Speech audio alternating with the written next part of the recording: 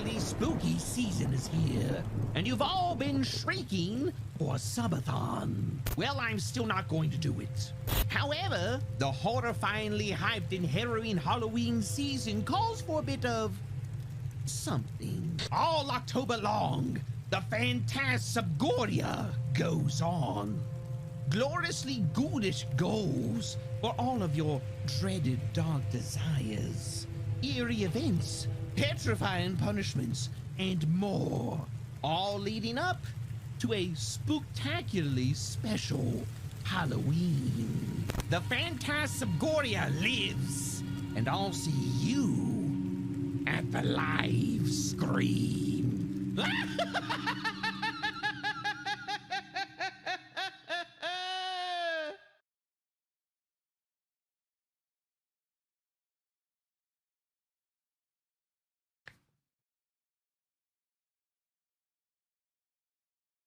There we go.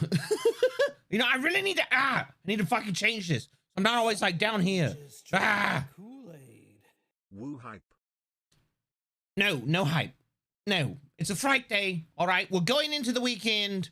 We can calm down. We can have an easy end of the week. 5 months all right. of dancing cultism with the hee-hoo-ha-ha purple man.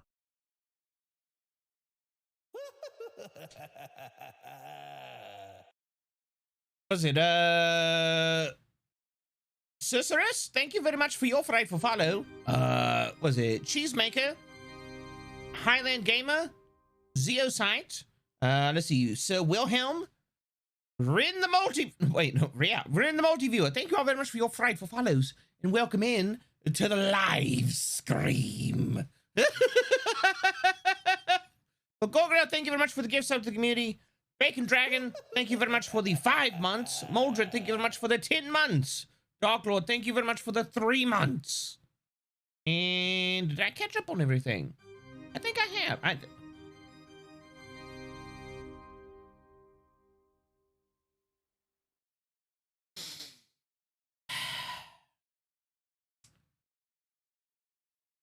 All right, yeah, no, go ahead.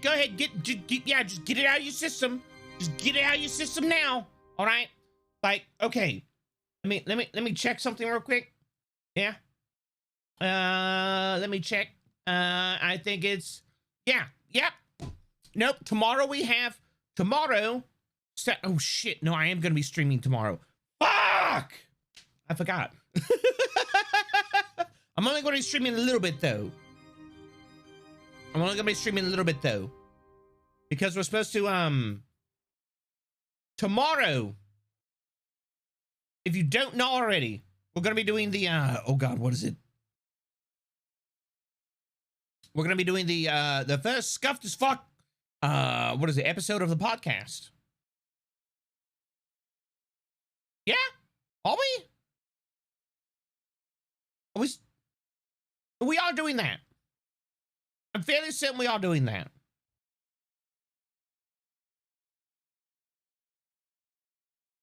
Let me see. Hold on, wait. Okay, yeah, no, I've got the logo right here. Like, here it is. And, yeah, here's the logo of the podcast. That's not right.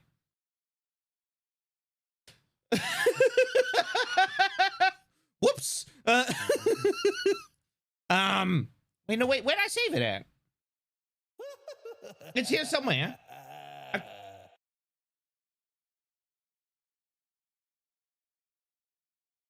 Now I have to go find it. Ah!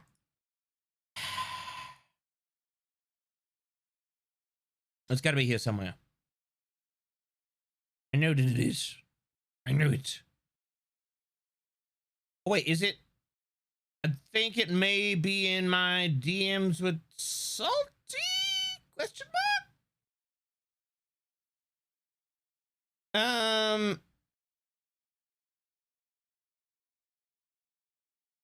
No, that's that. That is,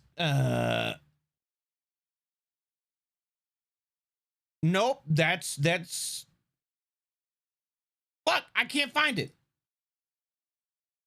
Hey, Cab, first time watching one of your streams. I found about you through YouTube. Glad to catch a stream. Really? You found about me through YouTube? Was it through my channel or somebody else's? I know we don't get a lot of, I know we don't really attract a lot of the clipper crowd. Cloud? It's just a cloud of clippers.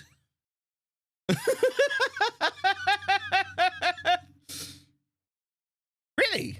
You found me through YouTube? Huh, interesting. That's pretty cool. Well, thanks for stopping by. I greatly appreciate that. The clipper swarm. How horrifying. Yes. Oh, here it is. No, I found it. All right. No, here's the right logo. Here's the right logo. All right, I found it. And there you go. Which 2,800? Yep. Yep. So tomorrow, myself, Salty, and Sai will actually all be live on this channel, and we'll only be live for about 2 hours. We want to try and keep it around 2 hours, but we're going to start doing a podcast that's focused mainly around like content creation, the experience of content creators, you know, like just, you know, like creating content, stuff like that. And that is going to be, you know, we're calling it the Stream of Thought podcast. We've already got the YouTube channel. We got everything like that. Sai has it all set up. And Sai will be taking these and editing them down. We'll have the full stream up on the Stream of Thought channel, and we will also have like, you know, like various, you know, like edited bits on it as well. Stream of Thoughts. Oh no, Stream of, it's literally on screen. It's literally on screen. You can't mistake that. Are you a VTuber? Can you not read?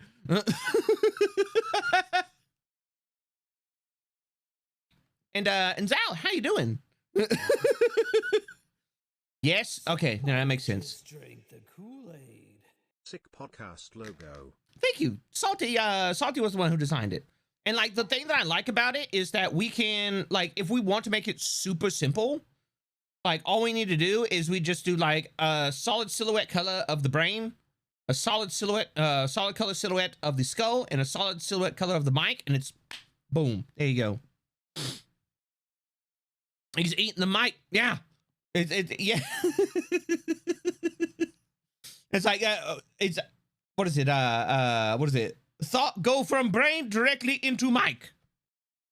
Where can we listen to this podcast? I will have to get links for it. We'll have links tomorrow.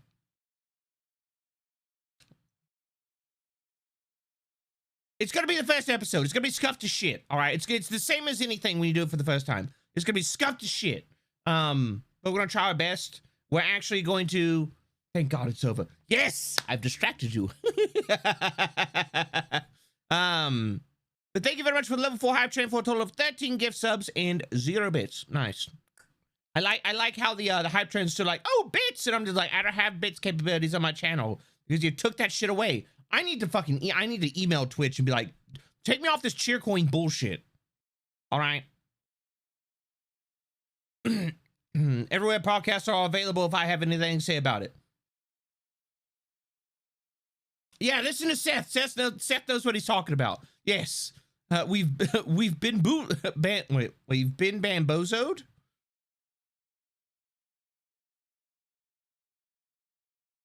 R.I.P. Bozo.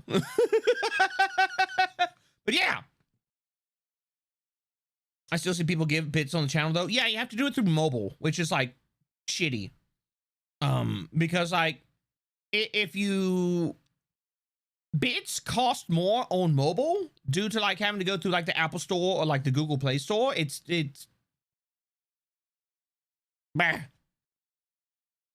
Cap's not broadcasting the podcast anyway. They're all just recording it for giggles. Twitch Mobile's terrible though. Yeah. Don't subs cost more too? Yeah, everything costs more on Twitch Mobile. Don't buy shit on Twitch Mobile. Speaking of Seth knowing what he's talking about, a challenge has been issued in general chat. Wait, what? In general chat? What do you mean in general chat?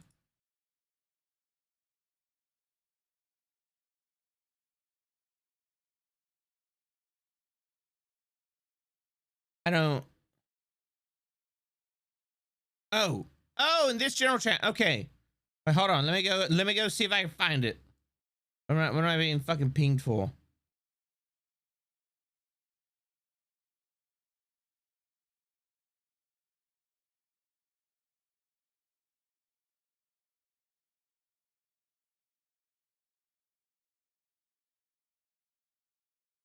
The fuck is this? I figure what? Even your podcast logo wants to eat cables and wires. Truly a member of the Violet sign was used as a model.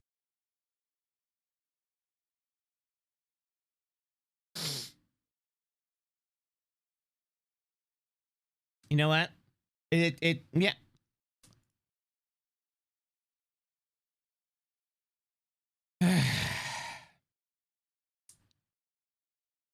Yep. This is the shit I have to deal with.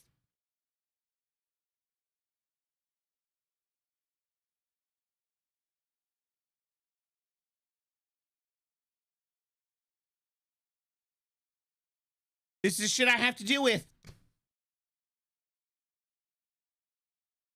You know, I'm something of an artist myself.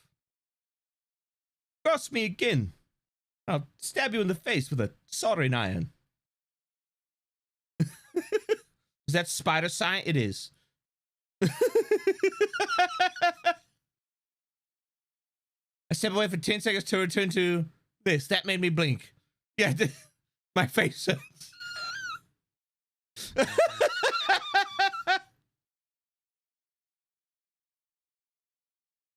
Oh, we're going to put Mr. X stickers on the cables. And Salty is the chauffeur. Cab the purple goblin. Yeah. Let's go with that. Capital Goblin glider though. New emote incoming? Nah. I don't think that's going to be a new emote on the channel. I think it's just Alferia being a ship poster. You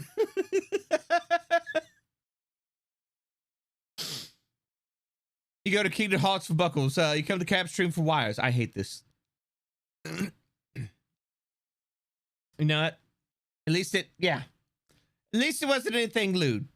Like I actively try to discourage lewd stuff because I'm not really about that. But no, it's all right. It's all right, Alfie. It's all right. You know what? Yeah, it's fine. It's fine. It's fine. I see you. I see you. I see you. All right. I see you. We're eating wires again. When have we ever stopped? Why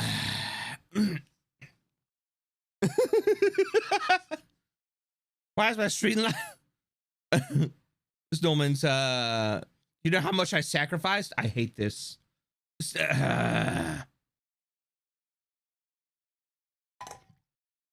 I will say though, the likening to William Dafoe's it's not bad. Oh, I'll take it. I'll take it. There was a firefight. That was William Dafoe, right? What am I?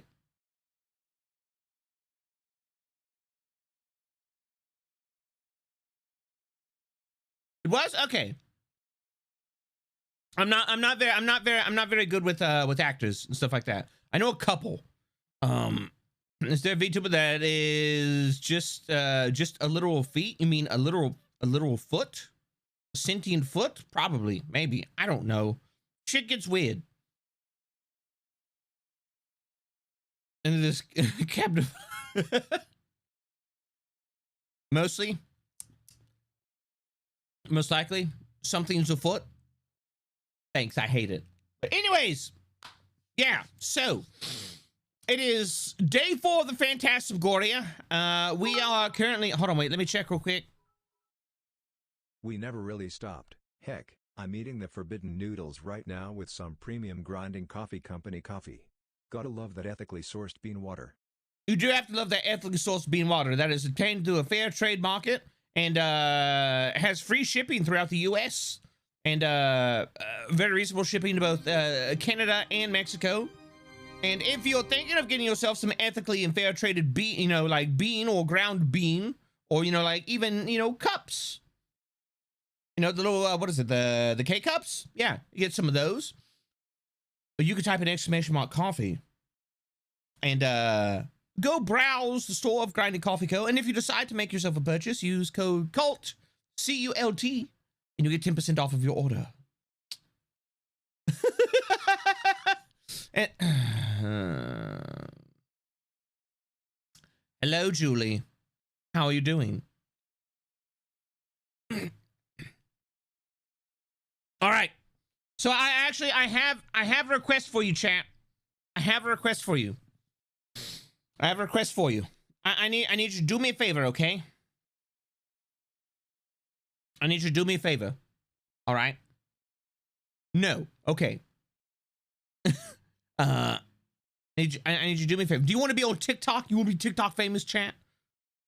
Well, not just TikTok famous. Not just TikTok famous. We're also going to do like YouTube shorts and stuff like that as well. But and the Gaming Centaur, thank you very much for the raid. I greatly appreciate it. Hello? Raid notif. Hello? Are you here? Woohoo!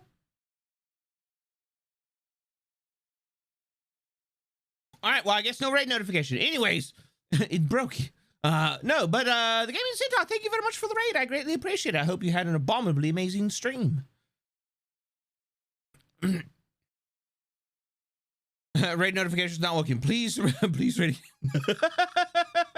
But all right. We just want to torment you with love. Yeah, no, I knew that part. Testing for tomorrow's charity stream. So excited about that.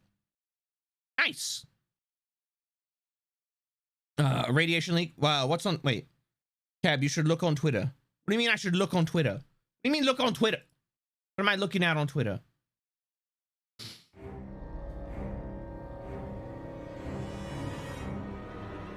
The fuck?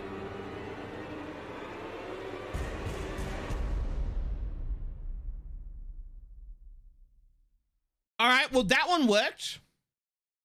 What the hell? Well, Papa Jerry, thank you very much for the raid. I greatly appreciate it. And welcome in to the live stream. I hope you had an abominably amazing stream and that, you know, you can take some time to relax now that now your broadcast is over. What am I looking at, Sai? What am I checking Twitter for?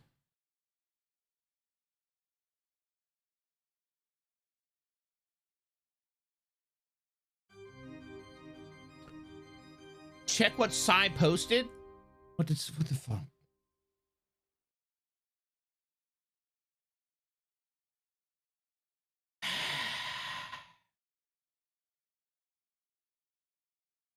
Sai is live now?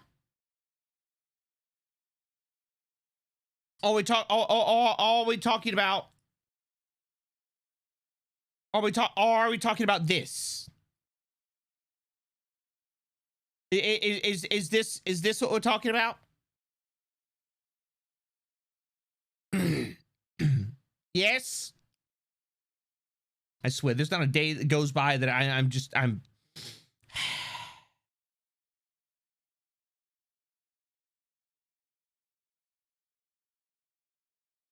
You know, I'm really looking forward to the day when this reality shatters and the gaming gods usher in and in the age of madness talk to some memes. Maybe then I can finally get some fucking rest. New emote. No, it's not gonna be a goddamn new emote. All right? No. No. I gotta love I gotta love my city. Some dude stole cables from the main power line. Oh, buddy. Love that emote. It's not an emote. It's not gonna be an emote. Relax and have a refreshing beverage. Somebody just drank the Kool-Aid. But 21st Century Guy, thank you very much for the 3 gift subs to the community. And Skeleton, thank you very much for resubscribing now for 9 months. Cap, you're stuck at cult leader level 1. The day of ushering is far, far away. It doesn't mean I can't look forward to it. All right. Basically, everyone invaded everybody else's chat saying it was their birthday. Everyone was giving gift subs and asking the streamers, is it really a birthday? Great chaotic fun. Well, it's not mine. Mine is in March. So how naive of you to think that when reality shatters, you'll be free of us? No, I will. All right. See, I will be free of you. Okay. You see, because I'm doing my best and I'm serving the gods the best that I can. and they will reward me for my hard work. They will. It will not be. My efforts will not be in vain. They won't. There's no way. The gods would not forsake me like that. It wouldn't. No, they wouldn't. They wouldn't. No. They would do that. They would do that to me. They would do that to me. They wouldn't. They would. Yeah. They would. They would do that to me. No, it's not. It's it. Yeah, no, I'm fine. I'm fine. Everything's fine. Everything's good. Everything's fine. Yeah, everything. Okay. All right. Whew. Yep. No, everything's fine. I'm okay. The gods will reward my efforts. They reward me for putting up with all these shenanigans. Yeah, they won't abandon me. Definitely need that copium emo. What are you talking about? No, there's no copium. The copium is a lie. I have no idea what you're talking about. Don't worry, Cab. If the gods abandon you, you'll still have us. Hold on a second.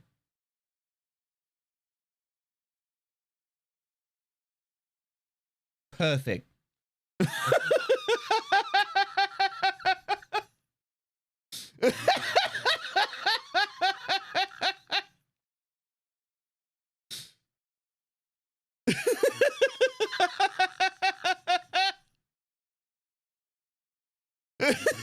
All right, anyways. Did they ever say they'd free you from us or vague promises? Well, either way, you're stuck with us for now. Valp, there's a forbidden noodle party in Storage Cave C with flavored coolant. No. It's the true form of the universe. Cab, just trapped in the void with nothing but us. Need more copium gas. Make the tank bigger. But anyways, really? You just had to make it an even 900, huh? All right, you know what? Yeah, sure. Get your chuckles in. Get your chuckles in now. Because tomorrow we're going to have subs start falling off. Yeah. Get your chuckles in now. Because tomorrow subs start falling off. And like that's about as high as we're going to get. That's it. All right.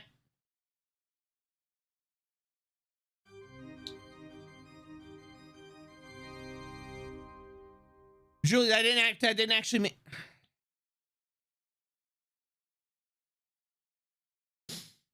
That didn't actually mean throw more at the goals, right? That was just like I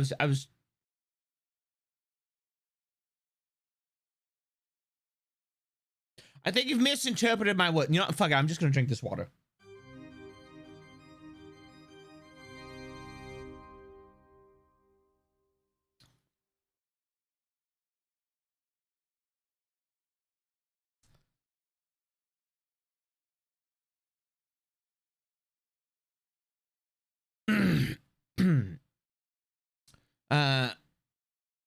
Wait, I blanked out. So we have to hit 3,000 by today. Got it. No, I'm just look here. No, here. Look, I'll show you.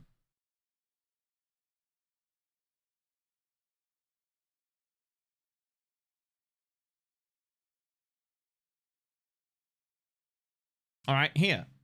Like, okay, look. I'll show you the analytics. All right, look. So like here. So like, wait, what the fuck did I do? Okay, there it went. So yeah, no, I'm super transparent with my analytics and shit like that. So like, look, all right. Here is tomorrow, right? So tomorrow, 73 subs fall off. And then like Sunday, we're gonna have 90 subs fall off. And then like next, what is it, next Thursday? Like 109, 94, 105, 75, And then like the 24th will be 47. And then like, here's the big one. Like the 26th, you know, the week before Halloween, we have 730 and 63 fall off. All right. So like, see, I'm not worried. I'm not worried about this, like getting like way up into the, way up there, because we have a lot of stuff on and off. All right. We can double it easy. No, no, that's not what that means. I'm just saying. All right. I'm just saying. I was just saying,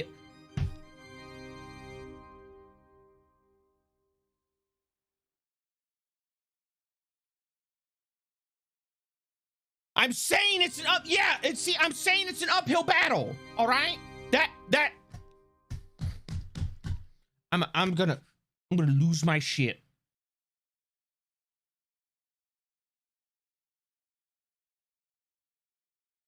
That is not what that means. I'm saying that it's an uphill battle. Oh.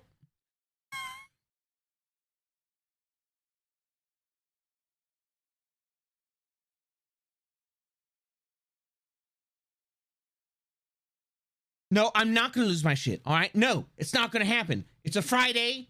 All right. It's a Friday. It's the start of the weekend. Okay. It's the start of the weekend. It's going to be a chill day. We're not going to have the crazy chaos that we've had the entire rest of the week. It's not at the...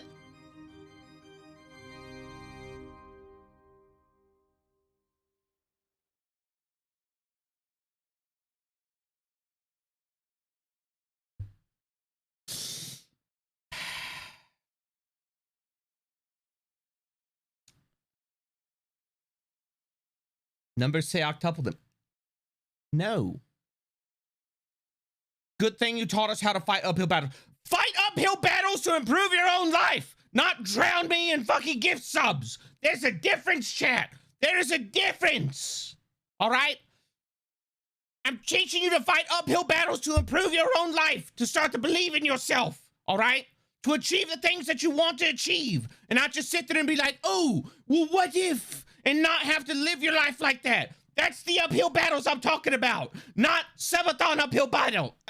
It's not even a fucking subathon. You made me call it a subathon. I'm so mad. I am. Practice your breathing techniques. Practice your breathing techniques, Cam. Right? You talked to your therapist about this. All right? The agent said, control your anger. All right?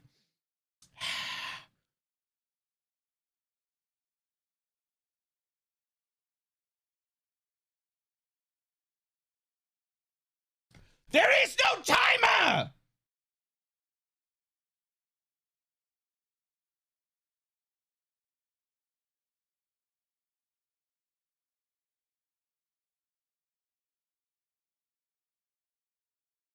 But chat wants to throw money at the screen, though. Yes, I noticed. The timer is in our hearts.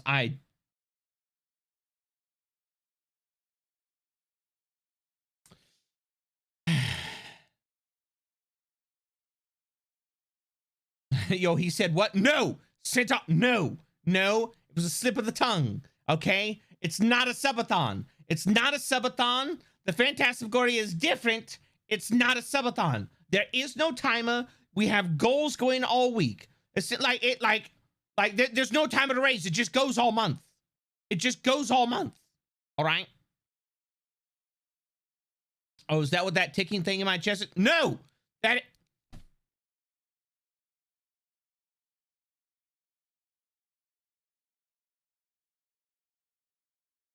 Steve, thank you very much for the 10 gifts up to the community. Shay, thank you very much for the 20 gifts up to the community. Julie, thank you very much for the 20 gifts up to the community as well. Sizable, thank you very much for the gifts up to the community as well. And Julie, thank you also yet again for 10 more gift subs. And Shaw, thank you very much for the 100 bits. And Spartan, thank you very much for getting a sub to Frost. Frost, enjoy your emotes. Distract him with the throne, then yeet subs out. No! Stay off my throne. I gotta peace out for now. Hope you have a great rest of your stream, my man. Tim, Help. Help. Take me with you.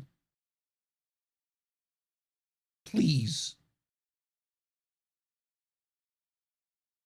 Good thing there's no timer though, otherwise we'll keep you here for a year straight. There's no saving you up, so what the fuck is that supposed to mean? The fuck, dude? Tim, I can't believe Tim of all people abandoned me. So fuck you, Tim. You sassy bitch.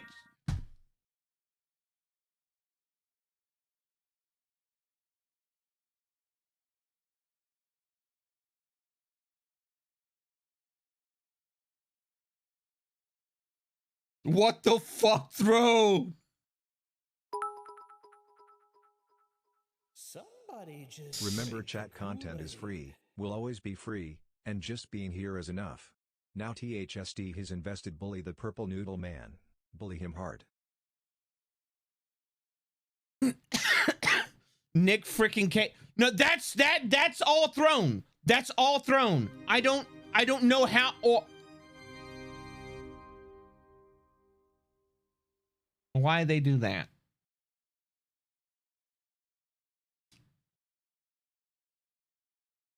Bully-a-thon? No. No. No. No. You know what?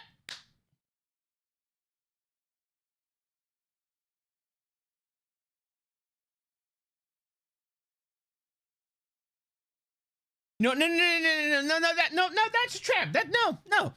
I'm not even gonna entertain that idea. You know, I had an idea and I realized that's what you want. The idea that I had is what you want. It's not gonna happen. I'm not gonna do it. Would still be bullied in 5+ hours more. I fucking hate this. Wait till offline, then bomb thrown into. No. How about you don't? He can't just get up and leave the room. There's a giant beanbag in his house to remind him of us.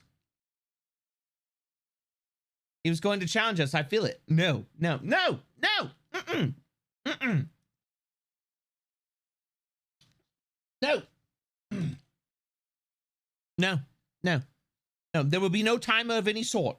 We're not instituting a timer. We're not putting a fucking timer on the screen. I don't even know how to set up a subathon timer, okay? So I can't do it. We couldn't have a subathon. I don't know how to set it up.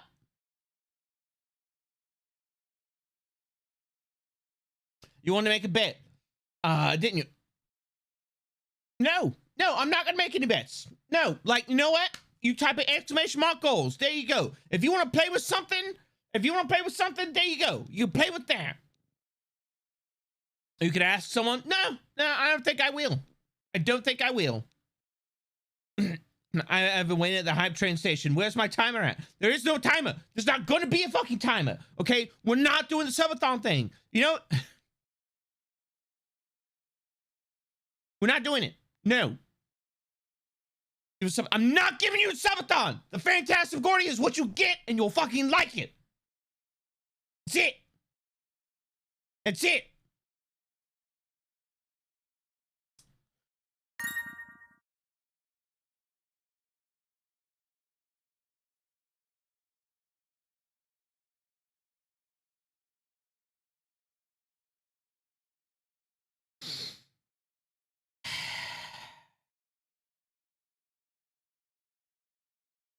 What do we get if we go past the end of the list?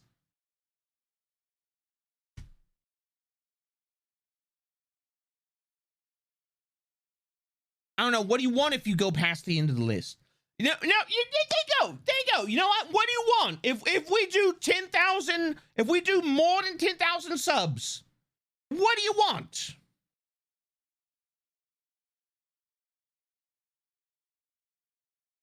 A subathon? Want a hug? You want a subathon?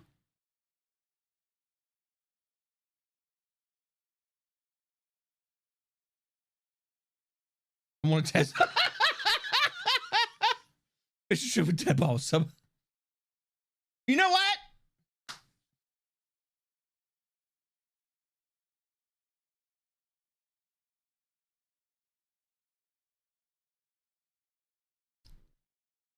Man, even I have to admit, 10,000 pipe dream. No, Prin, I know as well. You know what?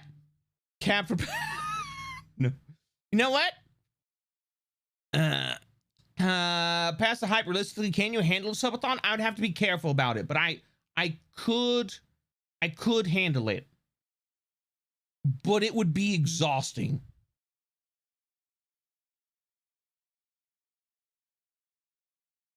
We have our own convention. That's that is not that's not something I could do. I couldn't swing that. I couldn't swing that. You know what? Sub chain for a level 10 hype train.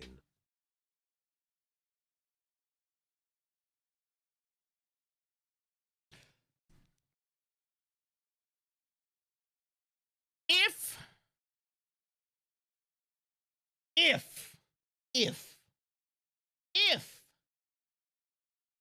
we broke 10K, fuck it. Start of 2023, we'll start a subathon. There you go.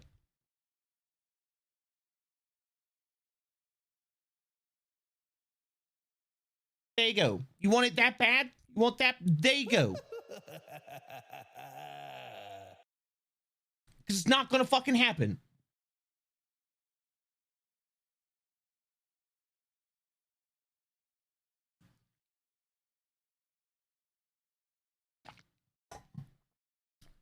Cap, did you do the chaotic chat for Syed? No, I was going to do that, and then I forgot about it. Chat, I need you to do me a favor, all right? You said subathon would be bad for your health, though.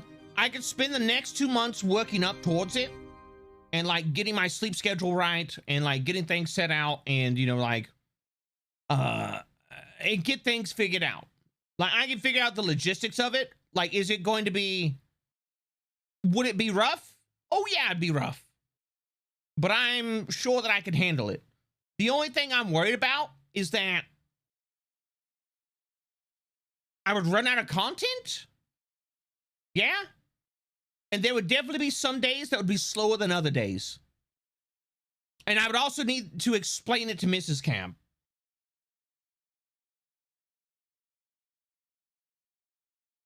How have you not learned that proclaiming that something will not happen is how things end up happening? Look, I just got to last out the rest of October, okay? He thinks ignoring 3K will make it go away.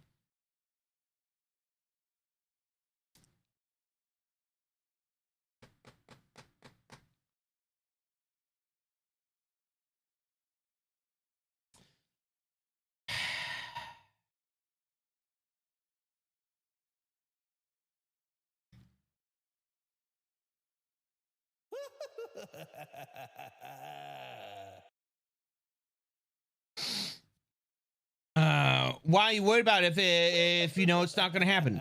No, I'm not worried about it. I'm not worried about it. Okay, chat? I'm not like, you see me sweating? No, I'm over here. I'm nice and comfy. I'm nice and comfy in my Snuggie. I'm doing all right. All right. I'm not worried at least.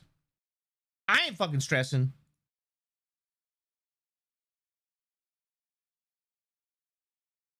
And like truth be told, like if there was something that was going on, if my health got in the way of the subathon and stuff like that, I would basically I would pause it, and I would have to, like, you know, take a break, recuperate, you know, for a few days, and then we could continue it. Like it's not it's not like it would be something where, like, I would look. All right, look, I'm an old fucking soldier. I've been through a lot of shit. I know how to handle shit. Does Ms. Cobb fully know what you do for a living, and if so, what's her opinion on us slightly crazy people who throw money at you? Oh, she thinks you're fucking hilarious. And she just hears me like back in my office, just like screaming and yelling at you. And she's just like, she just sits there. She's like,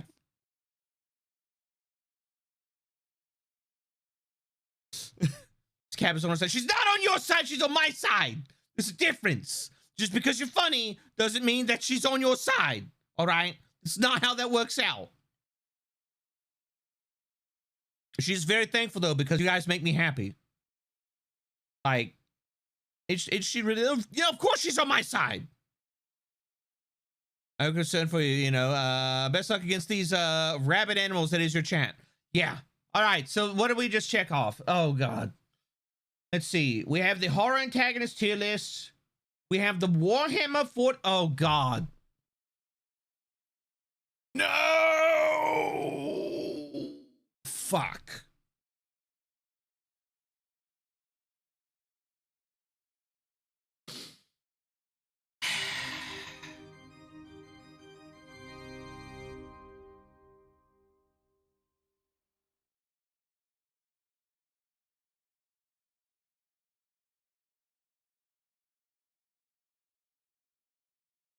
I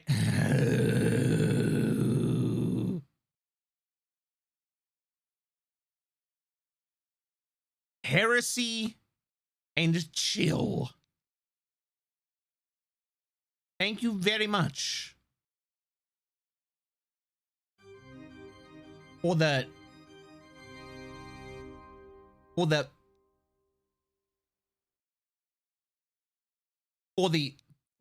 50 gift subs to the community.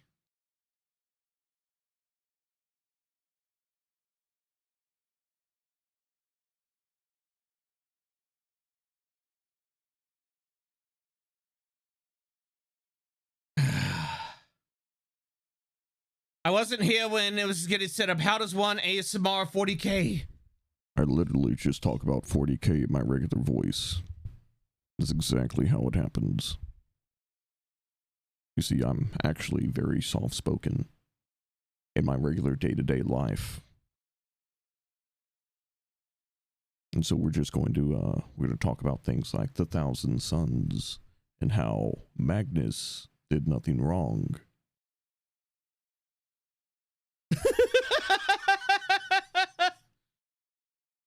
It's been 11 months, Noodle Man, and I've been a sub of your channel.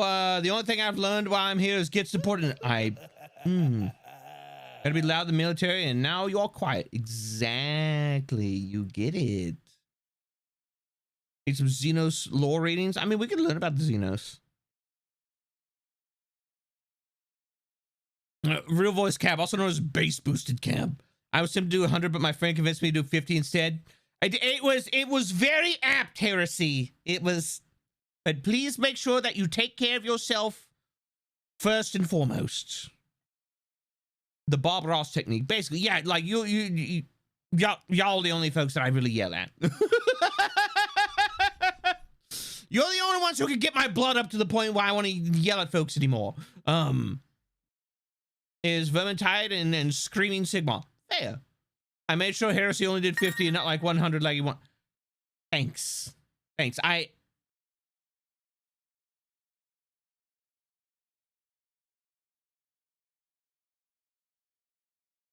So no road rage? Oh no, I absolutely road rage. But that's also because I live in the South and people drive like fucking maniacs. The Southern US, that is. I'll be honest, when I first learned Bob Ross was in the military, my mind was blown. Oh yeah. Oh yeah. Cab yells at us like he yells at cats as he tries to hurt them. I would never yell at a cat. Thank you very much. It's been a bloodbath. Cab won't stop screaming. Let me update the sub goal. What do we have next? What is fuck.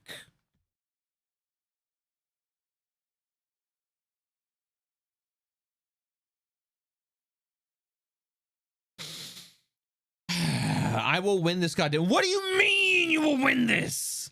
There's nothing to win, Zozo. Indie horror games. Oh my, that's gonna be rough.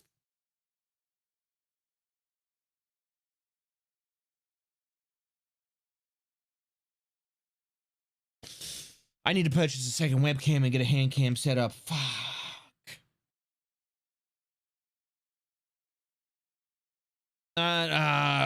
Not true. You just said we can win a subathon. We made a bet. I'm competitive. Wasn't Bob Ross a drill instructor? I knew he was in the Marines and he got tired of yelling and vowed not to raise his voice again. Yeah. Like, I only raise mine for the fun of it, but like, I normally, I will not like raise, I won't, I try to like never like legitimately raise my voice in anger. We need to get past our record and reach 3,600 during this month. No. I want to ask Shia for some indie horror games. Yeah, I've got Shia, I've got Zozo, I've got like Lena, I've got a lot of people that I can tap on the shoulder. I got a game that's actually decent. I DM'd you about it. Community who loves and respects you and totally isn't doing this out of sadistic glee. Best peeps around. Yeah. Sure. Let's go with that, Shaw. That's definitely the truth. Love it.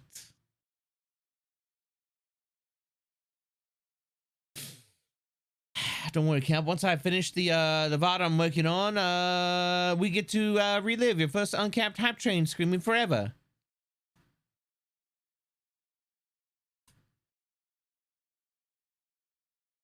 Yeah. Perfect. I have the RPG Maker horror game interested you? I haven't really looked at them. You mentioned that you live in Southern Europe, so how's the term, oh, bless your heart, make you feel?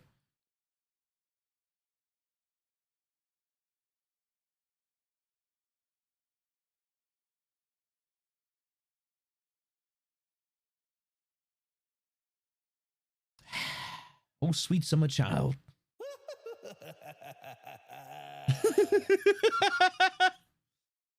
Seriously though, I know everyone eventually has to step out of the comfort zone, but some of you need to know about boundaries as well. In all seriousness, I hope everything goes well for you, Cap. Well, gaming, thank you very much. I'm not sure what that's supposed to mean, but thank you very much. I hope it goes well as well. I'm gonna go ahead and say things are going pretty well. I'm not spooked at all. No, absolutely not. So out of curiosity, what has been the times when Cab truly felt like screaming at chat? Never really. Like sometimes, okay, I will admit this. I'll admit it. Sometimes you all throw me for a loop. Sometimes shit comes out of left field and I'm just like, what?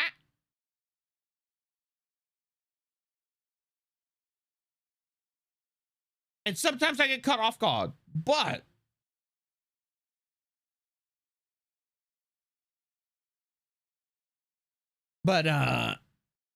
yeah, for the most part, I've never wanted to yell at chat. Like when chat put on the when chat put on the D music and then Twitch uncapped hype trains. That one was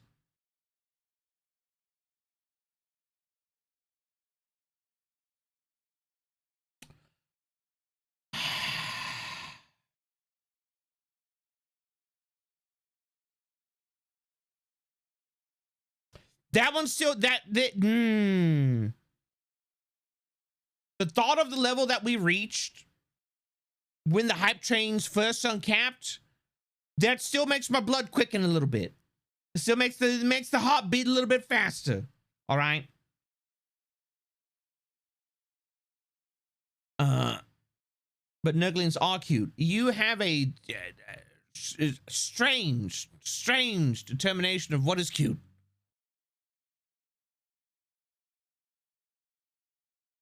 But anyways. Anyways. All right, so let's see. What's that? Indie horror games. And then, oh God. Indie horror games. Thick water. 3,600. Chat gets to write a tweet. Oh, that's gonna be fucking horrendous. That's gonna be bad. It is supposed to be safe for work and non-damaging. But that still leaves so many possibilities. Why the fuck did I make that a goal? That's a wide field. Oh yeah. Oh yeah.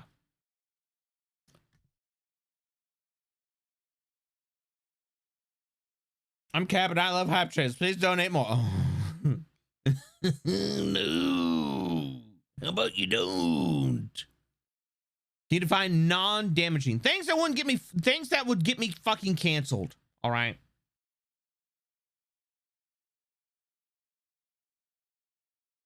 It should be common sense, but like, you know, hell yeah, brother. Your best bet for the tweet is that they use it to shout out one of your friends. True.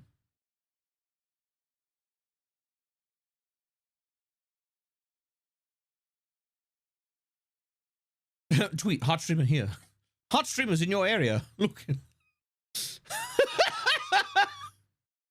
I was gonna say hot streamers in your area looking for trades, and I was just like,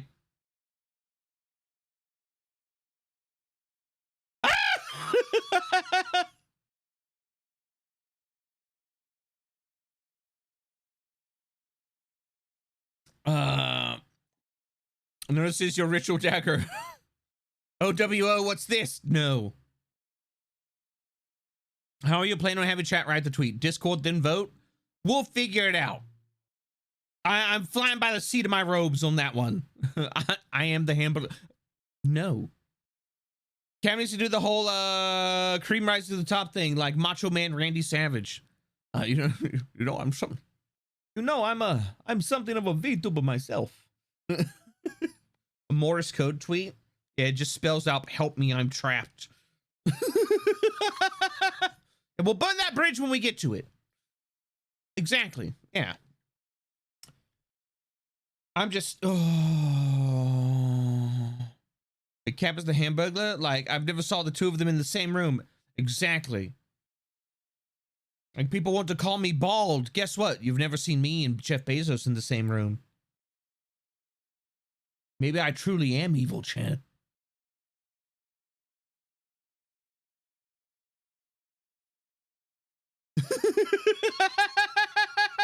Shit, it all makes sense.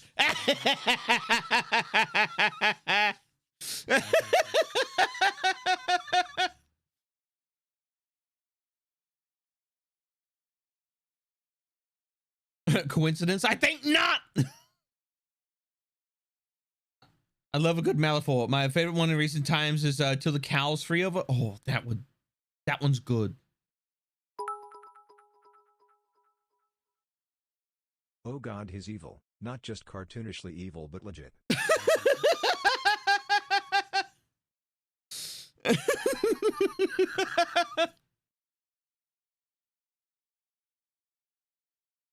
Cat would never be Jeff Bezos. The money would burn him. This is true. This is true. I couldn't do that. I'd be like, oh my god, like literally too much money for me to even like fucking stomach. You may be the leader for an occult worshiping for a cult worshiping eldritch beings beyond our comprehension. But being as bad as Jeff Bezos, come on now, that's far fetched. I want a burger now. I have a burger sitting in my fridge. What's that? Send more? No, no. Valgav, no, that's not what that means. All right, there's been enough already. Okay, enough. Stop it. Cease immediately. How hot is hot in Cobb's opinion? Maybe sauna ready 205-ish Fahrenheit. I've been in 250-ish Fahrenheit though. Lungs start to scream help. How hot is hot in camps? Maybe sauna ready. I've sat in some pretty spicy saunas. I enjoy a good sauna. Want to touch burgers, Camp? I have to go get mine from the fridge, and then I have to warm it up. It's cold. If Camp had the money, his friends wouldn't be suffering. That's for sure. Oh yeah, yeah. No, like people always have plans in place. They're like, oh, you know, like if I ever, you know, like hit it big with like the lottery or something like that, you know, it's like, what would you do? I'd hire a lawyer. I'd hire a financial advisor. I would pay off every fucking debt that I owe. I would set aside enough money to live like uber comfortably for the rest of my life, travel, do whatever I want. And then I'd be like, you, friend who's been in my corner, friend who's been there for me, you're getting fucking taken care of. Those debts that you got, they're gone. It's like the place that you need to live in, it's paid off for the foreseeable future, or just in you know, perpetuity. Stuff like that. I don't believe in like giving people like and like giving people money unless it's like, you know, like paying them from work. But like I would take my friends and I'd be like, nah, bro, you set.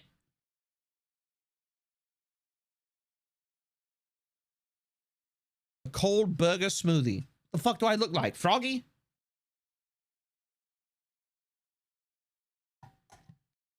Okay, I would pull Mousy buying people houses. Yeah, no, like I would pay off Dadball's house. Like just being able to just like walk up to my dad, it was like, and just be like, oh yeah, that your house? Yeah, it's paid off. It's paid off. Do whatever the fuck you want with it. Sell it. Fucking, you know, like buy an RV, go live by a lake, what the fuck ever. Blew my fucking mind when Mouse did that. It didn't blow mine. Didn't blow mine. Like, she's a kind person. She's a kind person. She cares about people. But I don't think so many people would be drawn to her if she wasn't a kind person. And like speaking from personal experience, like, you know, like living, you know, a very, you know, like adverse life can often breed the kindest of people, which is sad if you think about it. But yeah, no, I wasn't surprised. I was like, that checks out. But I also think, you know, it's a measure of like her as a person that, you know, like when she succeeds, she makes sure that the people around her are taken care of. Froggy's a burger smoothie. No, Froggy made pizza soup. She essentially made pizza chili. Knowing how much people's lives could be improved, but not having to worry about housing or basic costs, so they can focus on things like bringing joy. How can not be generous if we had the opportunity? You'd be surprised. What's pizza soup? Okay, here's how it went. Froggy took pizza, put it in a blender with some water, hit blend till it was a chili consistency, made pizza soup. Yep. Oh no, the blender recipes expand. And apparently she was like, oh, it's like pizza flavored chili. But did Froggy ever drink Pilk? I don't think she has. But I'm pretty sure you could trick her into doing it. I'm pretty sure you could get her to no, wait, Froggy's lactose intolerant. No, wait. What about Pepsi with almond milk? Would Pepsi with almond milk work?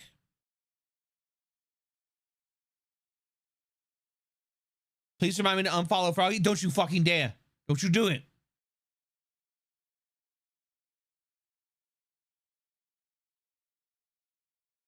Pilkade, Pepsi, and Lactate. Oh my God.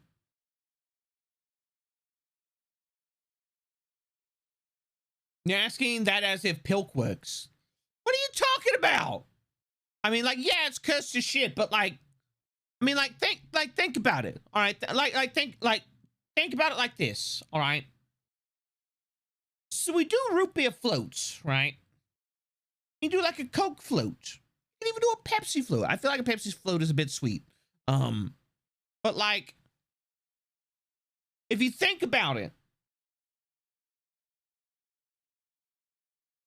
the base of ice cream is cream, which is like made from milk, right? So isn't it just kind of like, it's like a less labor intensive float in some ways. I mean, I'm gonna keep supporting Froggy, but she makes my brain hurt in a good way sometimes. No, that's fair. No, it's same. Guinness plus French vanilla ice cream is great. I don't know how I feel about that one. Yeah, I do cherry Pepsi floats all the time. Stuff is great. It's just Pilk with extra. Yeah, it's just Pilk with that. Yeah, like a Pepsi float is just Pilk with extra steps. I never had an ice cream float. Looks vile. Okay, so like an actual like root beer float is actually, it's good as fuck. It's actually legit. It's legit just good. Or like what you could do is like you do like orange soda with vanilla ice cream as well, and essentially you just made a creamsicle float. It's pretty good.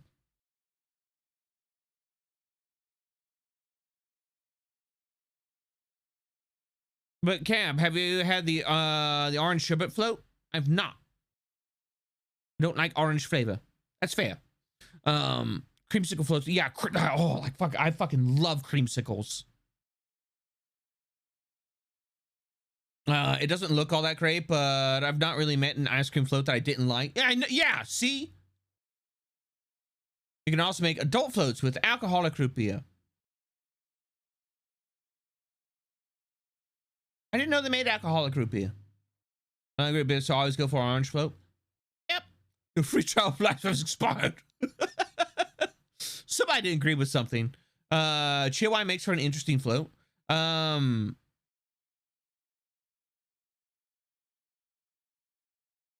you motherfuckers are making me curious to try making Pilk taste good. Orange soda plus ice cream. Yeah, see, you get it lines. You get it lines. I love mixing orange soda and cream soda. It's good stuff. Cab, they make a thing called Not Your Father's Root Beer, and it's amazing. Oh, okay. Like legit, like okay, like this thing is calorie ridden as fuck, so I don't drink them super often. A Monster Energy float. All right, get the fuck out. Get out. Get out. Just leave. No, I'm kidding. That's like my idea the other day when fucking, what is it, like Giga was God, what was it? Giga was talking about making pickle brine. I was like, make the pickle brine with Monster Energy. Oh no, it wasn't with Monster Energy. I was like, yeah, I was like, no, make the pickle brine and put a couple scoops of like G Fuel in it. You've got Game of Pickles. And she's just like, I fucking hate this.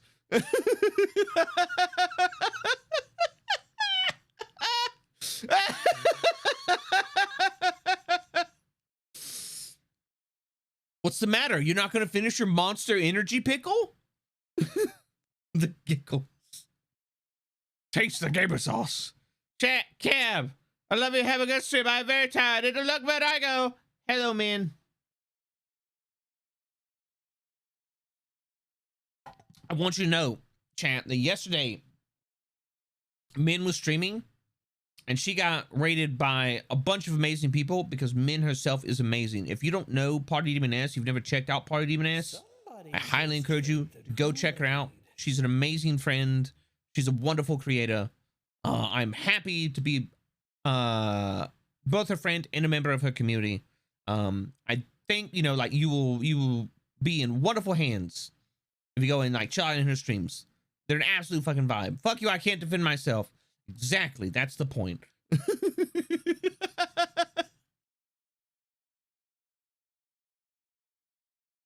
Offline hype train again, you say? Nah, like I was just shouting Min out because I fucking appreciate Min. I appreciate Min the same I appreciate Zozo, like, because Zozo is also an amazing streamer. She's currently on hiatus, but hopefully she'll be back in the game 2023 is what I think you were saying, that you were going to be, you were hopefully looking to go back to like a regular streaming schedule. Unfortunately, Zoe had to take a hiatus because she got a really good job opportunity that she had to take, and like that's one of the things is like, so I'll go ahead and say this, like when it comes to content and it comes to like content creation and stuff like that, one of the big things a lot of people don't realize, like, actually, you know what, this is a really good talking point. It's actually a really good talking point. So I'm actually going to bring this up. Like, this was actually, I saw this, I went and I commented on it, and it was a Reddit post, but it wasn't from r/Twitch. It was, I was like, no, am I the asshole? And it brings up a really good point. And I kind of want to touch on this a little bit because I think it's, I think it's something important. All right. So basically, what was I gonna say? All right. Earn all the giggles money. I hate this. So it's oh, the VTuber model one. Yeah. You probably know the one I'm talking about. It made the rounds. So it's like, am I the asshole for not letting my daughter use her college fund for a VTuber avatar? It's like I had saved up $20,000, a $20,000 college fund for my oldest daughter, 19, and was upset when she said that she would not be going to college. I am holding her fund until she decides she wants to go to college or do any sort of training. That training, like an actual apprenticeship, like, you know, like a high school level job. I understand not wanting to go to college. I think college is a fucking scam, but like an actual trade, like trades are incredibly fucking valuable. And it's my daughter works at a clothing store, but she had told me she wants to become a YouTuber and a Twitch streamer, which is fine. All right. You know, like wanting to become a YouTuber and Twitch streamer is fine. But here's where it gets bad. She said that she will continue working until she gets monetized on YouTube or becomes a Twitch affiliate, and then she will quit. Big fucking red flag. I would have killed to do trade school instead of college. Yeah. I do not agree with her decisions, but I still respect her choices. However, the other day she said that she is hiring someone to make a VTuber model for $2,000. $2,000! It needs money from her college fund. I told her that I would not let her spend the money on this. She said that the artist has already started on it and she needs it. She said that it was her, that it was money for her and that she should be allowed to start her career with this. These are fair points, and I realize I might be an asshole. Am I the asshole? Absolutely fucking not the asshole.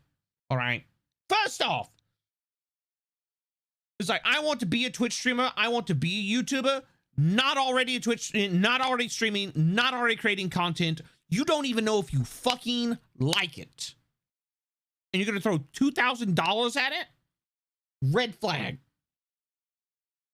No, she has a job. That's the thing. But she's like, once I get like Twitch affiliate, I'm going to quit. No. How do you assume you're going to get that cash and buy that thing?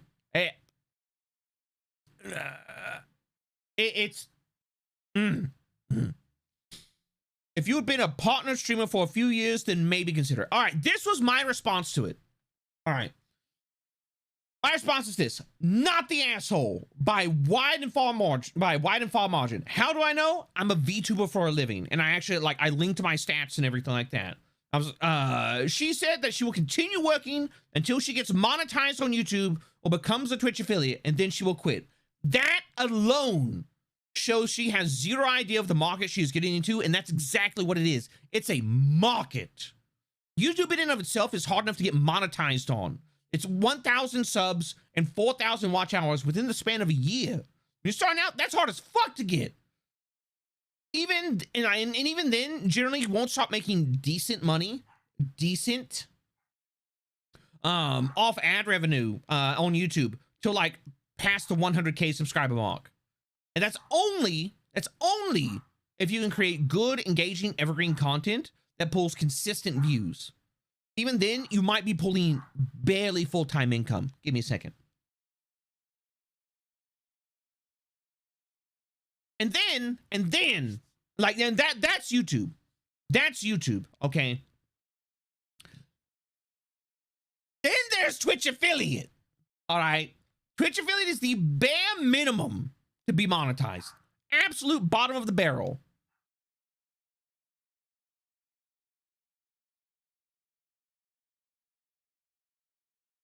And then that's putting you, admittedly smaller than YouTube.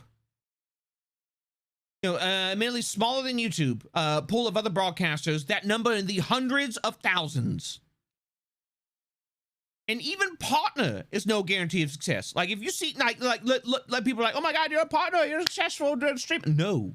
And I'll tell you why. It's just a milestone on the road. Twitch has no innate discoverability. And it's very, very, did I say very? Hard to be found on the platform by a target audience unless you are A, already successful, or B, consistently, associate with, associate with other successful individuals. Like it's a kingmaker system. And then also on top of that, only like the top 0.2 or top 0.1% of broadcasters pull down full-time income or more. Out of hundreds of thousands, the top 0.1% are the ones who pull down full-time income. Not only that, but when you look at the income, it's an incredibly volatile source. Subscription-based income, volatile as fuck. That you can have like 1 month where you do really good, and you can have 1 month where you do just absolutely, and it can be for a variety of reasons. And like, you know, but you know, that's just the fact of it. And then with both of those, you are considered a contractor. Do you know what it entails when you're a contractor, chat? You have to be you have the best VTuber in the world, but if you have a doo-doo personality or you don't know how to talk and fill dead air, nah, it's hard traits to learn. Yeah, there's skills. They're entertainment skills. And like, there's really not a good way to learn like the skills involved in entertainment, except by just doing it. But yeah, no, like you're considered a contractor. So guess what? You have to pay taxes on every single penny yourself. You don't get a W-2. You have to account for every cent that comes in. And if you don't want to get raked over the fucking coals on taxes, you have to account for every cent that goes out of your sole proprietor business, because that's what you're doing. You're running a small business. And that's after YouTube takes their 30% cut and after Twitch takes their 50% cut. It's wonder how many of those financially ruin themselves for months or years to get a model and then getting overused out of it. No, I've seen it. I've seen it happen. Oh wait, Cab, did we do the thing for Syed, or did you get off track? I absolutely got off track. But yeah, no, it's one of those things that like I want to encourage people to do this as a hobby, to do this as something they enjoy, and they do it for the sake of loving doing it. But you gotta realize that like when you kept throwing down reality, no, fucking taxes are, yeah. Realistic encouragement is a better one. Yeah. Our throne gives taxable. No, I can't write those off of my taxes. That's why I'm just like, some things, like we were talking about like the setup and everything for what is it, for the model painting streams. So like the camera and stuff like that, I'm gonna buy it myself, and I'm basically gonna be like, yeah, no, I need this, and I write that off of my fucking taxes. I go in, you know, I calculate the square footage of my fucking, you know, of my office, and like, you know, I write that off on taxes. Like all the, you know, like the money that I expend, you know, to like keep the business running and keep the stream running and stuff like that. I write that off on my taxes. And I, you know, have that reviewed and I send that out. Like last year, I did my taxes for last year, and I made from starting in July to December last year, I made about 20 grand and some change off Twitch. I also had investments and stuff like that. And I did wind up paying taxes on those. So I made about 20 grand and some change. And then I had 20 grand in write-offs. Gross. Like that was, because like, here's the thing. It's like, I only get gross income. Like I don't have anything that it's like pre-taxed. And so like, I was doing my taxes quarterly. This is no joke. Yeah. And so, yeah, I went and, you know, like I was like, here's all my write-offs and everything like that, blah, blah, blah. And like at the end of the day, the money that I put back into streaming was almost as much as I made out of it. Now this year, I'm definitely going to fucking pay taxes on it, but I'm also like making sure that I have my write-offs, I have my receipts, I have everything like that. Twitch isn't paying any of your taxes for when they get you payout. Yeah. You got it.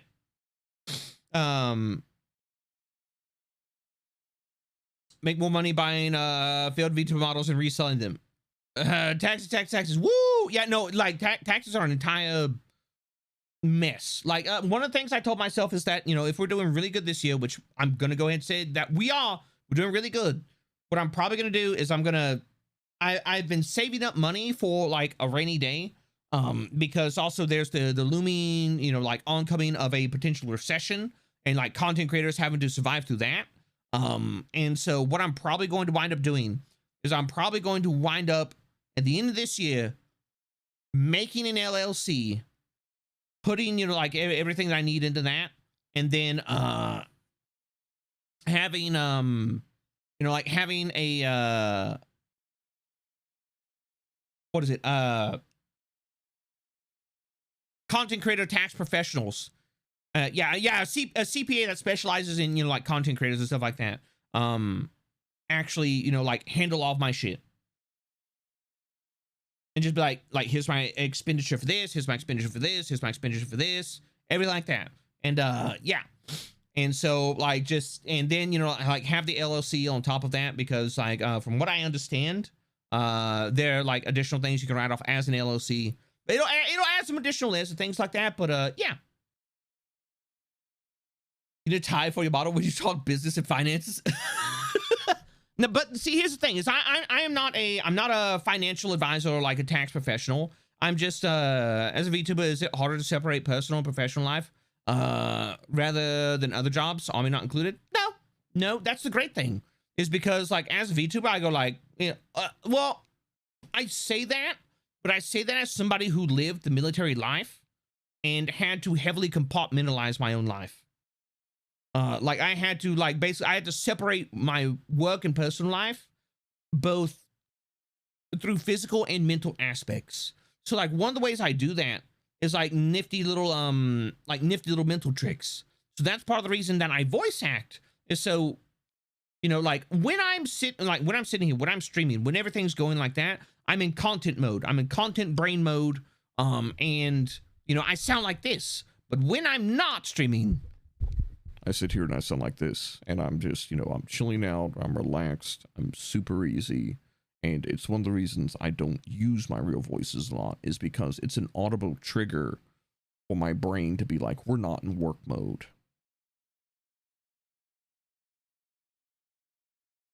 When campus and streaming is actually Froggy Lock, you figured me out.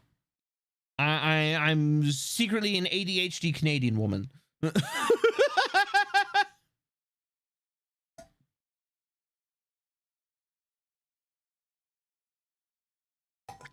By day, he's an ordinary guy, but at night he transforms into a funny purple man leading a cult. Your vocal range is insane, dude. I appreciate Gator. I need to get my shit together for that. I've been broke for far too long. I'm slowly dragging my brain finances into the black. Yeah, no, it's hard. Like I was talking about the other day, when I was hanging out with Digi, but like it's only been in the past couple years that like I've reached any like sort of level of stability in my life. And so it's been nice, but it's prepared me for a lot of things that I didn't know I was going to need to be prepared for, you know, like content creation, which is, you know, like separating my work and my personal life. And that's one of the big things. It's like when you're a content creator, especially more so with like the face cam streamers and stuff like that, like if you gain any sort of like level of like notoriety, like you get up there and like, you know, you broadcasting thousands of people, stuff like that, like it kind of becomes like your life just kind of becomes just like public knowledge to a certain extent. It's very hard to make that separation. But that's one of the great things about VTubing, is you can turn off the stream. You turn off the avatar. Nobody knows who you are in real life except for maybe a handful of people that you very much trust. And you just go about your day. I go out, I go to the grocery store. Nobody knows who I am. Nobody knows, you know, like what I do for a living. You know, I've talked to Mrs. Cab about it. Just be like, hey, just say I'm a voice actor. Like, we don't have to, you know, like tell people what I do for a living. And yeah, it's, but it's, that's one of the great things about VTubing. I think VTubing is not on, okay. We're gonna get like kind of philosophical here for a second. Armchair philosophy, go. So there's a couple great things about VTubing. There's a couple great things that make there's a couple things that make VTubing actually like great. And two of the big ones are, first off, so we go through life often wearing different masks for different groups, never really showing our true selves to folks, because that's kind of what like society expects. That's kind of like, you know, like we're expected to act certain ways in certain situations with certain people, be it business or personal life or, you know, like social interactions or things like that. And I'm not saying like, you know, it's all people out there lying to people, but like, no, there's weird, funky rules to like society that pressures us all into like doing certain things in certain scenarios. And it can often be stifling to who you are as a person, whether, you know, like through a, you know, like emotion level or creative level or something like that. One of the great things about VTubing, excuse me, is that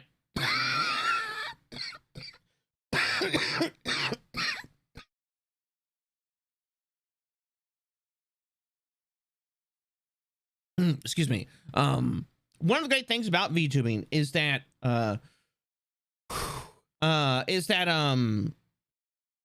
VTubing is kind of like a, how do I put this? VTubing is a mask in and of itself, but it is a mask that you put on to be you. If that makes sense. It's a mask that you put on to be somebody that is really, truly, and uniquely and unrepentantly you. Like, that's the same with Cam. But Cam, that's not how you act when you're, you know, like, you're off stream. True. But the fact of the matter is that Cam as a character, you know, Cam as a streamer, as a streaming personality is just aspects of my own personality that I don't get to indulge in, that I don't get to have fun with in my daily life because of those social pressures. My love of horror, my theatrical side, my, you know, like, my experiencing, you know, the horror industry and improv and things like that. These are things I don't get to leverage in my daily life. These are things that I don't get to, really experience anymore. I used to be able to do that through my job working in the haunted house industry, but I can't do that anymore because now my physical disabilities have gotten bad to the point where I can't really haunt anymore the way that I want to. And it's unfortunate. But now I get to get on here and I get to be a, you know, improv artist. I get to be a supportive gremlin. I get to, you know, go and, you know, be an absolute menace to the people that I care about and, you know, like, and cheer them on and, you know, like be super enthusiastic and just like absolutely just high energy about it in a way that if I were to do that in like real life, people are gonna look at me like I'm fucking weird. They're gonna judge the shit out of me. But when it's a funny purple cult leader on the internet, people are just like, oh yeah, no, it's fucking, yeah, that makes sense. People see the be the best you can be. It seems like VTubing helps with that. No, it absolutely does. It absolutely does. Most masks are imposed. This mask is 100% controlled. Exactly. This is who, like, deep down on a certain level, I am. I'm a mischief maker. I am somebody who wants to cheer my friends on, but I also want to be like, look at you, you're fucking amazing, and watch them go, ah! I love being theatrical and inspiring people and telling people that they can do things, that you just need to give yourself the opportunity to, that you need to, you know, like you need to like give the chance to start to believe in yourself. I love sharing my life experience and being like, and letting people learn from that, and you know, inspiring people to grow as people, and you know, give themselves the chance to be their best self. No, I'm on a tangent. I'm on a tangent right now. This is no, error. No, this is not the point for that. But thank you very much for the 10 bits. Oh, not 10 bits. 10 gifts to. God damn it. 10 gifts out to the community. That's the word I was looking for. Bits. God damn it.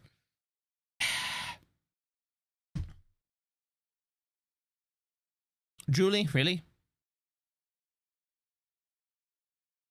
Julie, thank you very much for the 5 gifts out to the community as well. Captain Obvious and Grumpy B Gamer, a True Jelly Bean, Blue Man, Dudshot, Morachan, thank you all very much for your frightful follows. And what is it? Zoa, thank you very much for subscribing now for 2 months. Sorry, I'm on a roll. But yeah, no, that's one of the great things about VTubing is it is a mask that allows you to be really and unrepentantly you in a lot of ways. And that's one of the reasons that I preach super hard the concept of like, if you want to play a character that's just shots of your personality, just dialed up to 11. Because that is believable, because that's a fragment of you. Like, let it be the parts of you that, you know, you want to indulge in. That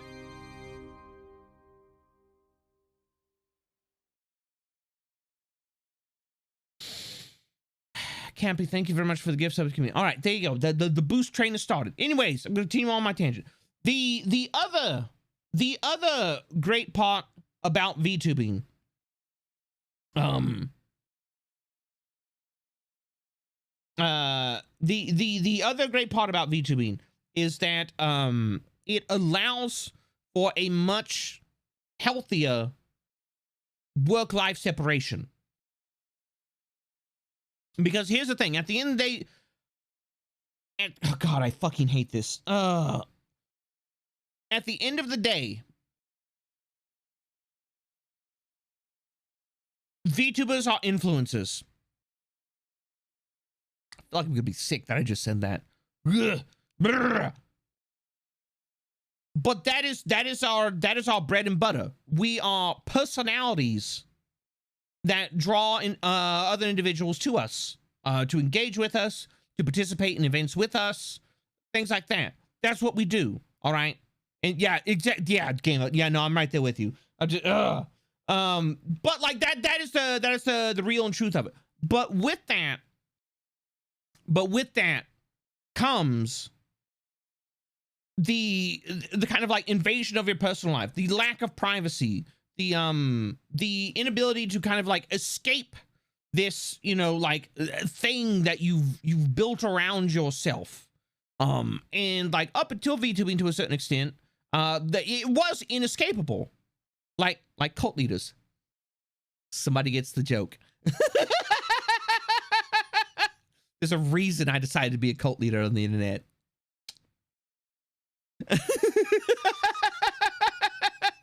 But anyways, so yeah, no, they're like, it makes it to a certain, you can't turn your back on the cult. But yeah, so it makes it to a certain point, it makes it inescapable. The great thing with VTubing is that you can, at the end of the day, turn off the stream, turn off the avatar. If you do a voice, you can drop the voice. If you use a voice changer, you turn the voice changer off. You know, like you can do all these other things, and you can go back to just being you. No, you can turn off Twitter. You can turn off YouTube. You turn off all these things. Switch over to your personal YouTube account. Switch over to, you know, like what your personal accounts and other things, and you can just be a person. And I think that having the ability to turn all that off and disconnect is extremely valuable. Extremely valuable. Turn off the internet and touch grass. Yes, like as much as like it's memed on, like, oh, we're gonna touch grass. Like, no, like you can go, like, you know, like you go and like sit outside at night and like look at some fucking stars and like chill on like some like you can go outside like after it was like, you know, like the sun was out, lay on some, you know, still like kind of warm concrete, look up at the fucking stars, let a cool breeze blow over you, and just Yeedle fucking yeed, Udal her dird. Kabhaget Kabha supported nerd. Thanks, so. Thanks. VTuber can make it easier to deflate in a sense. Exactly. Because there's all, look, you can be the most beloved personality on the internet. There are gonna be people that hate you just because you're you. That's it. Not because you're successful or because anything. They're just gonna hate you because you're you. Because some people are built like that. Some people are full of fucking hate and they don't know what to do with it except look at somebody that's appreciated and go, fuck you. But with VTubing, who are they saying that to? A pile of pixels? People are like, fuck you, Cabal. And I'm just like, you're yelling at like a 3D avatar on the internet. The fuck does that matter to me? Like, as a person? Is that supposed to hurt me?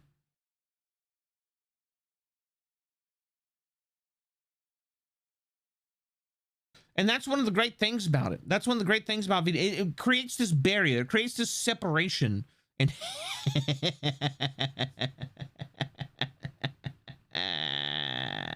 nice. Pixels have feelings too. No, they're just fucking pixels. Those little dots of light. Like, I'm talking like completely kayfabe aside. Kayfabe aside. You know, like, at the end of the day, we're human beings behind screens. Connecting over electronic signals. And sometimes that mask of anonymity that individuals have, it lets them be, you know, sometimes it lets them be the best people that they can be. Sometimes they use it to be the type of person that they would get their ass kicked in public for being. One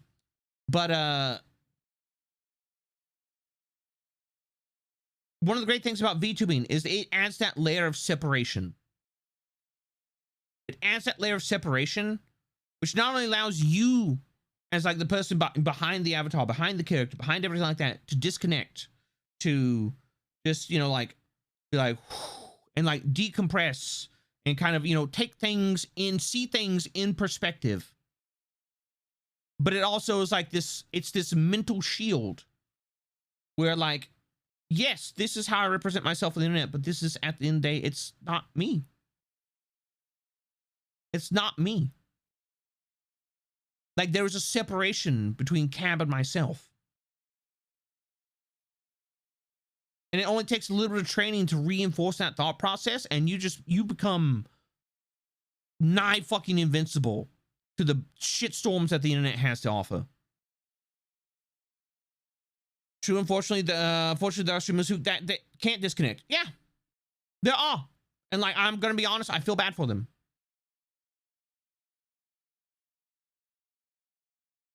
I've been in marketing and customer service my whole life. The thickness of my skin is like a blade of armor. I know my limit and when to back off. Yeah. And then like, if you have like an additional like separation between the two of you, like you're good. Like, here's the thing. It's like I'm almost a decade active duty military. I got skin thick as fucking tank armor.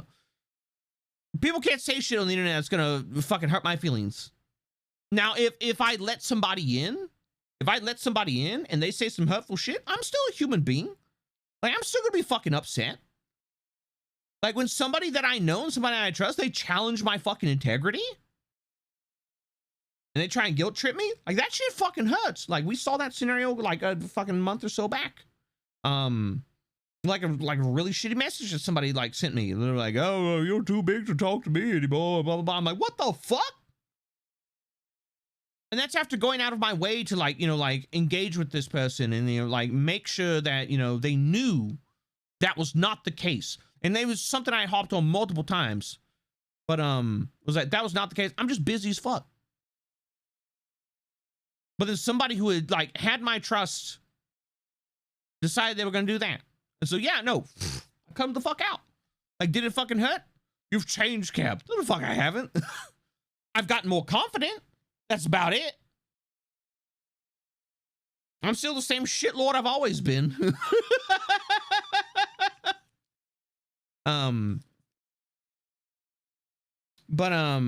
Yeah, busy plus ADHD makes fun. Yeah, definitely not me trying to do something that should only take me like an hour and having to spend 14 hours on it. Yeah, definitely not me. Definitely, no, that's me. That's me. My executive dysfunction is fucking horrible. But thank you all very much for the level 5 hype train for a total of 16 gift subs and 100 bits. I greatly appreciate it. Zozo, thank you very much for the 100 bits as well. And the super supportive message. Did change cab. Let us chew the cables to our heart's content. No, I didn't. There was never a thing. There's never a thing. You've become addled by coolant. All right. So I told you not to do it. But yeah, at the end of the day, we're all people. We're all just human beings. All right. We're all just human beings. And I think VTubing is not only is it like a cool new, like look, all right. Let's be completely honest. VTubing is just the next step in OCs. That's just what it is. People have been using OCs for like fucking forever. All right. VTubing is just another, it's just the next step in the OC evolutionary chain.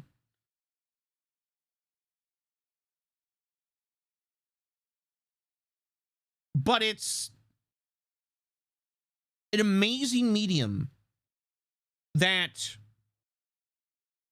because it is basically just, it's just an evolved version of OCs, presents a lot of opportunities, I think, to create in a healthier, more innovative, and, more experimental manner.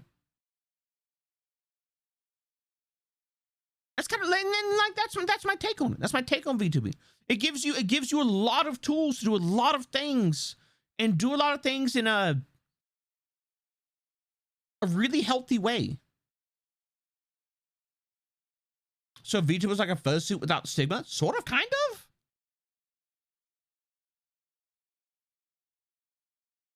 I mean, like that's what that's just what fursonas are. Fursonas are just OCs.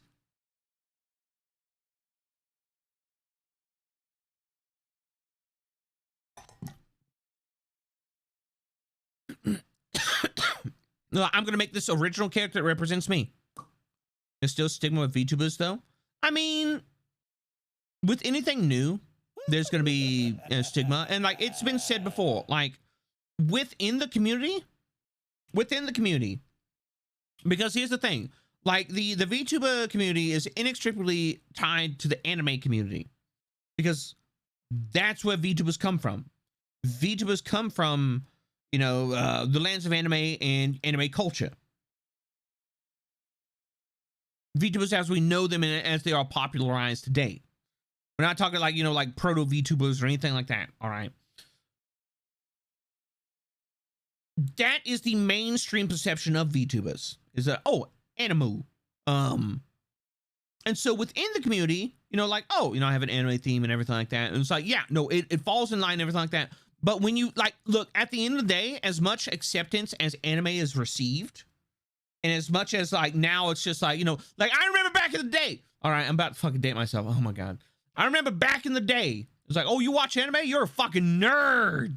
Time to get bullied. And I'm just like, fucking come at me. They're like, oh, he's actually mean as piss. Let's not bully him. You're damn right I'm mean as piss. Now it's just like, oh my God, you don't watch anime? What a fucking nerd. Yeah, the 2010 times. Yeah.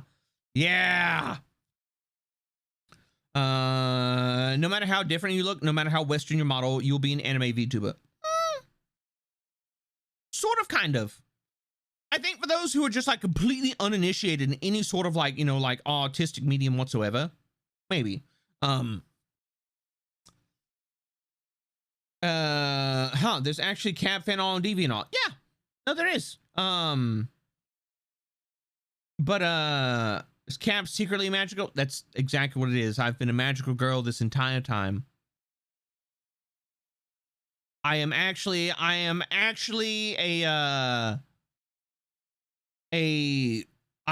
short-haired, big titty, tanned tomboy, and I'm using a voice changer, and I'm magical girl transform into a creepy old cult leader on the internet. You figured me out. The secret's out.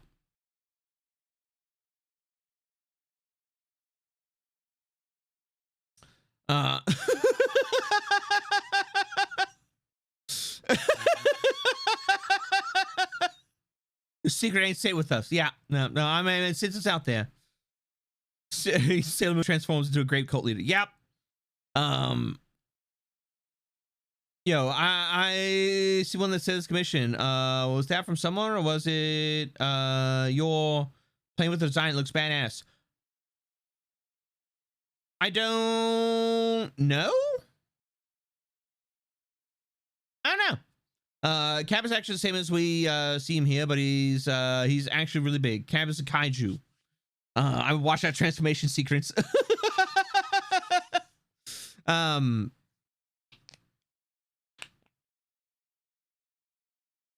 I forgot what I was talking about.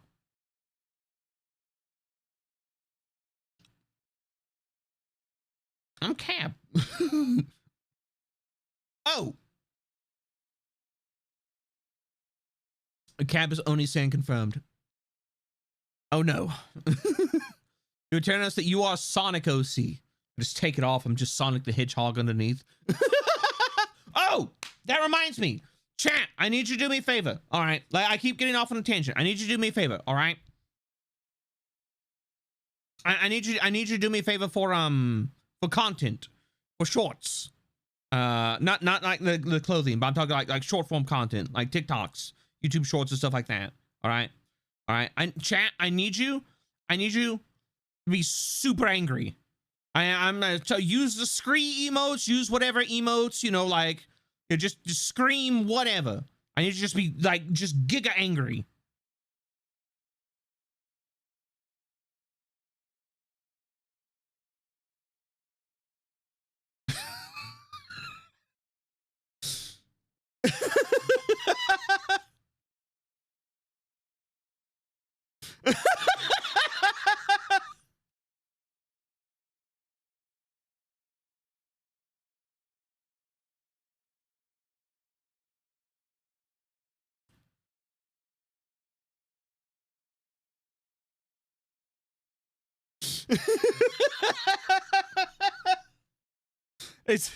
Is that good, Seth?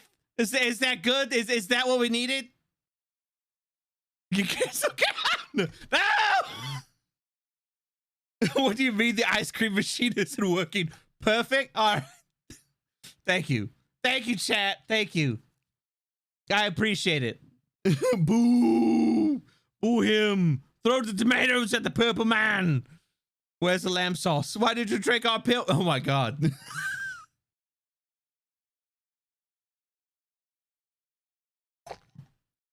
It's fucking raw.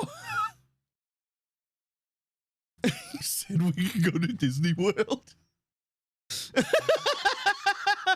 No, apparently Psy. Froggy is perfectly stable. Oh my god. I really want that one in there. It's like Froggy is perfectly stable. The eggplants. I rolled in an interesting time. We're doing content. I stepped on a Lego.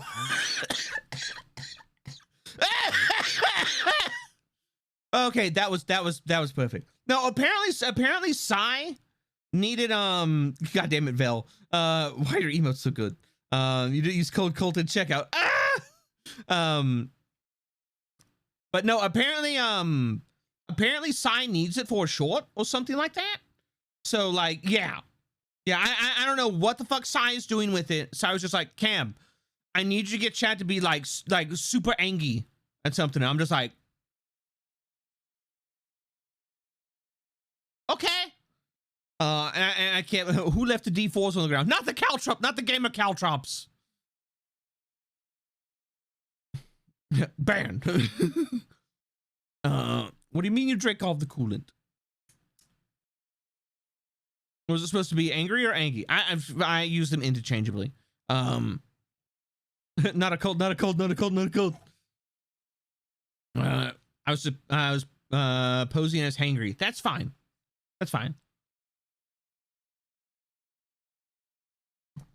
But yeah, no, that's my entire tangent about like VTubing and like, you know, like the benefits of VTubing. And I don't know, like here's the thing.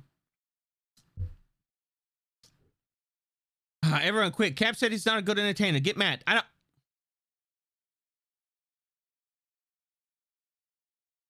Short video title. VTuber pisses off the world.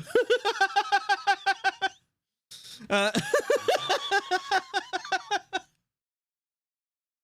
right. Okay. There's a lot of things I refuse to call myself. There's a lot of things I refuse to call myself. I will say that I am a professional entertainer. I will say that I am a professional entertainer. All right. That's about it. Like, I'm still super hesitant and people are like, oh, Cap, you're a voice actor. I'm like, in a very limited capacity. He just assaulted himself, chat. Get him. Throw him. No. All right, we've had enough of that today. Enough of that today. Enough. Cut it out. VTuber gets chat mad for using the word influence. Yeah. What are requirements for voice acting? For me, in my head, applying only solely to me, you need to, did you do voice acting outside of VTubing? Yes. But only in haunted houses. Not in the traditional sense of voice acting.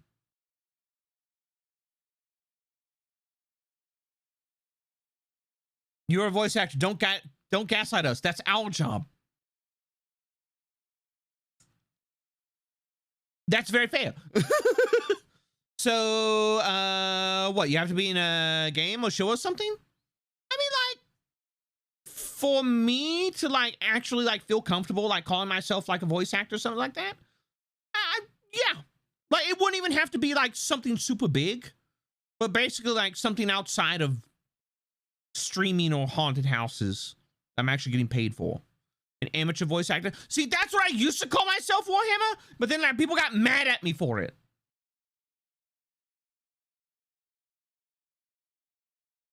Can you give us an example of UVA for the haunted house? Not really. I'd have to think about it. If you acted voice, you were paid for it, you're a voice actor. All right, look, I'm not denying. I'm hentai. I mean, like, no, I don't think I could do that. Cotton built different.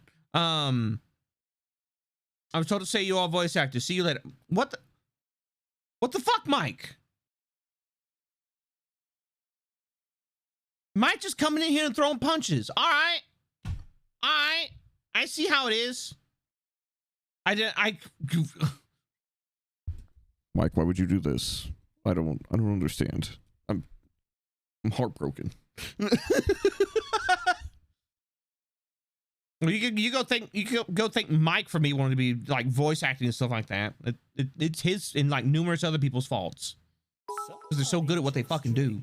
So what you're saying is you've had multiple avenues of income in which you used vocal tricks and shifts, but you're not a voice actor. Seems pretty sus cob kaposh rug. Why was Brian so good at reading that? I bet it was talking that told me. No, it was Seth. It was Seth. It was Seth. Yeah, that was clean. Like Brian was really good on that. Like Brian was on the ball with that one. It's always me. No, Seth. No, Seth. Seth right there in chat. Seth, my manager. Seth, the CEO of Grinding Coffee Co. I did say COO of like Grinding Coffee Co. That's Seth. No, Seth works with Mike as well, because Mike is Michael Winslow. Like if you ever seen like I know Mike most from the Police Academy movies. Mike is an absolutely amazing voice actor with like can do so much stuff with his voice. The man is fucking magical. Like he inspires. Everyone's probably knows him from Spaceballs. True. I always forget that he was in Spaceballs. That Michael Winslow. Yeah, it's Mike.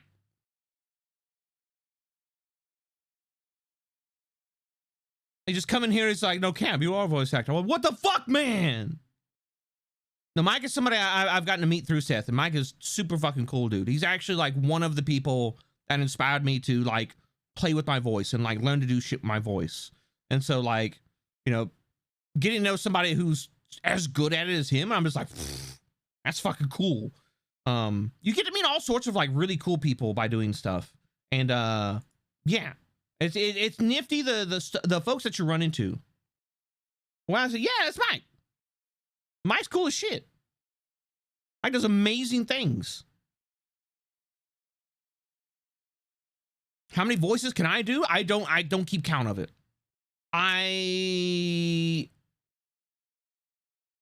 If somebody like him calls you a voice actor, you freaking take it, because that's your. Don't you speak logic to me, champ. Mike's a huge part of my childhood with me trying to become a VA. Yeah, no, like the man has influenced like tons of people with like with his vocal prowess. And then when Seth is just like, hey, meet Mike. I'm like, oh shit, it's Mike. Oh, all right. Like, hello, Mr. Winslow. How are you doing? I don't know. I endeavor to treat people like people regardless of in like what they've done and like, you know, like what they've been in, because at the end of the day, people are people. And like, I like throwing people in a room and locking the door. Yeah, I fucking noticed. Like, you know, it's, you know, whether it's going to meet Mike or like Tony Todd or, you know, CJ Graham or, you know, like Kane Hodder or just whoever. Like, people are just people. Like, can you respect the fuck out of somebody? Oh, you absolutely can.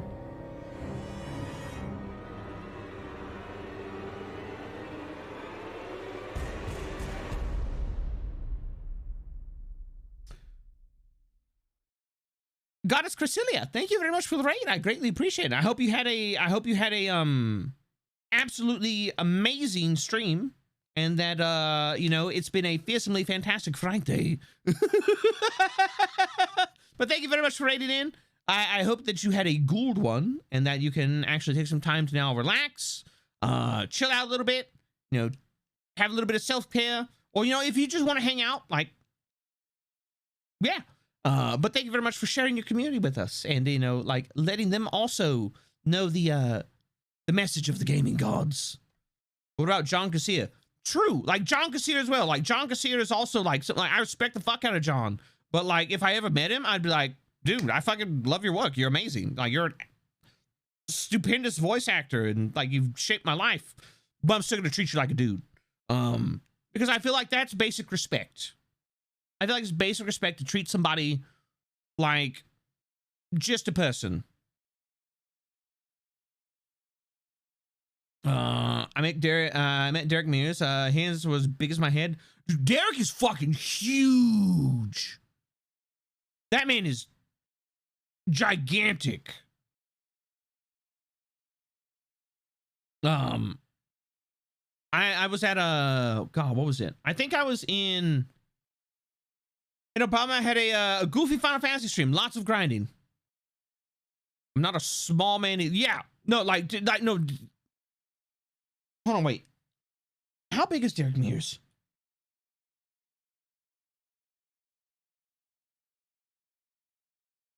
Yeah, no, Derek Mears is fucking 6'5". All right, he's got 2 inches on me, but he just built different. He's just like, yeah.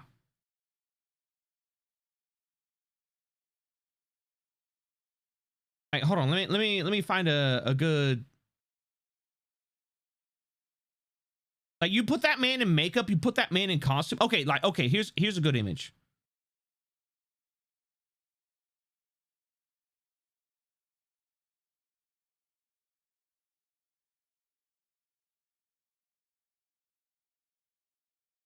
Like, I'm gonna be honest. I think like Derek Mears playing Jason Voorhees was an excellent pick. Right here, let me can I? All right, here we go. Like, this is Derek Mears. He played Jason in what well, God, what is it? The which remake was it? What remake was it? Yeah, this is Derek Mears. This man is 6'5", and like, you look at like his chest and like his shoulder structure, and like, I've got another. Whoop! It's just zoomed in on his chest.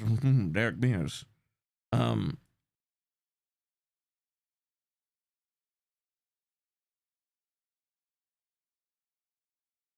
Like, you look at his physique. The dude screams pro wrestler. Yeah, he's got a wide chest. He's got the 2019 Friday the 13th, I think. Okay, that's what I was trying to figure out. But like, you look at like his arm structure. He's got the long arms, but you can see like in this picture that he can add bulk to his arms. And then he has a broad chest. He's got wide shoulders. If he leans forward and he hunches in shoulders, that is part of the reason I think he made such a good fucking Jason, is because here, let me find it real quick. Somebody just drank the Kool-Aid. Hey, man. Hey, how you doing?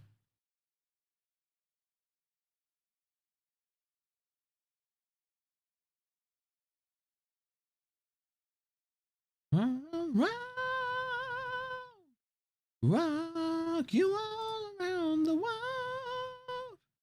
Let me see if I can find a good image of it. But this is a movie poster, but it's still pretty good. It's still pretty good. All right, like for example, this is Derek Mears' Jason. All right. So one of the great things is that, you know, with Derek Mears' Jason, him being a 6'5" dude, this is a tunnel that most folks can walk through. And this is one of those things of like when I talk about the haunted house scene, I talk about forced perspective. I talk about the concept of you know, like making things look bigger. Like when I played the character that I played, I wore platform boots. All right.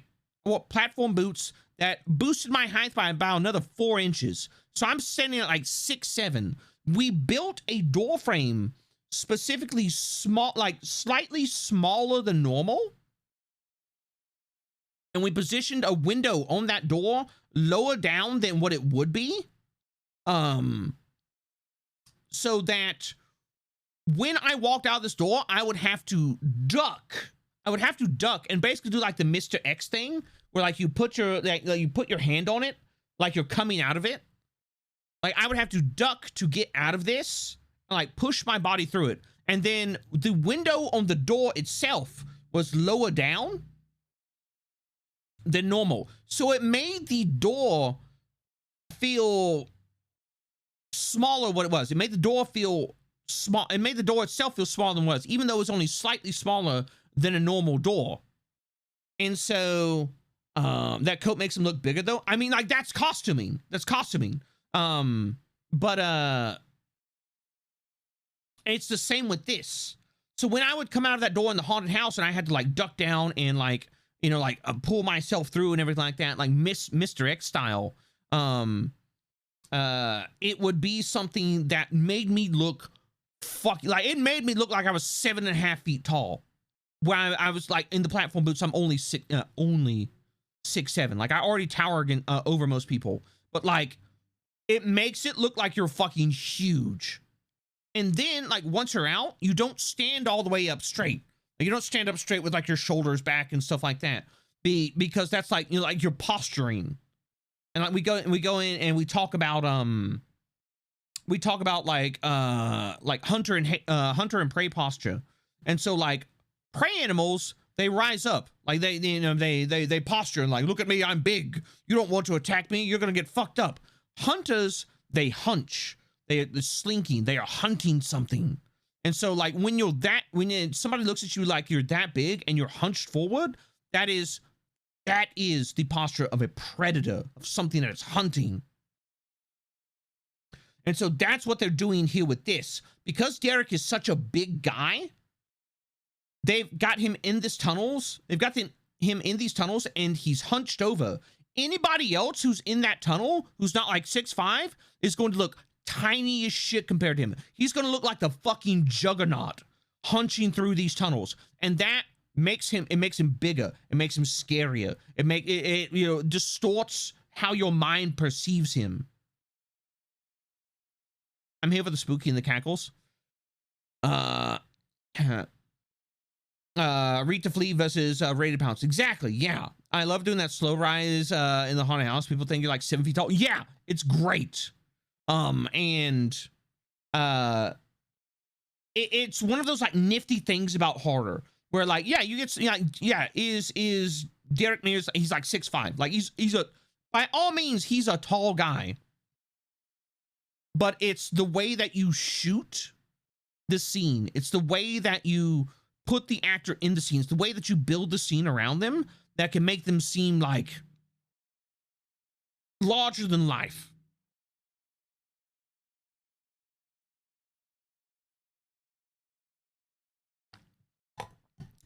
Who knew that even a slasher movie got this much thought put into it to make it? Oh yeah, no, like that's the thing, and that's hello Noodle, hello RX, how you doing? And that's one of the speaking of horror, you could probably answer this. I wanted to ask if you knew how. If I knew how what? Kind of what they did with the camera with the original Addams Family. People would run into Lurch for the first time. Yeah, they look at Lurch like, you know, they look at Lurch in a if they look at now, when they look at Lurch, they look at Lurch with an upward angle, and so it makes Lurch look taller. And like that is one of the really cool things about it. Like it even with slasher movies, like that's one of the things like people will shit on horror movies. They will just absolutely pan horror movies just because, oh, it's supposed to be a scary movie. But no, there's a lot of like tricks and like, you know, shots and, you know, like perspectives and, you know, like set building that goes into these things. There's a certain level of psychology that goes into capitalizing on the instincts and, you know, like basic psychology of people. Carol Strucken is anotherly good to look at to begin with as well. I hope everyone's doing well. M's, they're doing pretty good. Horror is an art. No, horror is an art form. Horror is an amazing art form. It's one of the reasons that it's one of the reasons I love it so much. Is because, like, you know, yeah, can you do a lot with like other like types of movies, like, you know, like comedy, romance, you know, like action, God, what else? You know, like fucking just all these other genres. Sure, you can, but like horror, like as a category in itself has so many subgenres. There's so much thought that can go into it. There is so much just like there's so much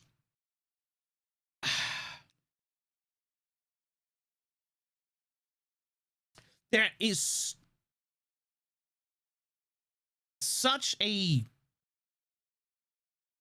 variety to horror and its various subgenres that it's almost like that's one of the reasons I decided I was going to be a horror VTuber, because there will always be something new in horror. There will always be something new in horror. I will never want for content. I will never want for something to talk about. Hell, between just VTubers, you can get a variety of horror experiences and stuff. Yeah, yeah. Like I'm like, you know, like campy, you know, like Crypt Keeper, Eldritch horror. Zozo is like rundown circus, you know, like demonic horror, and you know, like supernatural, you know, with you know, like some mechanical elements thrown in, and like, you know, like later on, you know, like even more stuff. But like, or you get like Lena. Lena is like comfy gothic horror, and with, you know, like with body horror thrown in, and like it's Grimmy. Grimmy is like Grimmy has like a feel of like classical gothic horror, but also like grim fairy tales.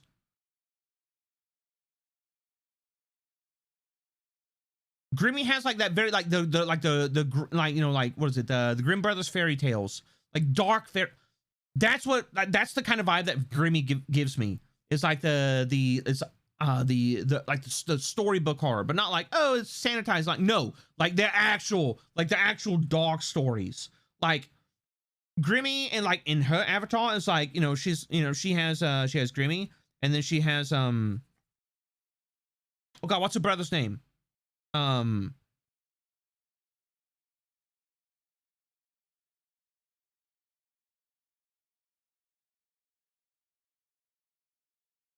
Can't remember.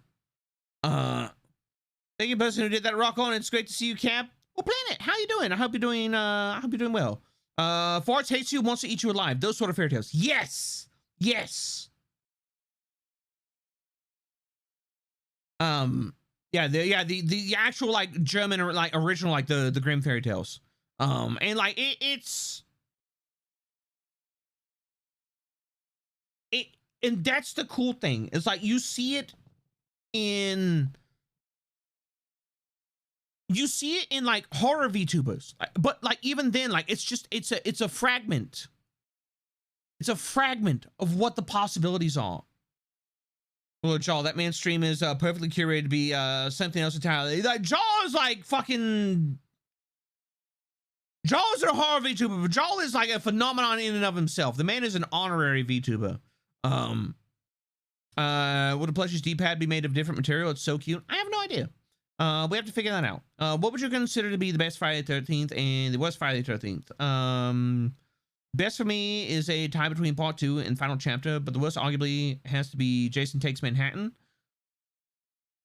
Jason Takes Manhattan could have been a lot better. It could have been a lot better. My favorite Friday 13th is false advertising. Yeah. Wash, I like Jason Takes Manhattan. I like Jason Takes Manhattan too, but if like I don't know which one I would consider the worst. I don't really like to consider any of them the worst. You know, I'm gonna go ahead and say like the and maybe this is just me, but I just don't like the original Friday the 13th. I just don't like it. Like I like Friday the 13th for Jason. That's why. So like, would I say worst? No, but like the one I don't like the most. The original Friday the 13th is the one I don't like the most. But the one I like the most, Part 6. Part 6 is my favorite. And no, it's not just because I got to work with CJ Graham, because that's when we get to know Jason as the actual undead revenant that like people classically like know him as. Like the undead juggernaut that, you know, like is, you know, winds up getting like chained to the bottom of the lake. And just keeps coming back. I feel there's a line between horrifying and something just disgusting and repellent. A lot of body horror isn't scary. It's just deeply unpleasant to witness. Well, see, that's the thing. That's the thing with body horror. body horror in and of itself,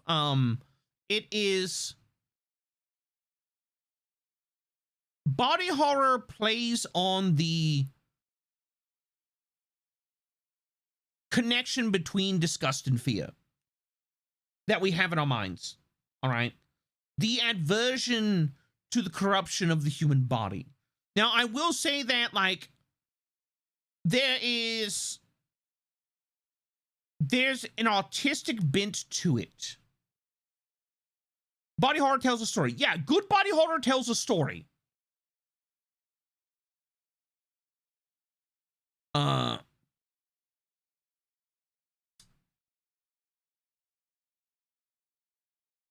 I feel like the most recent 13th goes too hard on the psychological and understanding that building on him and his terrifying legend. Have you seen the trailer for Scorn yet, Cam? Is Scorn actually coming out?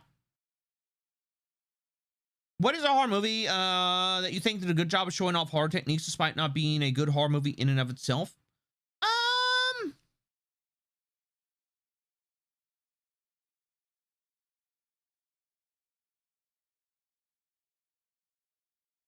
That's a good question. You know, I would actually like open that question to all of chat.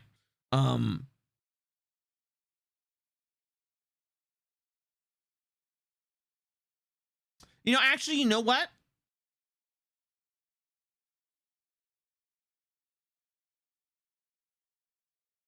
This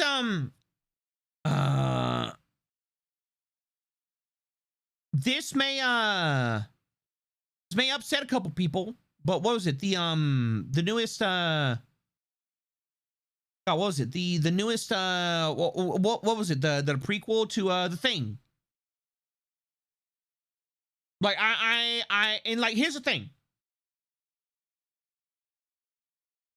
I've sat and I've rewatched it and I've done like a little bit of learning on it. The remake of The Thing, or not the remake, the prequel to The Thing. One of the things, like I don't think it's mainly due to the CGI. Do I prefer practical effects? Yes.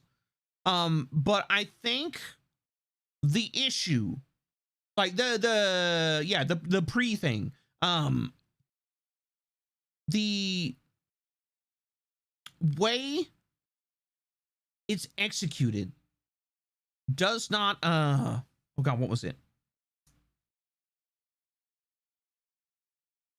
It doesn't carry the feel that The Thing had for numerous reasons. So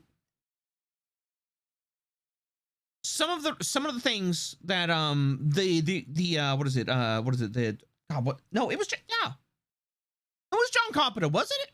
No, yeah, John Carpenter did the remake of The Thing. Right? Yes? No? John Carpenter did the remake. Because there was like the original, like, yeah.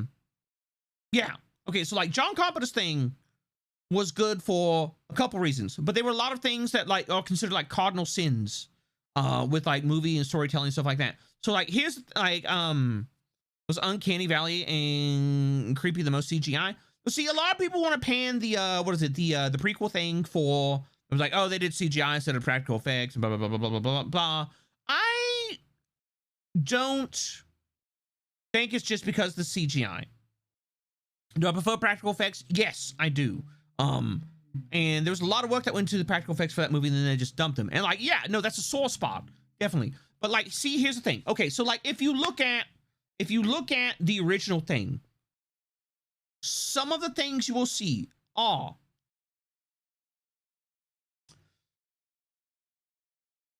there will be characters talking, right? And they will be wearing sunglasses or something covering their eyes. And by Campbell, what does that matter? Eyes, especially through a visual medium through a visual storytelling medium like movies. Like, there's a reason that they say eyes are the windows to the soul. And let me go ahead and like move Jason off the screen. There's a reason they say eyes are the windows to the soul. You can tell a lot by looking at somebody's eyes. like little micro movements, like the way that people like move their eyes in certain directions when they're talking about stuff, things like that. There's a connection, things like that. When you cover up the eyes when you're talking to somebody, you can't connect with them.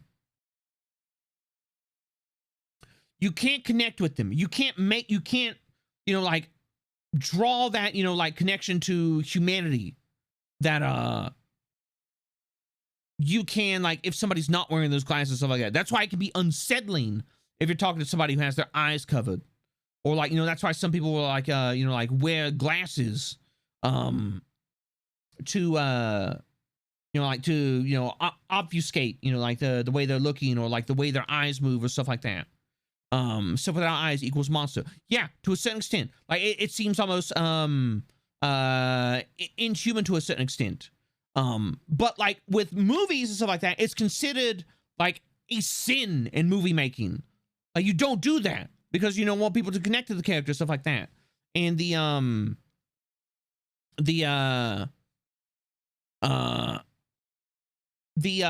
way that God, what was I gonna say? That Carpenter presents characters and stuff like that is Carpenter establishes, how do I say it? Establishes connections to characters through the way in which he tells the story. And so when something happens to a character, it's not just like, it makes it feel important. It makes it feel impactful. Whereas in the Thing prequel, there is like, you know, like, it's like, oh, you know, like in the original, it's like, oh, the Thing has attacked somebody and like, it's them and it's focused on them. And you're like looking through the perspective of the Thing and you're like, you know, you're like, oh my God, this is fucking happening to this character. And then, what was I gonna say? And then with, you know, the prequel, it's like, oh, this person goes and they, you know, like they get stabbed by the Thing and then they get stabbed by the Thing. And then it's just like, oh my God, what's going on? And then they focus on one character to the exclusion of the other, therefore diminishing what has happened to this other character. It's, you know, the natural flow of the original is something that just, it allows you to go along with the flow of the story, with the way that it works, you know, and it has a certain level of mystery to it. It like, it holds its cards close to its chest, and then, you know, like it slowly deals things out, but it never gives you the full picture. It leaves you open to, you know, like thought. Whereas with the second one, it doesn't make you worry about things. It makes you, it feels like it's telling you what to feel about certain scenarios. It's not letting you draw your own conclusions. It doesn't have that air of just like intensity and like, it doesn't make, it focuses more on the human characters and less on the monster and how it is a danger. It makes, in a lot of ways, the prequel makes the Thing. It makes this threat. It makes it feel insignificant. Whereas with the first one, with the John Carpenter remake of the Thing feels ever present. It feels like it's lurking in the shadows and that anyone could be it. It inspires paranoia, inspires distrust. It builds the atmosphere. And I think that's the big gripe. That's like the big kind of like unspoken gripe that, and that makes it feel like the, that makes it feel like, it's really a story that's being told. I want to make a horror movie where the protagonist mocked, is masked the entire movie to prove the point to Hollywood that if you keep a character faceless, the viewer will project emotions on the character. No, that's a big thing. That's a big thing. That is actually, that's a huge thing in storytelling.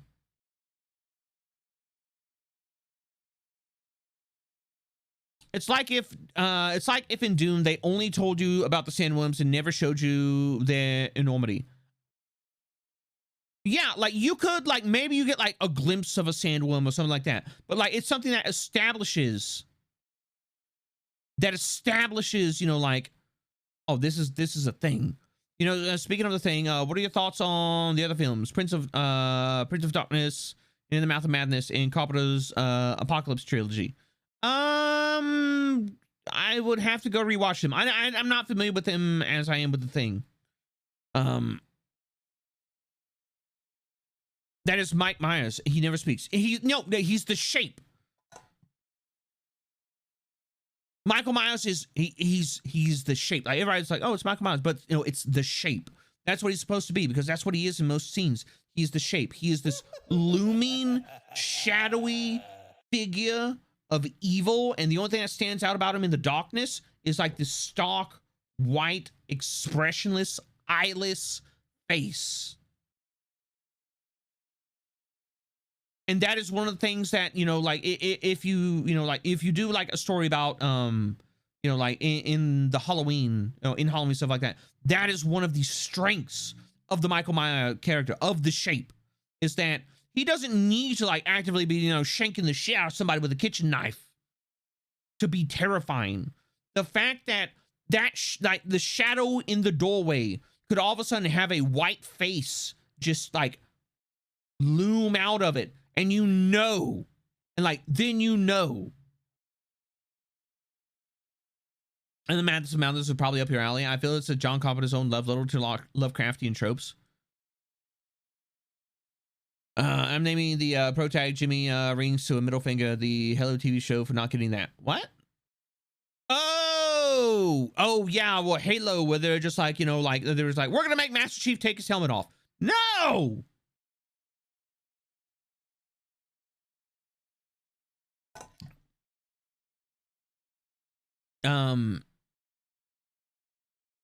I love that meme where it cuts to Mike Myers just doing random stuff. Oh yeah. But like, oh, that's, you know, that's one of the only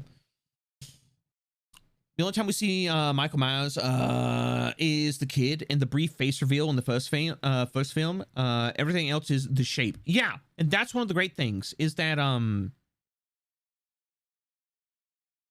you tell a story like that, like when you want to have like this big nasty, like mean, like, you know, like giga evil, one of the great, like, it's, you can go one of two routes. Like if you want them to be like, you know, like looming and ever present, like that, yeah, you can make them like ostentatious and like plotting and stuff like that. That's like if you want to, that's like if you want to establish a villain. If you want to establish a horror, then, you know, you the great thing about the human mind is that we know best how to scare ourselves. The deprivation of information leads our mind to filling in the gaps with the things that we fear most.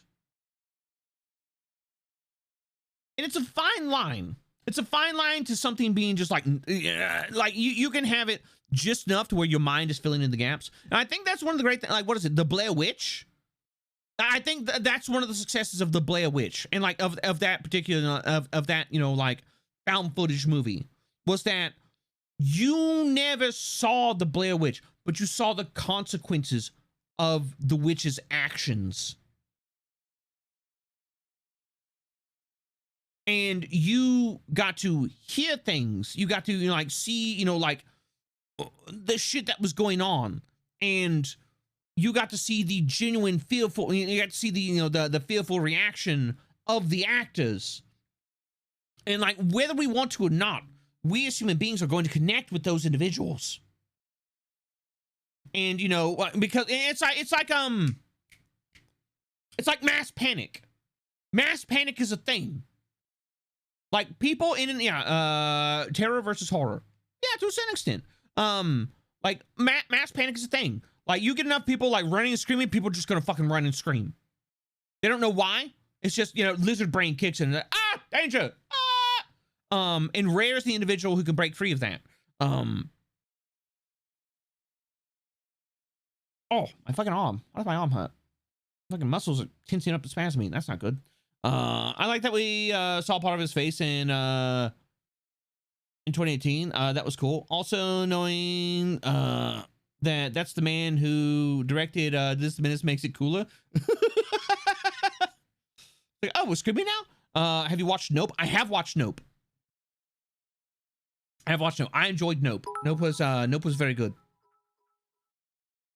You ever watch the Spanish film Rec? There were like 3 or so, but the first one is great standalone movie. They did an English remake, but I did, and like one of the things I liked about Rec is they used the, like, when they shut off the power and everything to the apartment complex, when they shut off the power and everything's dark and like you're going around and you're looking at stuff, or like, and they're like, you know, like going in, they're like looking at stuff. They use darkness to their advantage. And when they show something, like, it is, you know, like, it's quick, it's visceral, it's in your, and then it's done. It doesn't drag on too long. It doesn't, you know, like, doesn't do any of that. But like, it establishes this sense of paranoia, of jumping at every shadow, of danger lurks right around the corner.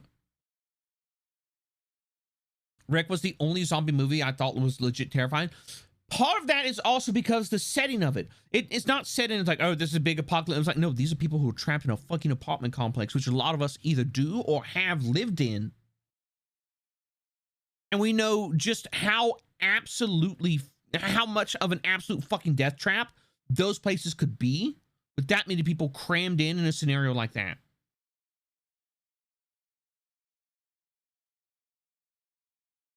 I love Rec, but the sequels didn't do it for me. Yeah, the sequels didn't, no. But that's the thing, is like, I think good horror, instead of like, oh, we're gonna try and be like, like, here's the thing, like, you don't, with horror, like, yes, it's good to explore new possibilities. It's good to explore new things within horror. But I think good horror, like terrifying horror, it plays on things and subverts the expectations of our everyday lives. That's part of what makes, you know, like, Rec terrifying. Is because this isn't like, oh, we've gone to like an abandoned hospital out in the woods that's haunted by ghosts and whatever. No, like, no, that's haunted by, no. This is an apartment complex filled with regular people living their everyday lives. And shit has hit the fan. You connect with it on a base level. You connect with it in a way that's just like, fuck. Like, I'll be completely honest. Like, oh God, what was it?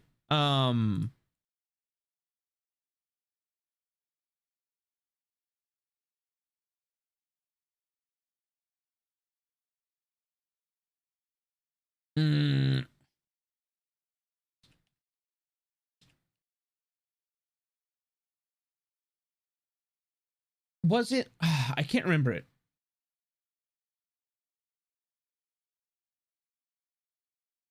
Was it this one?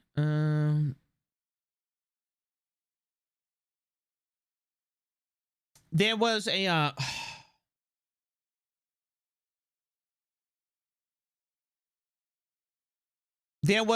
there was a movie, and it was about a family that was terrorized in a home invasion scenario by another family or something like that. I can't remember what it was called.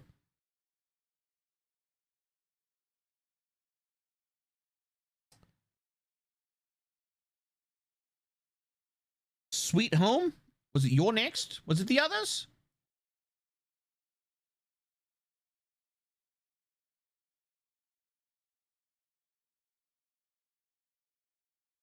No, it's not the others. It's this, wait, hold on, wait.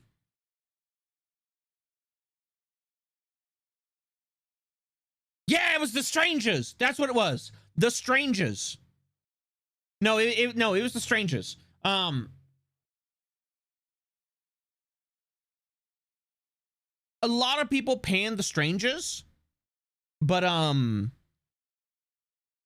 The Strangers hit a certain way because it plays on your fears. And like, like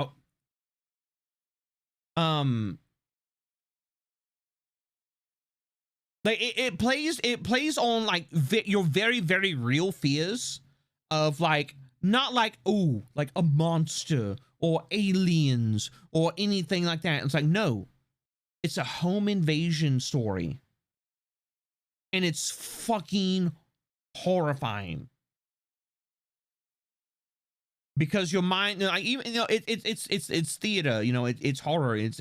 But it's horror that plays on the twisting and subversion of your everyday life in a way that your mind goes, this could happen. So simple a reason that it's terrifying in reality to think about. Yeah. The Purge is too theatric.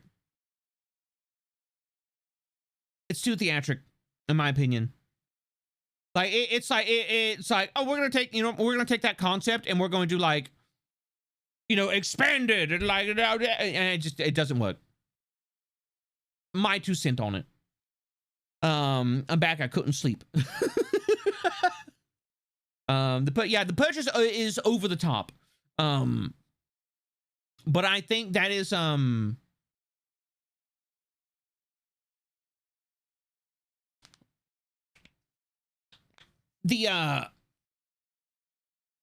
but I think there's ways that, like, The Strangers, for example, like, it could have been like mundane horror. Yeah, like, no, like mundane horror, like, yeah, you could talk about monsters, the things that lurk in the deep, you know, or like beyond, you know, like beyond human comprehension.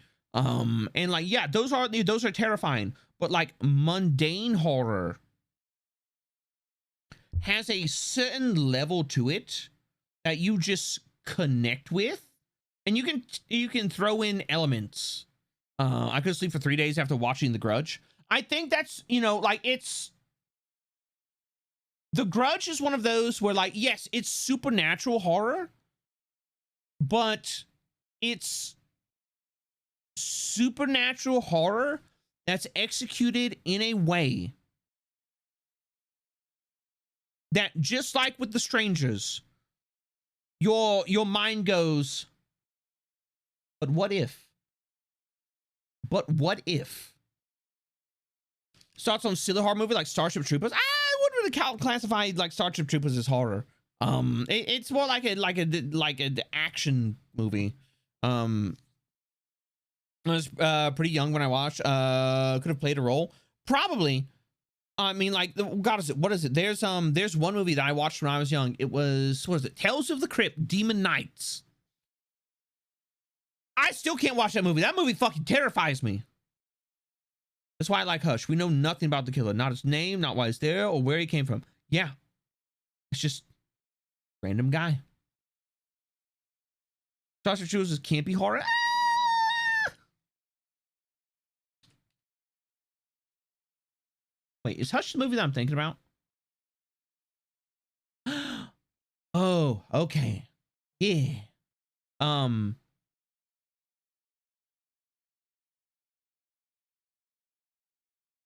Right, hold on. Let me.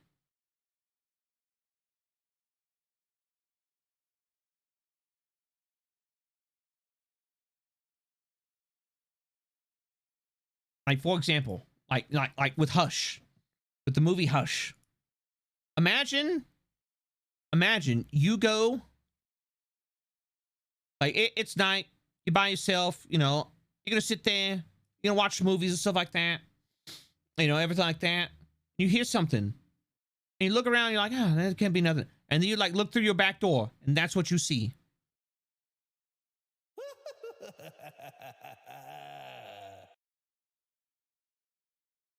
It's just a guy in a mask. Oh, hello there. Makes you shit bricks. Because why would a person be wearing a mask unless they're up to no good?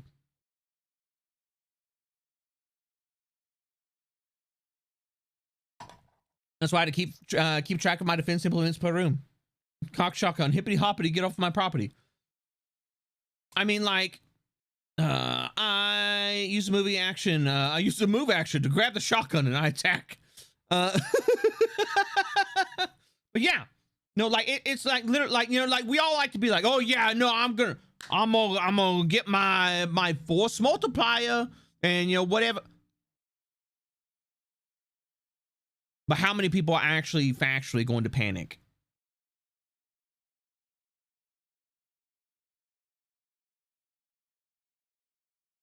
I'm gonna go ahead and say like 95%. 95% of people are gonna fucking panic. Because it's fucking scary. It's absolutely fucking scary.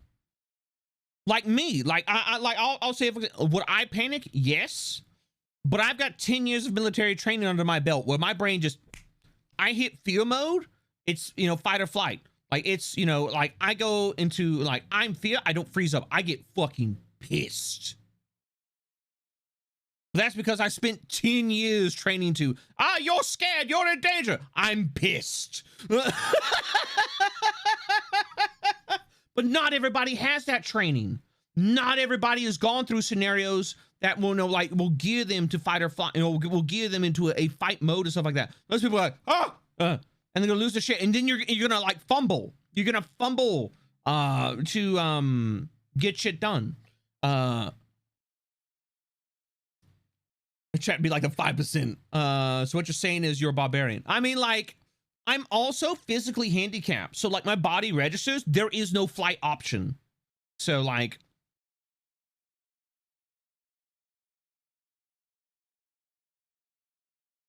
I think the one, okay, I'm gonna tell the story.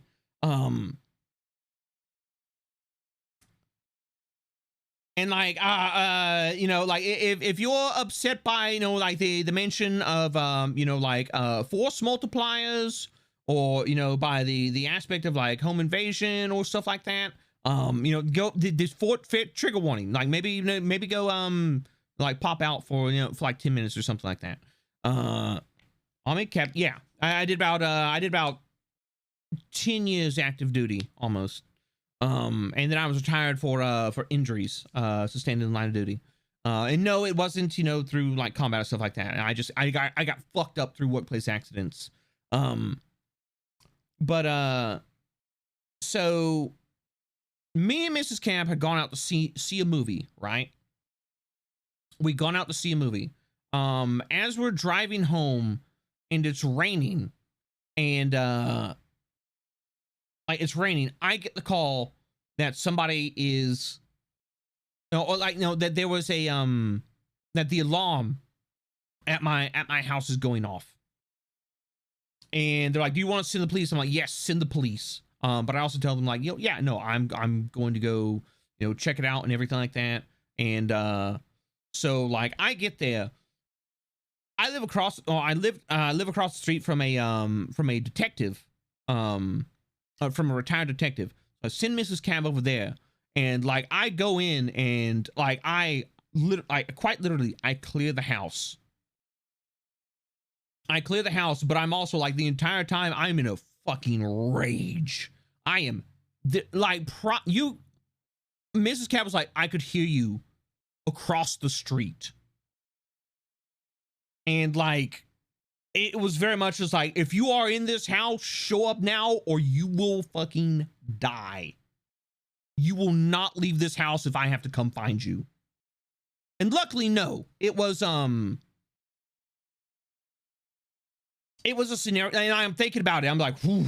I feel like the adrenaline stopped pumping, because it's one of those scenarios where it's like, this is an uber dangerous scenario. It could have gone very bad. And, you know, I talked to the cops afterwards, like, they're like, Mr. Cabal, it's like, you're very brave, but you're also very fucking crazy.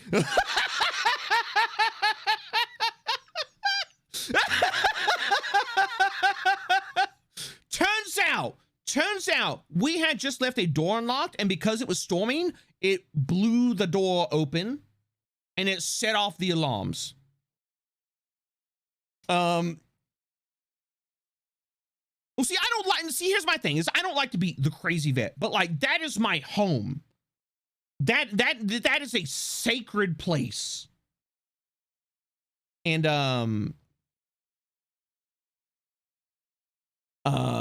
And so like, you know, like we all like to talk like a big game and stuff like that, but like also like, yeah, no, the cops are absolutely right. I'm a little bit fucking crazy. I'm a little bit crazy. That is not how a normal person responds. A normal person's like, fuck that. I ain't going in there. I'll wait for the cops to show up. I'll wait for the cops to show up.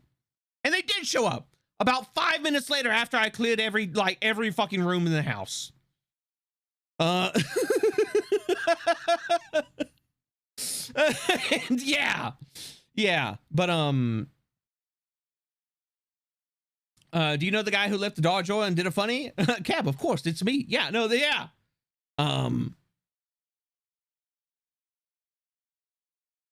But I will say, that is not the proper response. It's not the proper response. The proper response is let the fucking authorities deal with it. You know, like make sure that you and yours are safe. Like, I'll be completely honest. Like Mrs. Cab fucking, she absolutely just like verbally destroyed me after that. Because like, yeah, no, it was absolutely fucking crazy level behavior. But like, I wasn't there. All right. I wasn't, you know, like, oh, like, this is my home. This is my neighborhood. I was in soldier combat. It's a me or them mode. And like, this was also like, this was a little while, like after I got out of the military. This was like, you know, like only like a year or two after I got out. And so like, I have since calmed down and I've kind of like, and I've distanced myself from that. And I don't really, you know, like go into the, you know, like, oh no, soldier mode anymore, because it takes time. It takes time when you leave a profession like that. If you've been doing it for like a decade, it takes time to leave that mode. To like go back to being a civilian and stuff like that. Crawler, I honestly, I don't want to talk about that. It's not likely to happen, but it hypothetically could. Yeah, it was and what is it? Chris and Hinge the Rabbit, thank you very much for your frightful follows as well. And what is it? Katie and Sky Pirate, thank you very much for your frightful follows as well. But yeah, you know, like it's one of those scenarios where like most sane folks, they're gonna run. You're gonna try to escape the danger, which is a smart thing to do. And like, I think that's the thing that when it comes to like horror movies and when it comes to like horror movies and stuff like that, it's one of the best ways to like play on fears and like establish like actually, you know, like fear inducing scenarios within a, you know, like you know, what is it, a cinema experience is play on very real fears that people have. But that's also, that brings me to Cab was in her little, you're gonna have to destroy me to get rid of me, but I won't disappear mindset. I mean, like, I don't like that. That was context to like why I would react the way that I did, why I would react the way I would. But it's also, most folks don't go through 10 years of everyday living a military life and preparing to be sent off to a war zone. Most folks don't. And I'm going to be honest, most folks shouldn't. Like, that's not a mindset that people should aspire to. And it's just like the cop said, like, are you very brave? Yes, but you're very fucking crazy. Like, living with that mindset. That's why. All right, I'm going to go off on a little tangent here. It's super, you know, it's like uber serious topic, but I'm going to try and like push some humor into it. That's why a lot of vets suffer when they get out of the military, because you get so grounded in thinking a certain way and acting a certain way that is the military lifestyle, the military experience, and being on guard and ready to go to war, which is a horrible fucking thing in and of itself, should not be glorified. It should not be looked at as like this amazing. No, the fucking the concept of like chivalry or like a warrior's lifestyle. It's bullshit. It's brutal, and it's consistent of 3 colors: mud, blood, and shit. All right. And it's absolutely brutal. Like it's a savage fucking occurrence that I think humanity as a whole is better than, but you know, unfortunately, you know, we still deal with it on an everyday basis. But that's not a mindset that people should aspire to. It's not, you know, it's not laudable. It's not, you know, like oh, some great and like noble pursuit. No. It literally, like, to be an effective soldier, you drive a part of humanity out of you.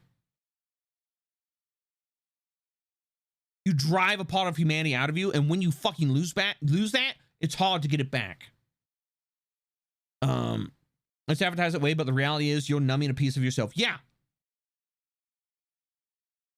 PTSD and a lot of things. Yeah, same. It's taken me years to become a functioning human being again. You were actually trained, not in the sense of gaining experience. You're getting your mindset shifted. Yes.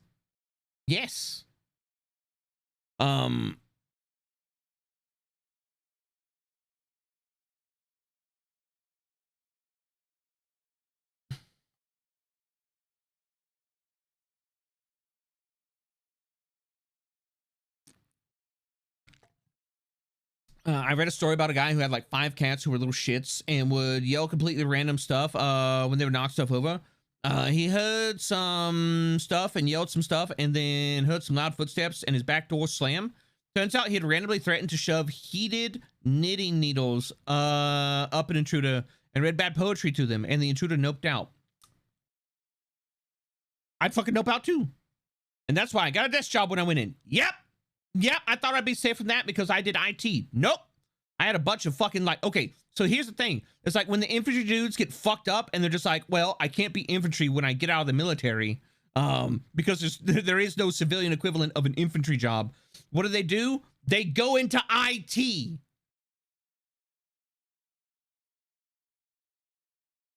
Surprise! So guess who wound up with all the leadership that was salty as fuck infantry? That couldn't be infantry anymore. We fucking love it. We'd love to see it.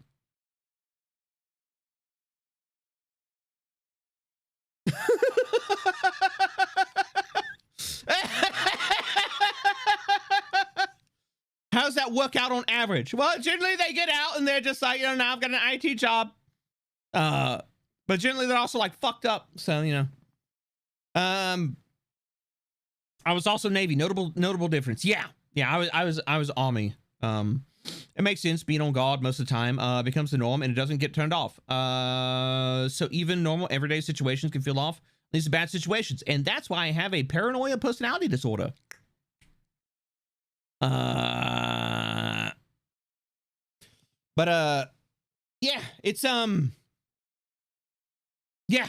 it's it's an entire fucked up scenario, and like, you know, that it's yeah, that's, you know, yeah, don't aspire to be like that. Don't aspire to be like me in that regard. Be better than that. I believe people are better than that. I have a friend who's in the military, but had to leave for reasons. So now he's underqualified for more army work, but overqualified for everyday jobs. Happens. Rambo wasn't a movie. It was a cautionary tale. Yeah. No. Like the original, like Rambo. The original Rambo was a fucking cautionary tale. Now I have a semi-fun and semi-sad situation in my head, of an ex-soldier screaming to a grandma, who has PC problems. I mean, maybe?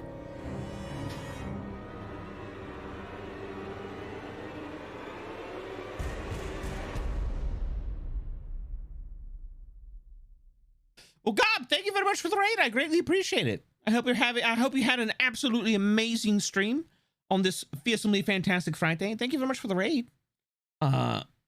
But thank you very much for sharing your community with us and coming over and hanging out. So we got like some really like deep and like visceral topics, and I'm sorry about that. Like I didn't mean to, but like my mind just kind of shifted and I just went down a rabbit hole. I try not to talk about the military side of my life and the way it's affected me. But like it was applicable to this scenario, and I'm kind of like, And what is it? Skamalde and Nordic Teal, thank you both very much for your frightful follows. I greatly appreciate it. I hope you're having a fearsomely fantastic Friday. And welcome into Live Scream. Went down a rabbit hole and chat full on followed. Yeah. I mean that's the danger of just chatting. Like I do love to gab about some things, but I feel like sometimes like I edge on like covering like kind of inappropriate topics. I say inappropriate topics. Deep and like I want to say like thought-provoking, but also like very like uncomfortable topics, maybe, sort of. It's all good. Yeah. Like here's the thing. It's like, you know, like I don't put anything out there that I haven't already dealt with. That like I'm not, you know, that I haven't already, you know, like I've got all my ducks in a row. But like also, you know, it's, you know, speaking of military, I really need to get back to the PT regimen I had back then. I wish I could go back to my PT regimen. Fucking I'm gonna go to the gym for 3 hours and absolutely destroy myself on the weight machine. That was great. The fittest I ever been in my fucking life. I can't anymore. My bones don't work. Sometimes you have to raise the curtain so the I would call folks children. Sometimes you have to raise the curtain so folks can see what is on the other side. Yeah, and that's one of the things. It's like I like to be super transparent about things. Whether it's, you know, shit with streaming or like, you know, like streaming income or content creation or like even about myself to a certain extent. I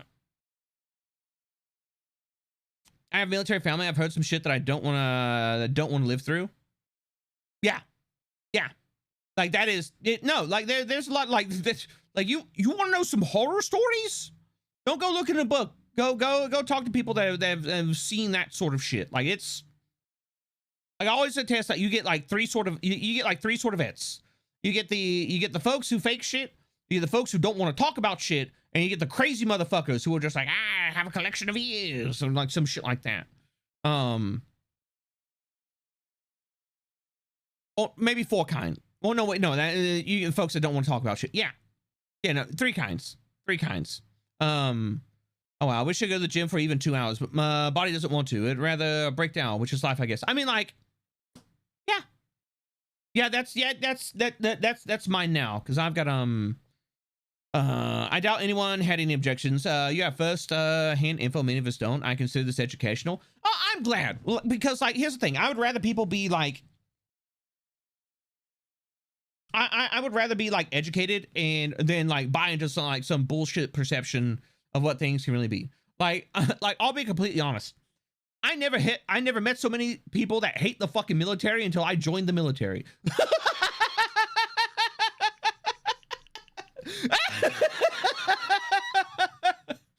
But most of it is because we're all broke as fuck and it was the only job we could get. How you doing, Taka? Sounds about right. Oh yeah, no, that's absolutely the case. Yeah, no, it was an experience. Like I will like look. As much bad shit as there was, you can always use something as a learning experience. And there was a lot of things good things that came out of it. Despite all the bad, despite the Just drink the Kool-Aid. My Kool-Aid cup is empty. Top me up, good sir. I got you, bud. But Ben, thank you very much for the 2 months. I greatly appreciate it. I hope you're doing well. You know, there's a lot of things a lot of good things that come out of it. Like my sense of duty, my sense of loyalty, my sense of like, you know, like self, what I would call it selfless sacrifice. But like, you know, like doing things selflessly, not expecting anything back from anybody, just doing it because it's the right thing. It's the right thing to do.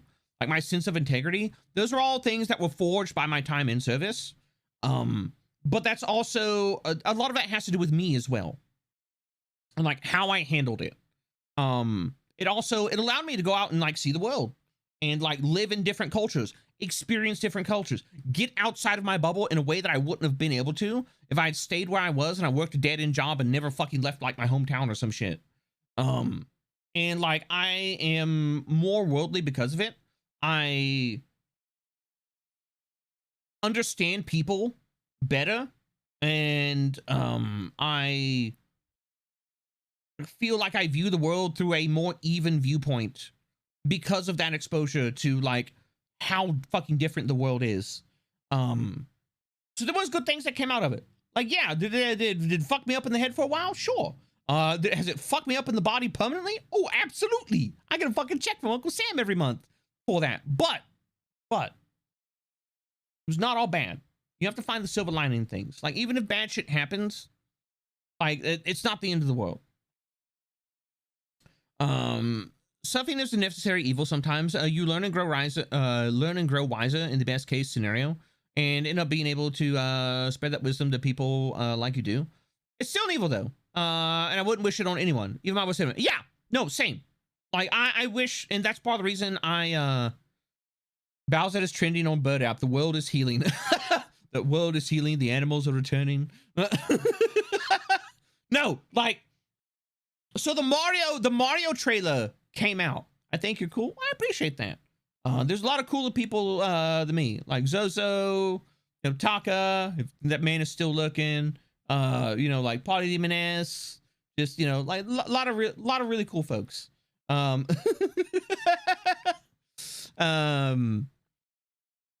thankful to know all of them. But what was I gonna say? Yeah, so like what is it? What was it yesterday? Yesterday the Mario movie came out. All right. I'm gonna go ahead and say this. I think Jack Black is gonna carry that fucking movie as Bowser. As Bowser. I think yeah. I think he's gonna carry that movie. From what I've seen. Like I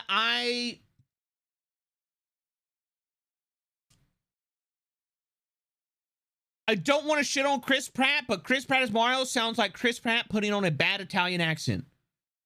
It sounds like he's putting on like a half-ass Italian accent. He's like, hey, it's me, Mario, your local Italian plumber. Like he's not even leaning into it. He's like, hey, it's me, Mario, your local Italian plumber. How you doing? Bada bing, bada boom. No. He's not even leaning to it. Do the Mario. Take a step from side to side. Hey, come on, everyone, do the Mario. Where's the gabagoo? Yeah, that's from what I've heard of Chris Pratt, it sounds like he's doing like a half-assed like Italian American accent. Oh, I forgot about that. You forgot about that show?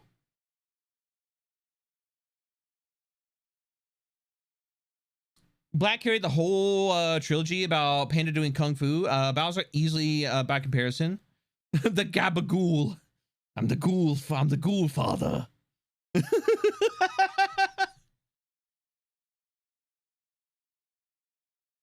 You joke about do the Mario, but they used the Super Mario Brothers Super Show version of the theme after it cuts about. Did they? What? Whoa. Did they really?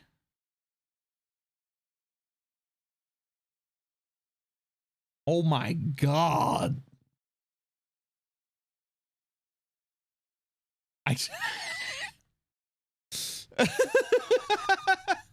How about a trailer watch along? Can we do that? Can we watch the trailer? Can we get DMCA'd for the fucking trailer?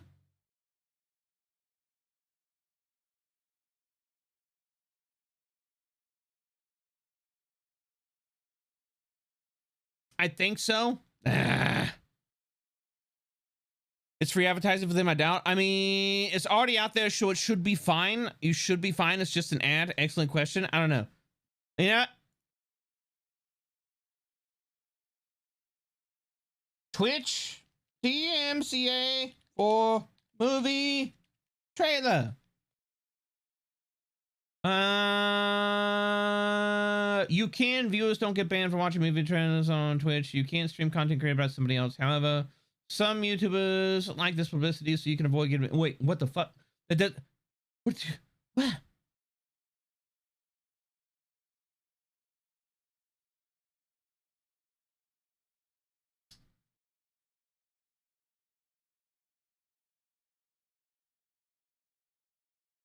All right, I don't. Yeah, it's Nintendo. Good point. Probably not. Just pause every minute and discuss fair use. Not gonna lie, I think that doing a Captain Lou impression would have been better than just Chris Pratt's voice. I mean, not to toot my own horn, but I feel like I could have done a better. Like from what I've heard so far, I feel like I could do something that people would enjoy more as a Mario voice. What do you mean, Luigi? She fucking the dinosaur. I saved the princess from the castle, and then every time I turn around, she back in the castle. She fucking the dinosaur.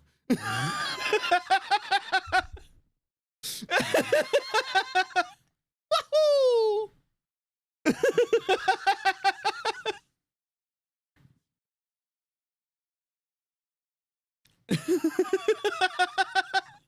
Massive command over the character, so yes, thank you. I like it. It's a fucking cake. Like, come on, man. He would not say that.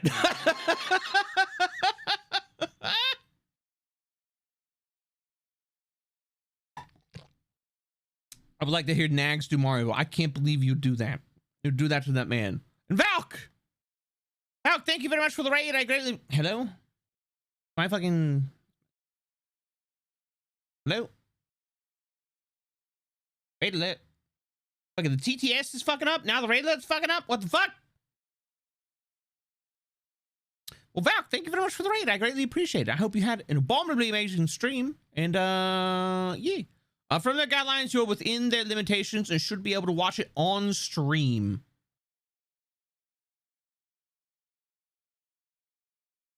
Did you see the Luigi bit from the end of the trailer? I did not. Trailer's pulling a Chris Pratt accent today. Non-existent? Please don't mind the totally confident, the totally counterfeit mask I made of Purple Noodle Man.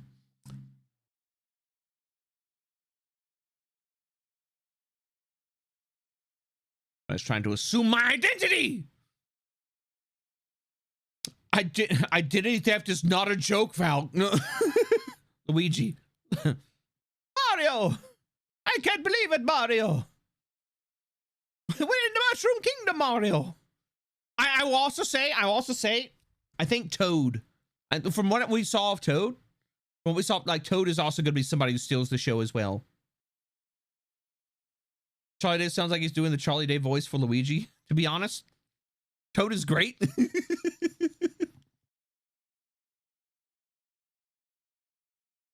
Keegan-Michael Key is doing well. Nice. Toad and Bowser were the best parts. Saw someone predict that Charles Martinet Camille will be Mario falling meatballs first into a pipe and saying Mamma Mia. Meatballs? I fucking hate that. The CGI, yeah, the CGI look good. Oh, you know what? Fuck it. We're gonna risk it. Risk it for the biscuit. If we get DMCA struck, I've still got 2 left before my channel is permanently fucking deleted. So freaking awesome, my guy. Well, thank you very much. I greatly appreciate it. All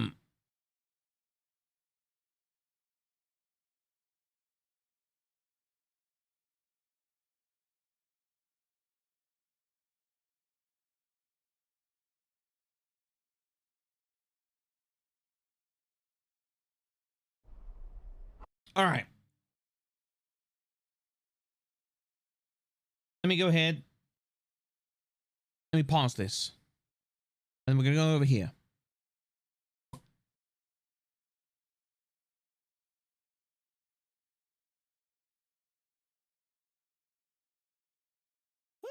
That was the wrong stream. Excuse me? The fuck is my chat?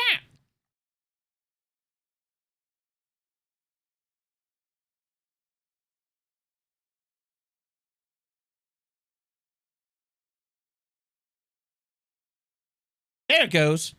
All right. Fucking weird.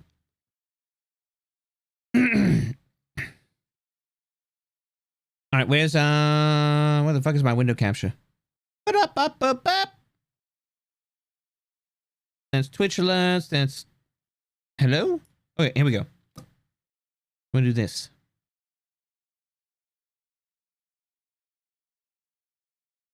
Actually, hold on. Wait a second. Can we just do this? Does that work? It kind of works.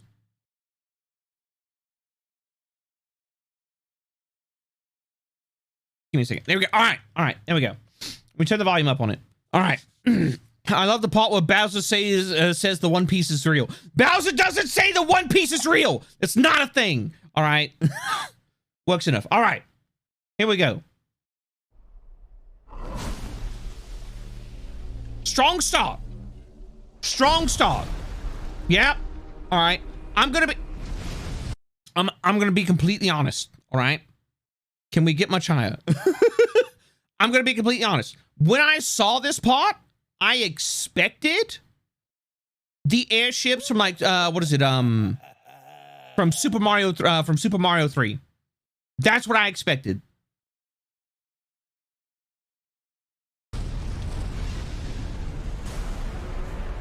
That's not what we got, but it's still pretty good.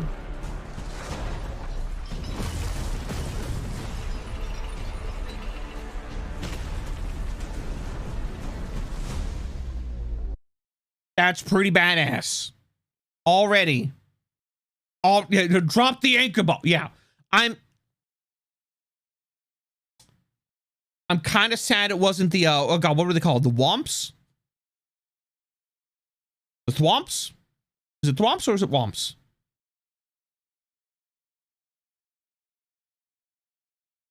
I see Cap is a big Mario fan to remember the log ships. Yeah, the Thwomps. Yeah, I'm kind of sad it wasn't the Thwomps. Behold, the king of the Koopas! Magnificent. Perfect. Cheesy, yet epic. I'm about it.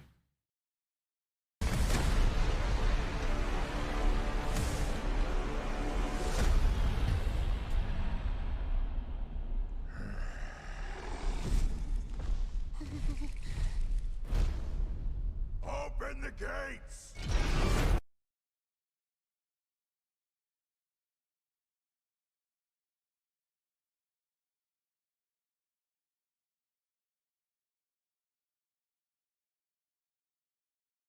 They have done everything possible to make Bowser appealing to the monster fuckers. Tell me I am wrong. I know that I'm not. They made Bowser hot, so people just like, I want to fuck that turtle. That they did it on fucking purpose. I refuse to be told otherwise. All right? You fool, he's always been hot.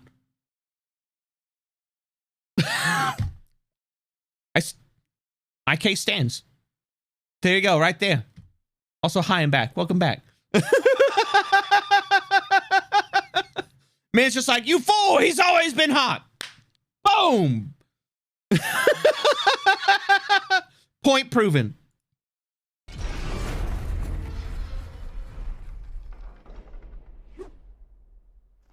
I was not expecting the penguins. I didn't know they could make penguins look this epic. And then...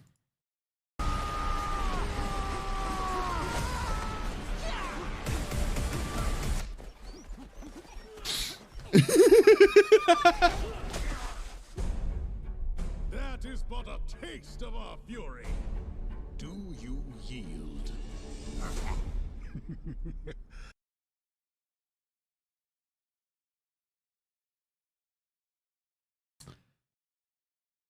I will never get over the fact that they have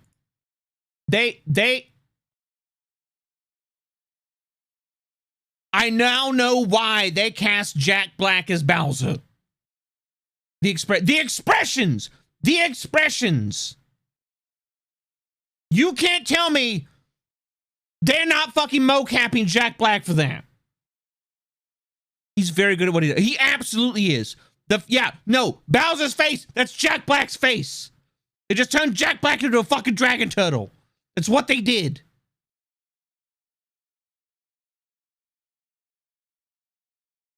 Jack Black is perfect for any role. The man is fucking talented as shit. He's skilled as shit. If we start singing Tenacious D songs, I would be surprised. Have you seen the edits? Have you seen the edits they have done? We'll go look at those later. I do not.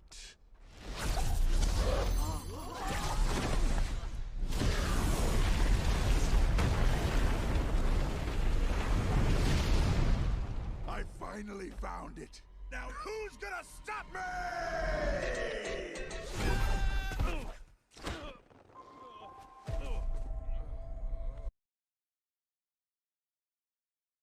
Pretty strong entrance for Mario. He moves to the side and destroys the cat. Yeah. The music. Yeah, no, the music. The music. The music is, mwah. It's beautiful. It's amazing.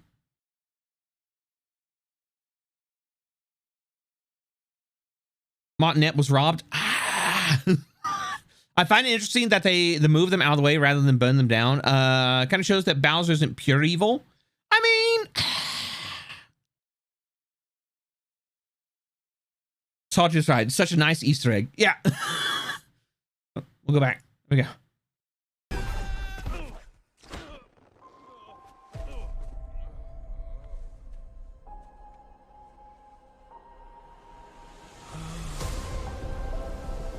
I'm gonna be honest, like the little like the piano keys of it, like in the epic, it almost sounds like the track to a Super Mario horror movie. It almost sounds like the track to like a Super Mario movie. But the voice isn't working for me. You can't conquer them if they're crispy. True.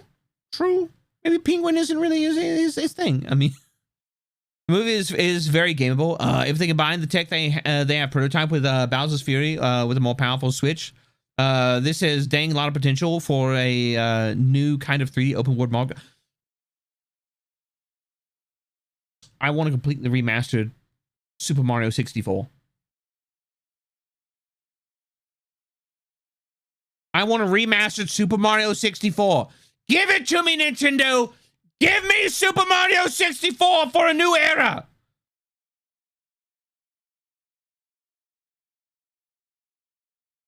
Do it. Do it, Nintendo.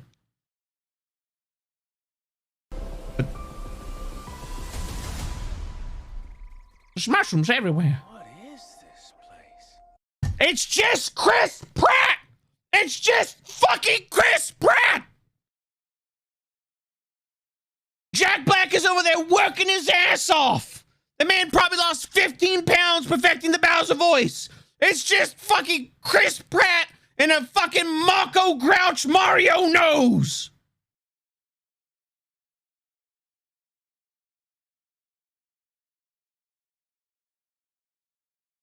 And I'm fucking mad about it.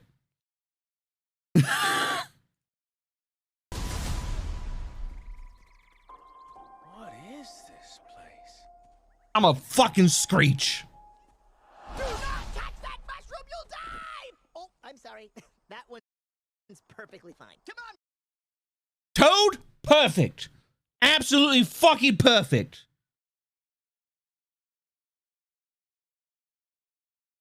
I ain't watching this for Chris Pratt.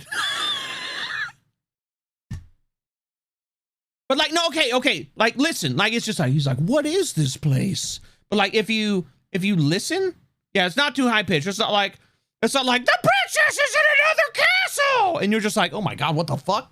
What are you, little hell creature?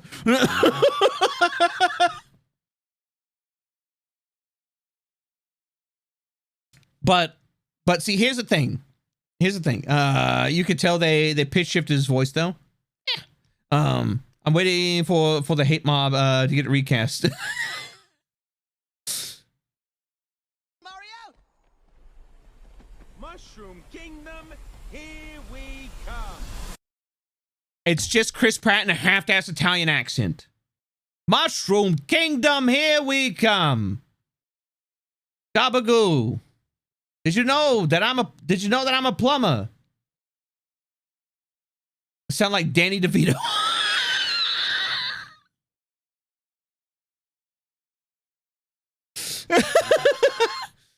Yeah, it's like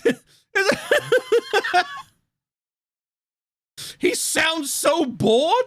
Hold on. Mushroom Kingdom, here we come.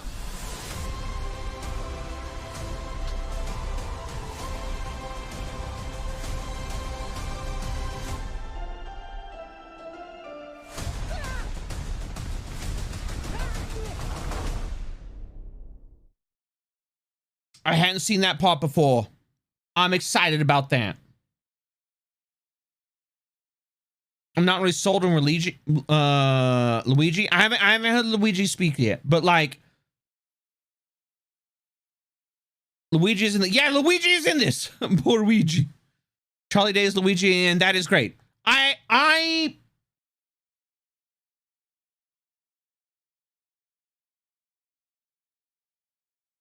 I have confidence in Charlie Day. Cab, what would a Cab Mario sound like? It would sound like me doing a shitty Montanet impersonation. That's what it would sound like. Charlie Day is unhinged, and I want him to bring that energy to the table. I do too.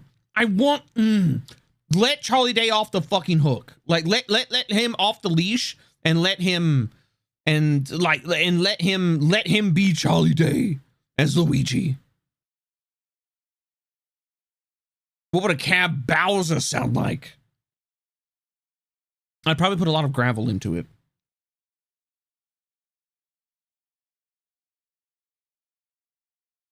That's probably what I would. Yeah. You know, I'd probably, you know, like I'd probably put more of the growl into it. Like Mario.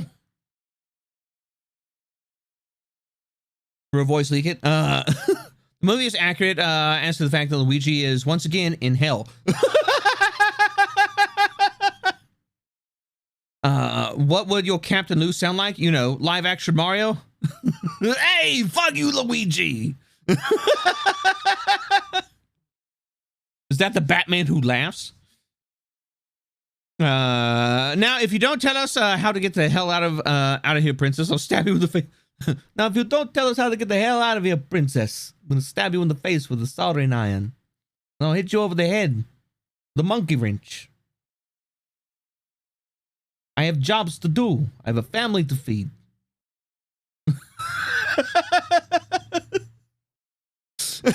Cast this man now.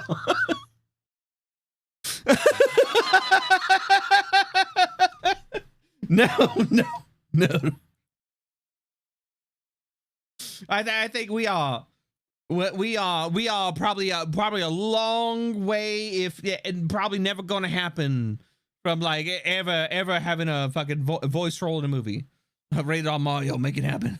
I was like, welcome to the Mushroom Kingdom. You've decided to step foot on my territory, little Koopa. Unfortunately, this will be the last mistake that you ever make. But you will save many others from making a similar mistake. Luigi, break his legs with the monkey wrench. Never, he says.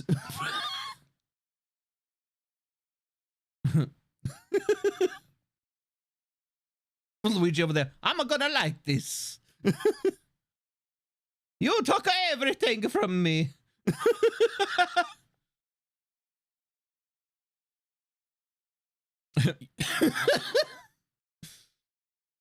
You come to me on this, the day of the princess's wedding. At first, I was convinced of Jack Black as Bowser, but after that scene, I was proven wrong. Yeah, no, like Jack Black is a. I think Jack Black is he's gonna steal the fucking show. If they put that man on screen, he is going to out ham everybody, and he's gonna do it fucking magnificently.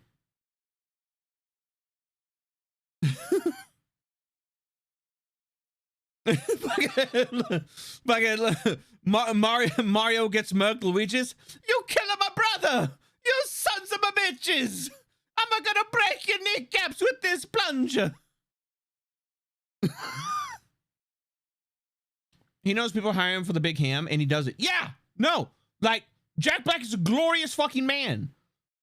I don't think anybody else could get away doing fucking interpretive dance in a Speedo and cowboy boots. Jack Black, however, he does it. He does it, and he does it magnificently. Oh, speaking of which, let me go. Let me go see if I can find this.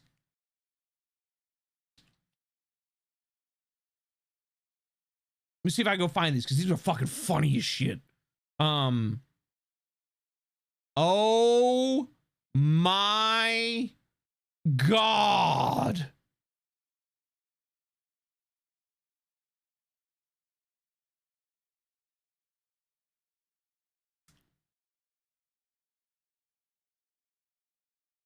I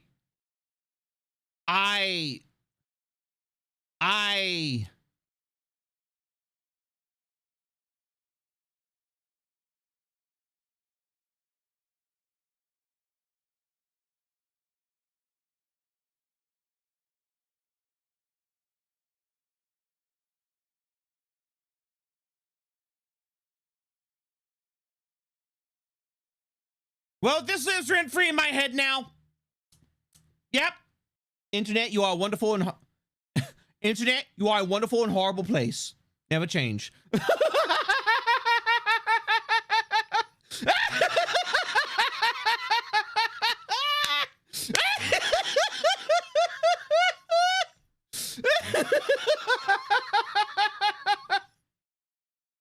I will.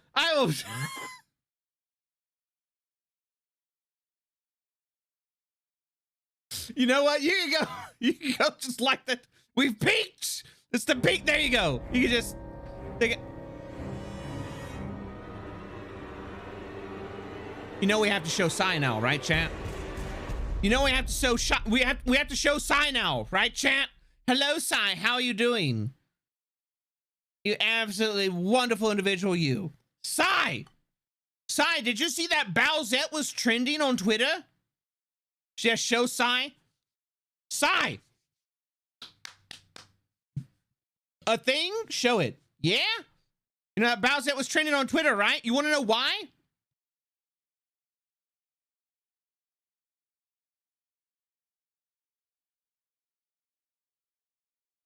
Magnificent. Beautiful. Stunning. Absolute, just perfect. Perfection.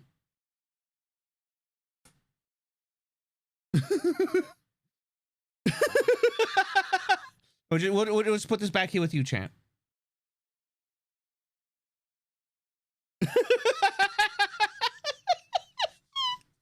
But yeah, no, there's the link for it. Like, please go. Like, that's a beautiful fucking piece of art. I love it. Could Jack Black wear that while singing the greatest song in the world? Cover us with Jack Bowsette.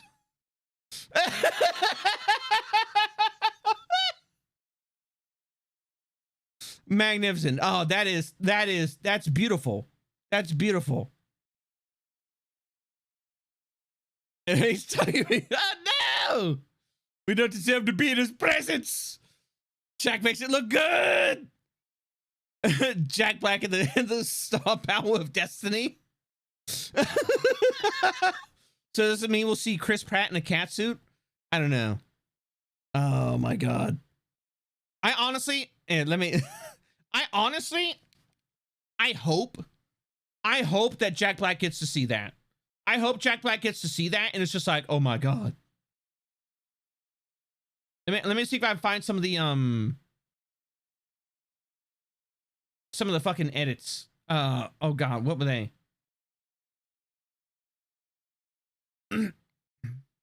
There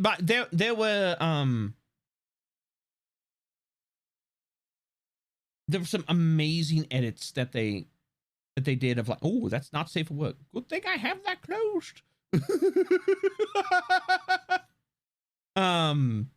God damn it. I'd want to search the Mario movie. Not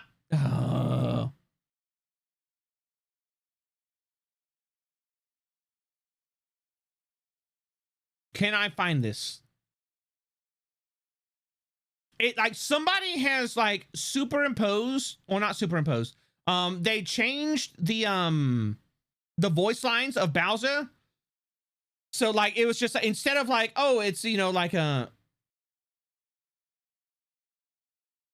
it wasn't just like Bowser being like, like, oh, it's instead of like open the gates, it's just like it's Jack Black's normal voice. It's like, you dick. And it's magnificent, and I can't find it. I wanted to find it for today, but like I forgot to save it. Oh,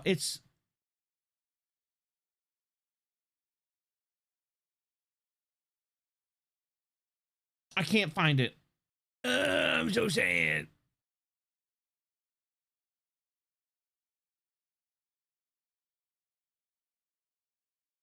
Yeah, all right. Well, the moment has passed. The moment has passed. They already made porn of it. It's Mario. They've been making porn of it for years. I know what you're looking for. I'll look it up. Thank you, RX. Somebody needs to draw Bowser as Eddie Riggs from Brutal Legend. I wonder how Jack Black feels that we're going to be even more thirsty for Bowser. He's probably okay with it, maybe. Jack Black will 100% get it framed, put it on his wall, put on the costume and stage a photo next to the frame picture. I hope so. I fucking hope so. I hope we get to see Jack Black in the Bowser outfit. Because that's magnificent. That is magnificent.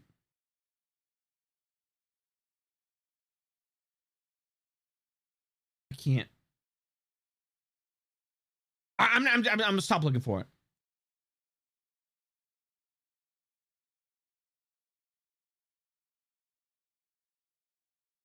He absolutely will if he knows about it. Yeah, I can see that. Jack Black is gold. Ooh. Oh my God.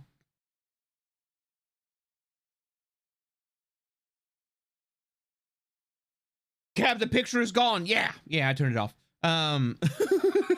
He's definitely not only he's definitely gonna not only wear Bowser costume, but a Bowser head as well. I hope so.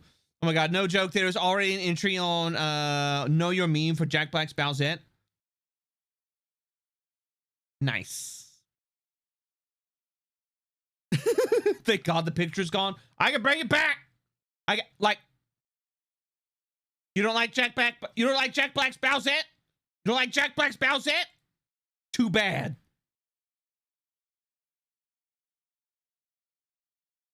No.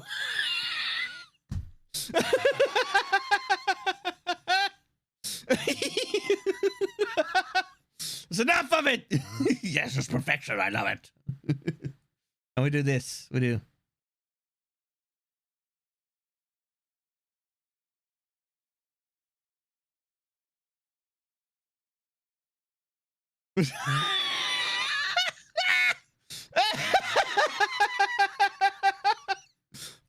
Perfection. The perfect chat box. Everyone loves it. Keep it.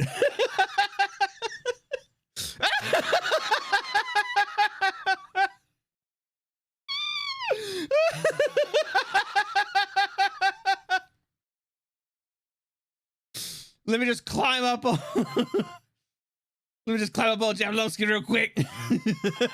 This is peak performance. This is it, folks. This is peak VTubing.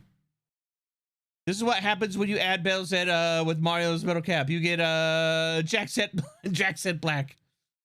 Still better than the toilet goblin. True. Well, I mean, maybe. Depends. Do we now photo with this chat black? Oh my god. Chat black. I want Jack Black as a VTuber. Could you imagine Jack Black as a VTuber and his VTuber model is just himself? It's just a low poly version of himself. Or like a Pixar version of himself. Somebody call fucking Jack Black. Tell him he needs to become a VTuber. He would be too powerful. I want, yeah. So I might have had a moment of weakness. You might have had a moment of weakness, huh? I mean, I can't. Seth, do not call Jack Black and pitch my shitty idea to him. No. No. But if he does need a model, I do know a person. You put him in touch with Joe. There's nothing in your DMs or anything. Oh my god.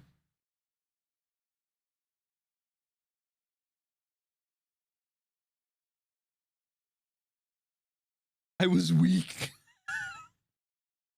Man, just sending me a picture. It's just a bunch of fucking magic cards. It's just a bunch of magic cards.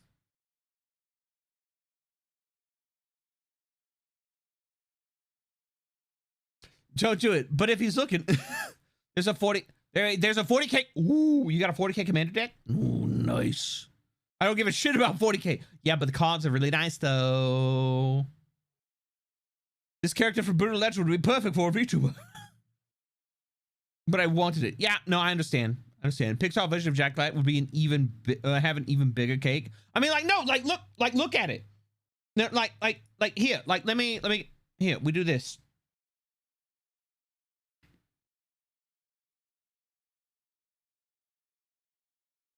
Like, imagine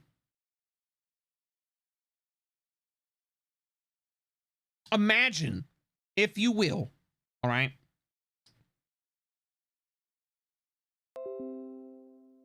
No Windows update, fuck off.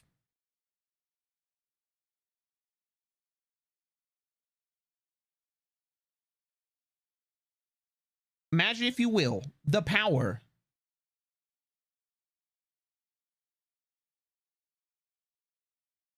of Sapaki Joe, who is my 3D modeler, by the way. Imagine the power of Sapaki Joe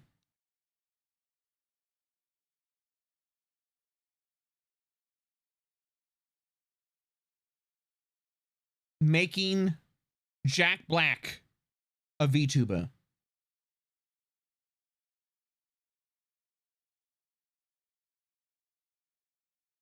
By me.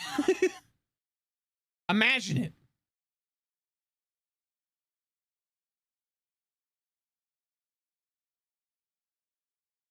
A 3D Bowser VTuber. I think that would have to be worked out with Mario. But yeah. Yeah. Imagine that kind of power put in the hands of Jack Black.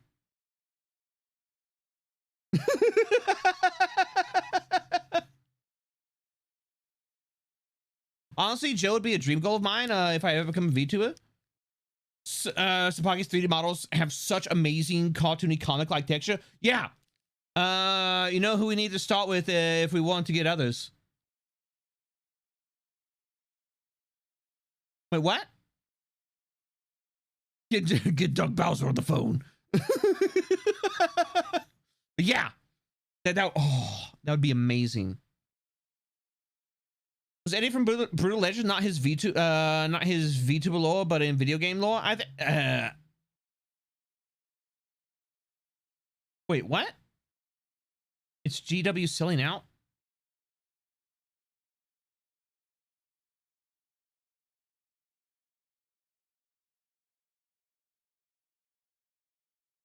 I'm gonna go. Oh, Magic the Gathering added Warhammer. I don't think it's GW selling out. I don't think it's GW selling out. Like, one of the things, like, Warhammer has always been a super strong franchise. The fact of the matter is they're just really bad at fucking branching out. And this is probably one of the smarter moves that they've made. GW shit sold out ages ago, if ever. I mean, like, here's the thing. Would you rather G-Dubs just stays and does tabletop shit? Or would you rather have games like Space Marine? Like, oh god, what was it? Like Dawn of War.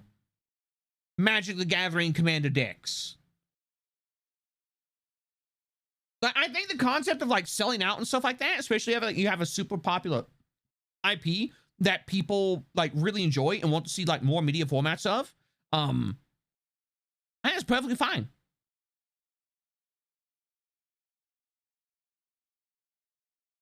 Because otherwise they stay in their little hole and they stagnate and they fucking die. They just need to hire the people who make their fan content. What they need to do is they need to stop DMCAing people who make fucking fan content. It's better than keeping it to overpriced minis. Like, see, like, that's the thing. If, like, here's, like, best case scenario. GW branches out. They have, like, Warhammer games. They have Warhammer merchandise. They have, you know, like, Warhammer media. They have, like, all of these things going on. GW is pulling in money, and they're like, well, we don't need to, like, make over fucking priced plastic models anymore.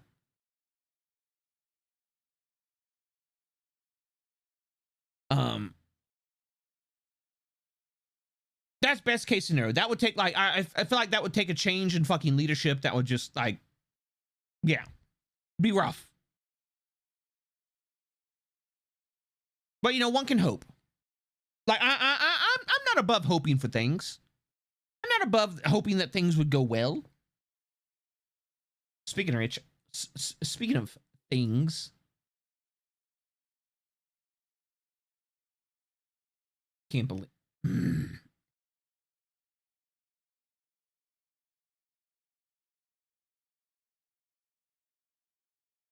Twitter's just godhand nippers.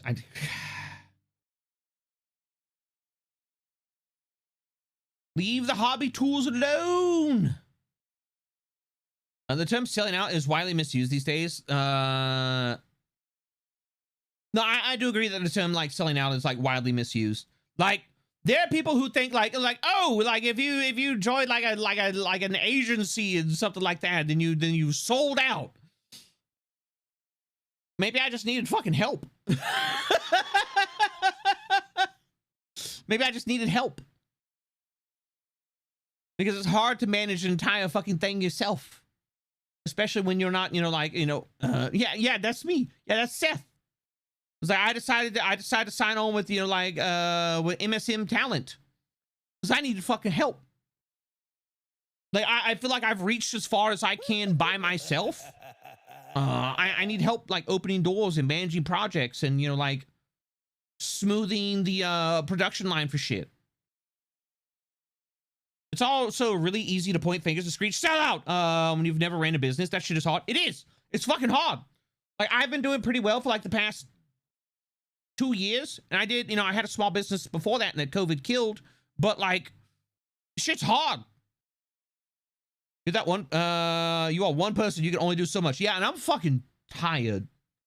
Now, honestly, I feel like my content has suffered as of late because I've just been fucking tired. Because I'm like, I need to do all these things and manage these things and get this thing going. And I need to look for the future on that. And, you know, like, you know, predict to see if this thing is going. And I'm trying to reach out to these people and, you know, reach out to those people. And, like, I'm fucking tired, bro. Aren't we all? I mean, like, yeah. If GW got their fan content act together and maybe branched out into at least semi-decent movies and or shows, it would really push their brand out there. Many franchises seem to be doing that this day. Yeah, like if they sat down and made like a really like an actual like really really good like plan laid out, story laid out, fucking, you know, like I say Game of Thrones level, but you know, like what Game of Thrones should have been if they didn't just, you know, like fucking check out for the last 2 seasons because they wanted to go work on Star Wars and then fuck that up too. Like a multi-season like Warhammer series. It would have it would have been really it would be so good. Now is intentionally using underhanded tactics to squeeze more money out of customers when you are already making a healthy profit. Selling out is crossing an ethical and moral line, not making an intelligent business decision.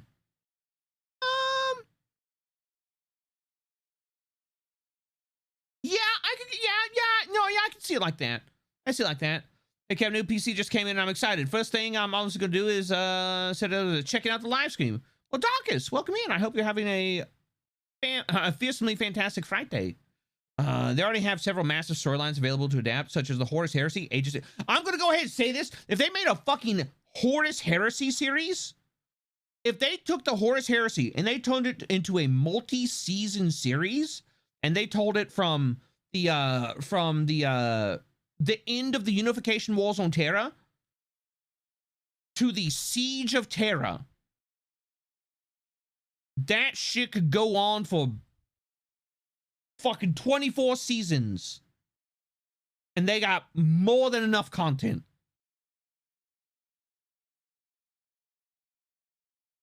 Like that would be a sci-fi epic, the likes of which we have not seen put into a series. But I really miss TTS. I can't believe they decided to block all that stuff behind their own damn streaming crap. Yep.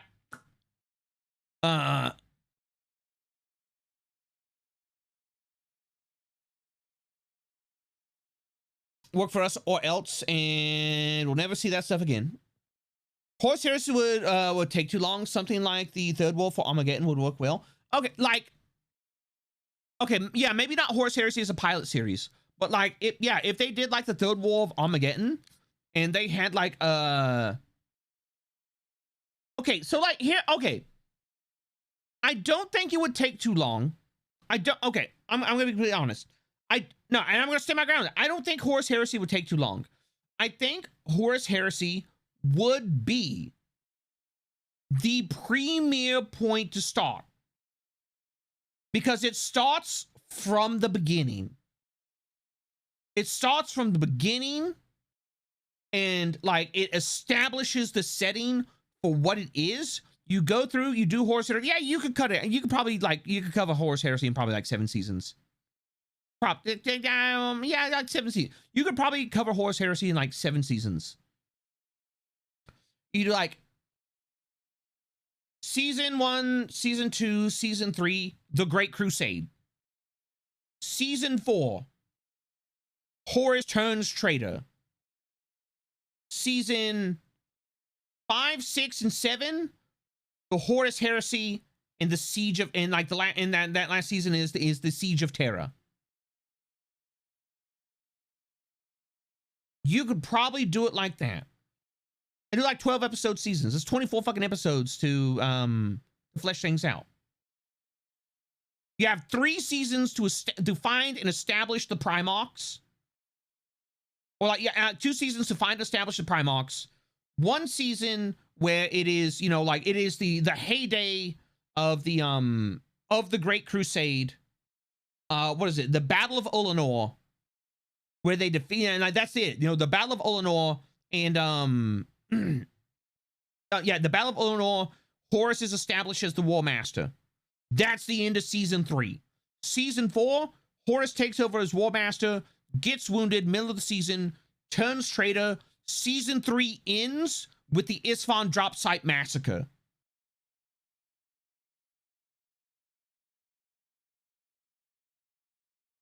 And season 4 goes in with the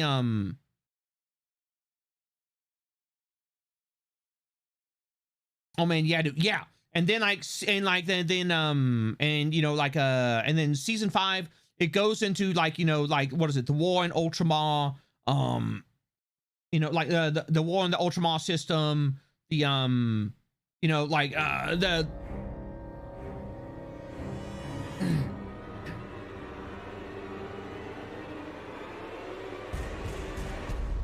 well, hello witness, how you doing?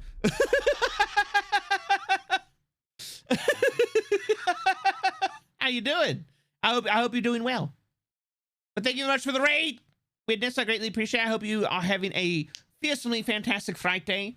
And raiders, welcome in to the live scream. If you know Witness Master is not only a friend but also a mod of the channel.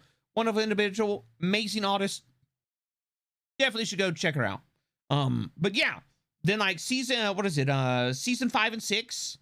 It's, you know, the traders making the, and that those would be seasons that focus on the trader legions. It focuses on the trader Primarchs and like their journey to Terra. And then the last season is the Siege of Terra. And like the last episode is, you know, the last episode is the Emperor is the battleship on Horus, is the battle on Horus's flagship, the death of the death of Sanguinius, the death of Oleanus Pius, and the Emperor being placed on the Golden Throne. And what you could, and you know, and like the Emperor's placed on the Golden Throne, and it's a shot of like panning out of the Emperor sitting on the Golden Throne, and it slowly fades in to the corpse Emperor sitting on the Golden Throne. And it's just like,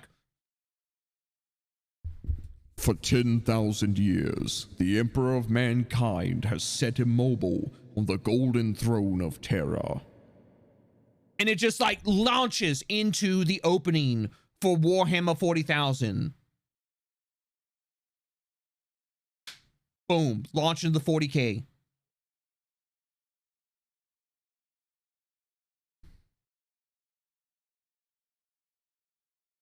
There you go.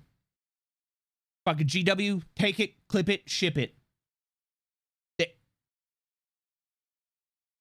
Then they could do Indominus. Yeah, then you could do like 40K and then you could launch it to Indominus. All right, here's the plan cap. Write a screenplay and just read it to us. GW doesn't have years of Horus Heresy novels to use as reference if they ever get stuck on what to do. Yeah. Yeah. Write a screenplay, give to Netflix, make money. At least they're doing something new. True. True. Like a lot of people are just like, oh, not the Super Space Marines, but like, no, I get it. I get it. And like, I'm going to be completely honest. Space Marine line needed an update. I hate it because Super Space Marines, a lot of people do, but like, you know, like it's, you're taking like the classic Space Marine and like, you're making them feel like Space Marines. Because that was my big thing. Like for the longest time, like, oh, it's a Space Marine. He's 1 wound and he's toughness 4. What?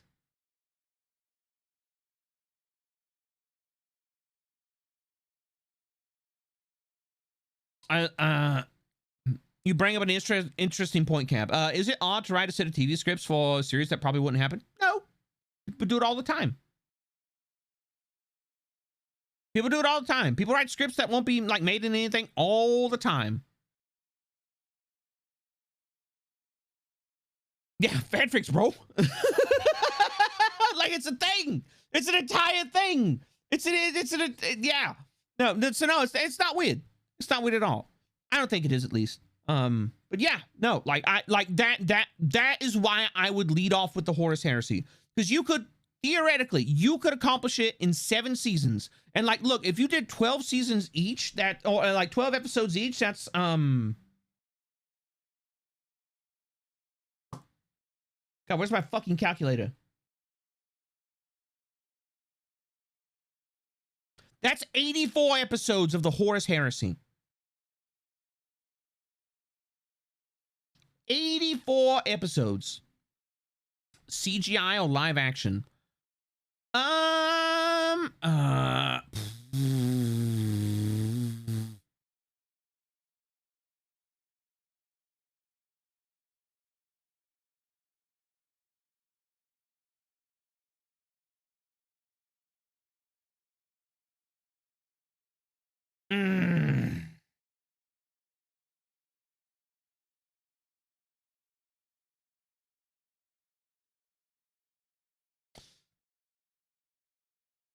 Full Jim Henson. Oh my God. CGI, the tech is now good for it. I would say if you were going to throw like a huge fucking budget behind it,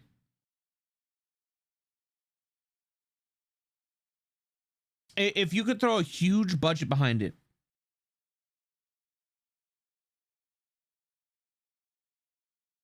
then go with live action like with CG elements. But like, yeah, live action hasn't done well lately. Live action has not impressed me recently. Well, I see, like, it's like here's the thing.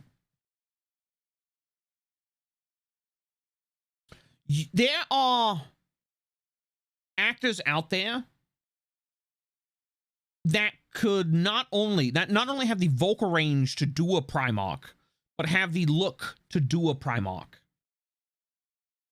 Cowboy Bebop. Well, Cowboy. Okay. All right. Here's the thing. All right. No, I got fucking words for Cowboy Bebop. All right. What they did with fucking Cowboy Bebop was a goddamn atrocity. All right. Because they took Cowboy Bebop, which was already fucking written. All they had to do was do live action of it. All right. And they decided they were going to write their own fucking story for it. Do not hand somebody a script that they're not willing to adapt faithfully. All right? And that's what they did with fucking Cowboy Bebop. They handed the script and like, well, I don't want to do Cowboy Bebop. I want to do my own story. So I'm going to do Cowboy Bebop, but better. No, fuck you. Do the goddamn story you were handed. That's what they should have done. But no, they fucked it up. They fucked it up because they didn't want to do Cowboy Bebop. They want to do their own special story. And they could have just done fucking Cowboy Bebop.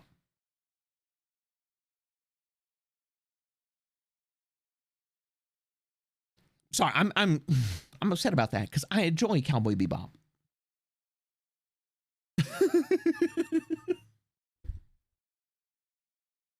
What they should have done is they should have gotten writers and directors on that. And they should have gotten people on there that were fucking Cowboy Bebop fans. Isn't that for every adaptation, Cab? Instead of following an already great and existing story, they do some dumb twist somewhere? Sometimes. But sometimes people do it because it's good. All right? Like taking a story and like making it your own, but like doing it in the while staying true to the oh God, what's the word I'm looking for? To the source material. That's a recipe for greatness. But that requires somebody who is passionate about it, who knows the source material, who loves the source material, who is familiar with it, in the spirit of, yeah, and they adhere to the spirit of it. With Cowboy Bebop, they didn't give a shit. They didn't like Cowboy Bebop. They didn't fucking care about Cowboy Bebop. All they cared about was like, oh, I want to make my own story and paint it in Cowboy Bebop colors.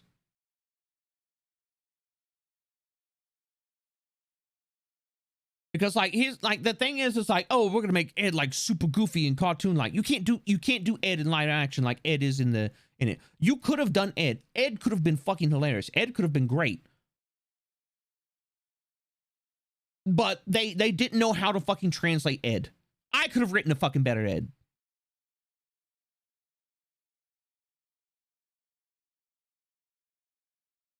The Netflix One Piece live adaptation is destined to bomb. They even got a community to help out, and she couldn't save it from itself.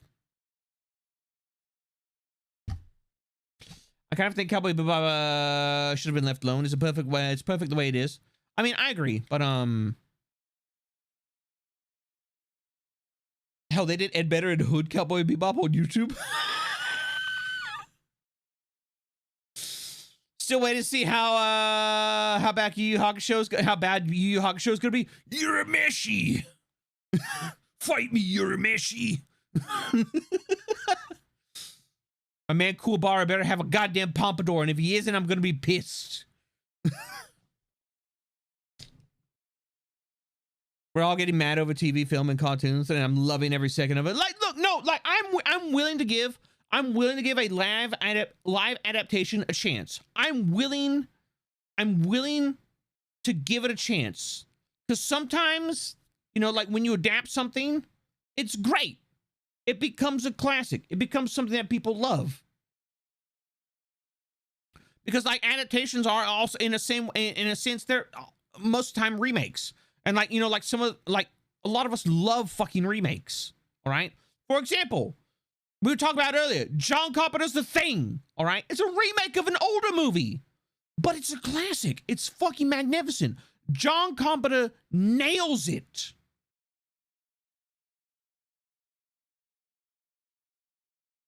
But then they missed the mark on the prequel.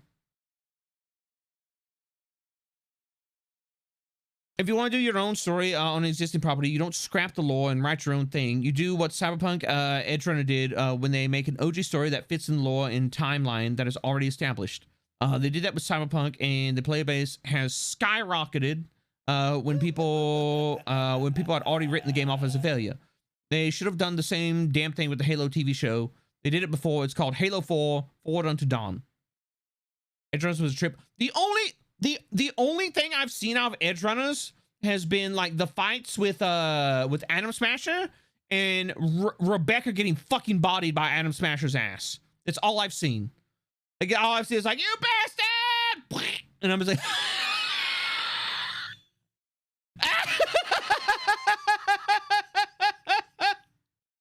that's all I've seen of Edge Runners. And I'm just like, that's brilliant. Yeah, I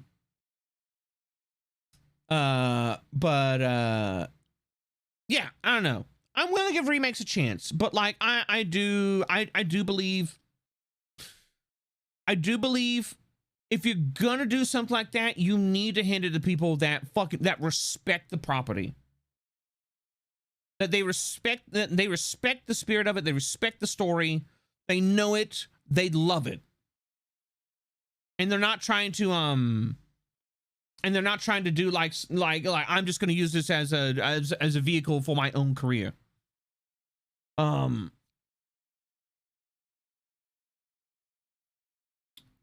2011 is a great example of respecting the property for the most part. I've heard good things about the new Dune. I'm going to be honest, I'm not really big into Dune. I didn't see it. I only watched the old Dune because like a friend was watching it and we were just hanging out. They made the right call to changing the title's name from the source manga, because the manga is about lesbian Marines fighting aliens. What? Huh. I don't hear that. Cap, Edge Runners is worth watching. I was drained like a random marathon after watching it. I was No Man's Sky by Cyberpunk when it launched, and I've thought about reinstalling it.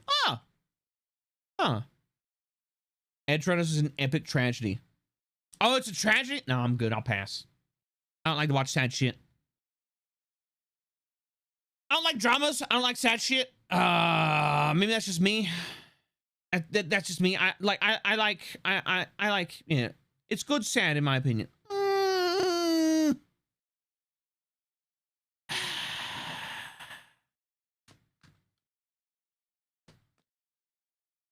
I'll think about it. I promise nothing, but I'll think about it. My life is tragedy. Why would I watch more? I mean, in a lot of ways, yeah. No sad for me, thanks. Yeah. It's a very cyberpunk ending. Yeah, like, how do I put this? So, like, one of my favorite authors is Dan Abnett. I was talking about Edge of Tomorrow. One of my favorite authors is Dan Abnett. Who has read Dan Abnett's Gaunt Ghost series?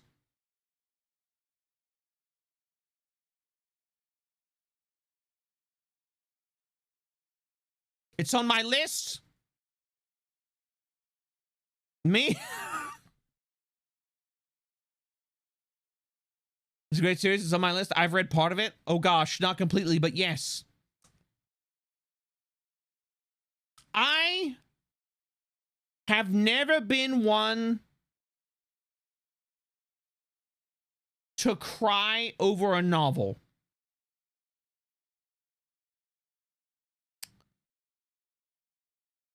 But I have read the entirety of Gaunt's Ghosts. That book series for about a week broke my fucking heart. No spoilers, please. No spoilers, please. No spoilers, please. But yeah, if you're looking forward to reading Gaunt's Ghosts,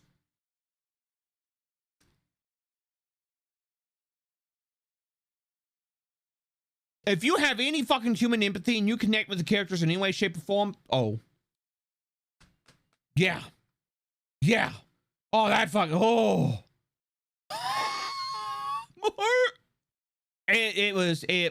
I'm moving it up on the list now. Yeah.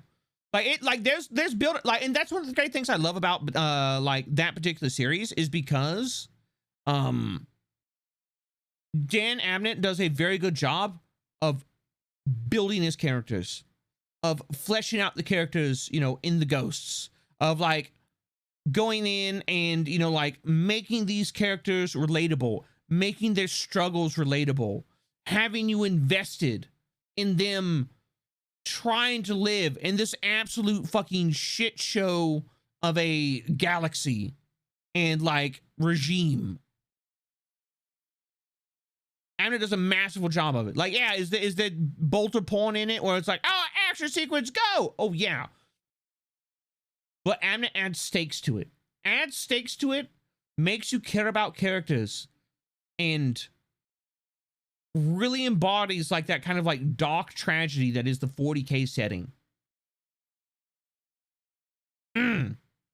It's so good. The whole point of Cyberpunk is that the city and the system is the final boss. Unless you get rich and make it, you die trying, and that is what happens. It's predictable and always happens, and it's beautiful and sad, and you read it because the characters are the brightest stars that burn the fuck out. That is the entire genre. All right, I can see that. I can see the appeal of that. How do you feel about Dan Abnett working on Dogtide? Oh, I would not ask for any other 40K author to work on Dogtide. That is part. I'm gonna be honest. That is part of the reason I'm hopeful for it. With Abnett working on Dogtide, I'm just like,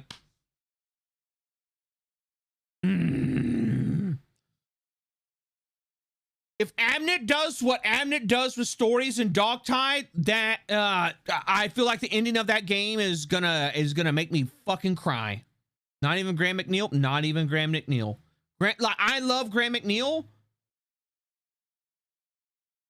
but McNeil has not gotten me the way Abnett does.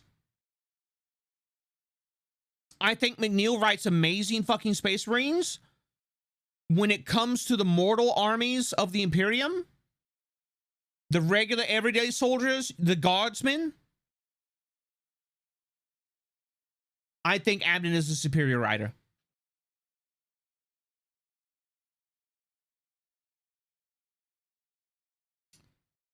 McNeil writes good heroes. Abnett writes good everyman.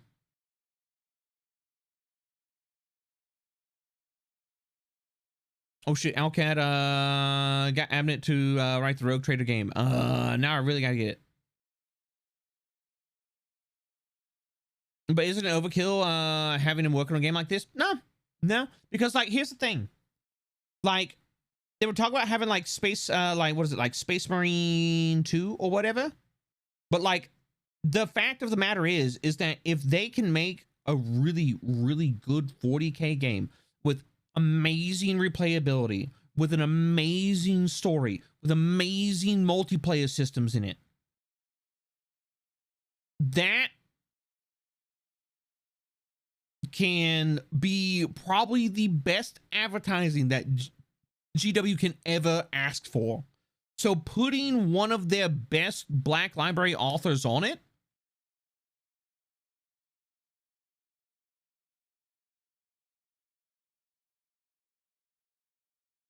or is Darktide one of the Total War games? No, Darktide is in the vein of Vermintide, except it's set in the 41st millennium. No, it's set in the Warhammer 40,000 universe. And it's like you play as like guardsmen, psychos. What is it? The fucking oh god, what are they called? The guys with the power shields and the power sword. No, not the Ogren. Ogren is the giant man with the grenade shotgun. Inquisitor? No, it's no, it's not Arbitus. It's not Crusader. There we go. Yeah, Crusader. That's what. Yeah. So like, and that's the classes that we know is you have the Guardsman Veteran, you have the Crusader, you have the Psyker, and you have the Ogren are the ones that we know of at the moment. Maybe more, but you can also like. There's also gonna be ways to like customize and apparently like customize your weapons and do like. There's gonna be a fuck ton of customization. Crusader, the holy beatstick. Yeah, it's a dude in Giga Carapace armor with a power shield and a power sword, or or power hammer, or like whatever. But he goes in, he fucks shit up in melee range. The Zealot. Oh, they call it the Zealot. Okay. I was thinking of them from the tabletop because like I used to run a block of them like in my Imperial Guard. Like I had a block of of Crusaders. And like they had like the power shields and everything like that, and like we're gonna run in the screen, and they were absolute hell on a stick for most folks to deal with because they weren't expecting like they were expecting Ogren, but they weren't expecting fucking storm shields. They were expecting like storm shields and power swords and metric fuck ton attacks.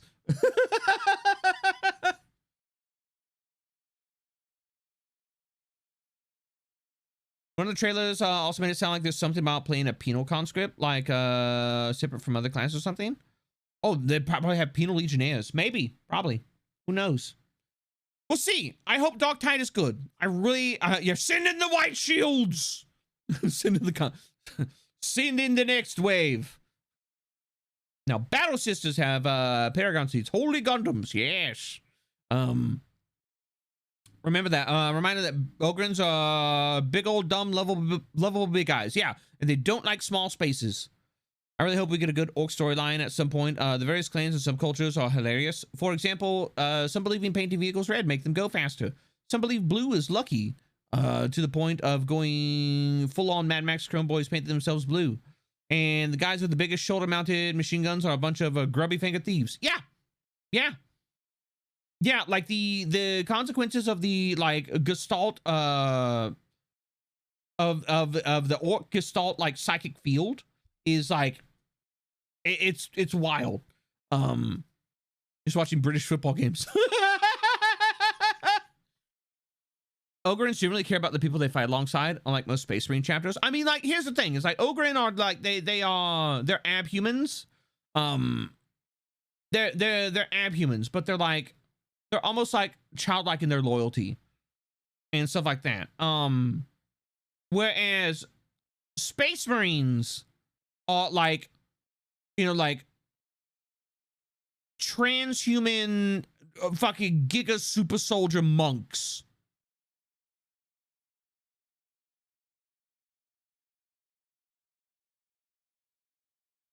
The Orchestral subconscious is wild. It is. That's one of the things, that's one of the, yeah, Commissary Yarick. One of the things is it doesn't just affect orcs. One of the, it's hinted at that Yarick, okay, so Commissary, for those who don't know, Commissary Yarick is a character within the Warhammer 40,000 universe. His arch nemesis is Gazgul Ultraka, which is also known as the Prophet of Gork and Mork, which is a big, giga level war boss of the orcs, like legendary level. Literally was beheaded and then was brought back by having his head sewn on the body of a bigger orc. But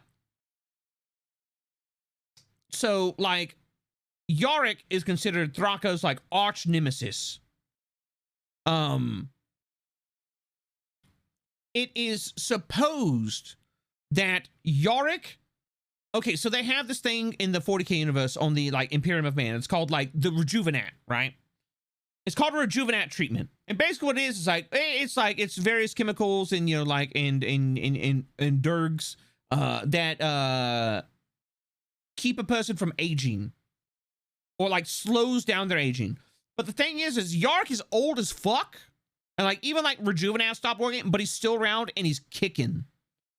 And it's thought that Yorick has so cemented himself in like the orc subconscious that the orcs believe he will never die. And that is why Yorick is old as fuck, but he's still like lugging around like a big orc power claw and like is still going out and fucking chasing down Gasgul. Because like the orcs have a like a collective like gestalt like psychic like subconscious, and that, you know, when they paint things red it goes faster. When they, you know, like when they paint things blue it tends to be luckier. It's weird. Orcs think that he'll never die because they want a good enemy like him. Yeah, and like it's wild. friendship is war. Sounds like him and Dante should have a 1v1. It's literally mind over matter. Like it, like, you know, like individual like human psychics. Like there you have like human psychers, which are just like, I'm gonna channel my own power. But like orc psychers channel like the collective psychic power of like the orc subconscious. And like that, and they're called weird boys. And instead of like, this is my own power, they just have a way to tap into that and channel it. But if they channel, like literally it's so much that their heads will fucking explode if they channel too much. Yeah, I'm a tank, I'm a tank, I'm a tank, I'm a tank, I'm a tank. They're just like orcs like forming up and like making the shape of a tank. And they're just like, I'm a tank, I'm a tank, I'm a tank, I'm a tank. So is Cab invisible in 40k?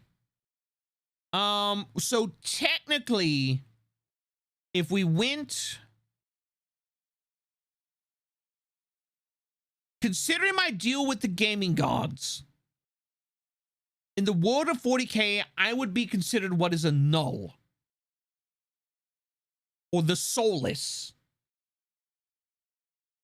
I would basically be anathema to all psychic phenomenon.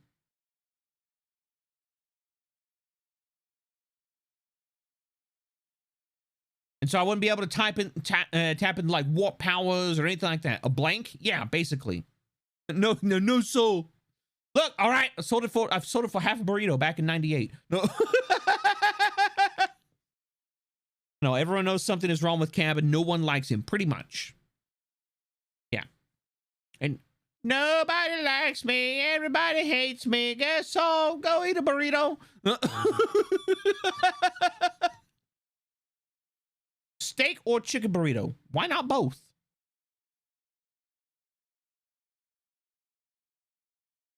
And even a full burrito? Look, okay. I don't think,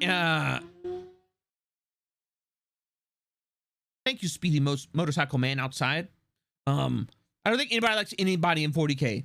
Look, even in the 41st millennium, love can bloom.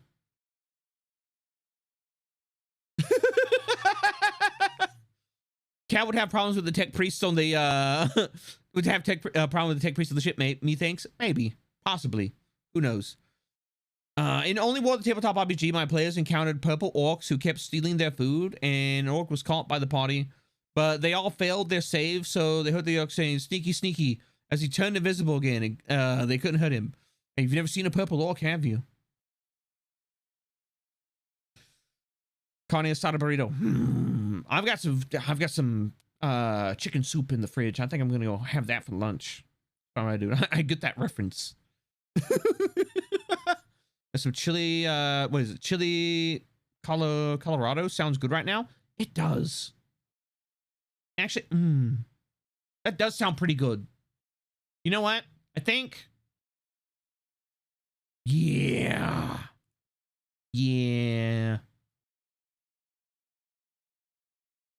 Make sure you have some grilled cheese sandwich with the chicken soup. Nah, no, I don't want to make a grilled cheese. That's it feels like too much work. But it's a Mexican chicken soup. It's, you know, sopa de pollo.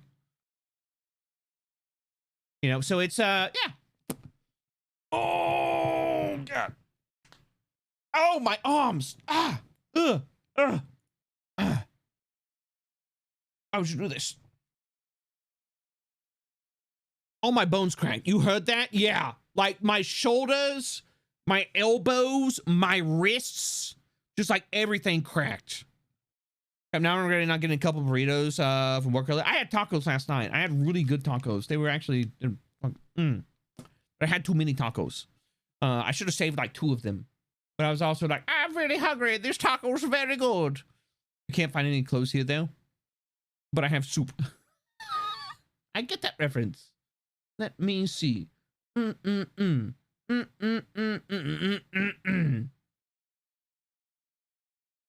know what? We're going to... You know what? You know what? We haven't done this in a while.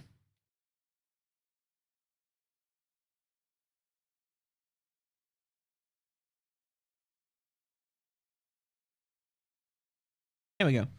Are we ready? Yes. We're gonna go watch VTuber news. Why? Because this is what I'm gonna go heat up my soup and I'm gonna go watch the news. But no, if you don't know False is an absolutely amazing content creator. False does like the absolute like Giga Chat strategy of going and keeping up with all the going arounds on like Twitch and like with VTubers and everything like that. And like, I'm gonna be honest, I would have no idea what the fuck is going on with VTubers if it wasn't for False.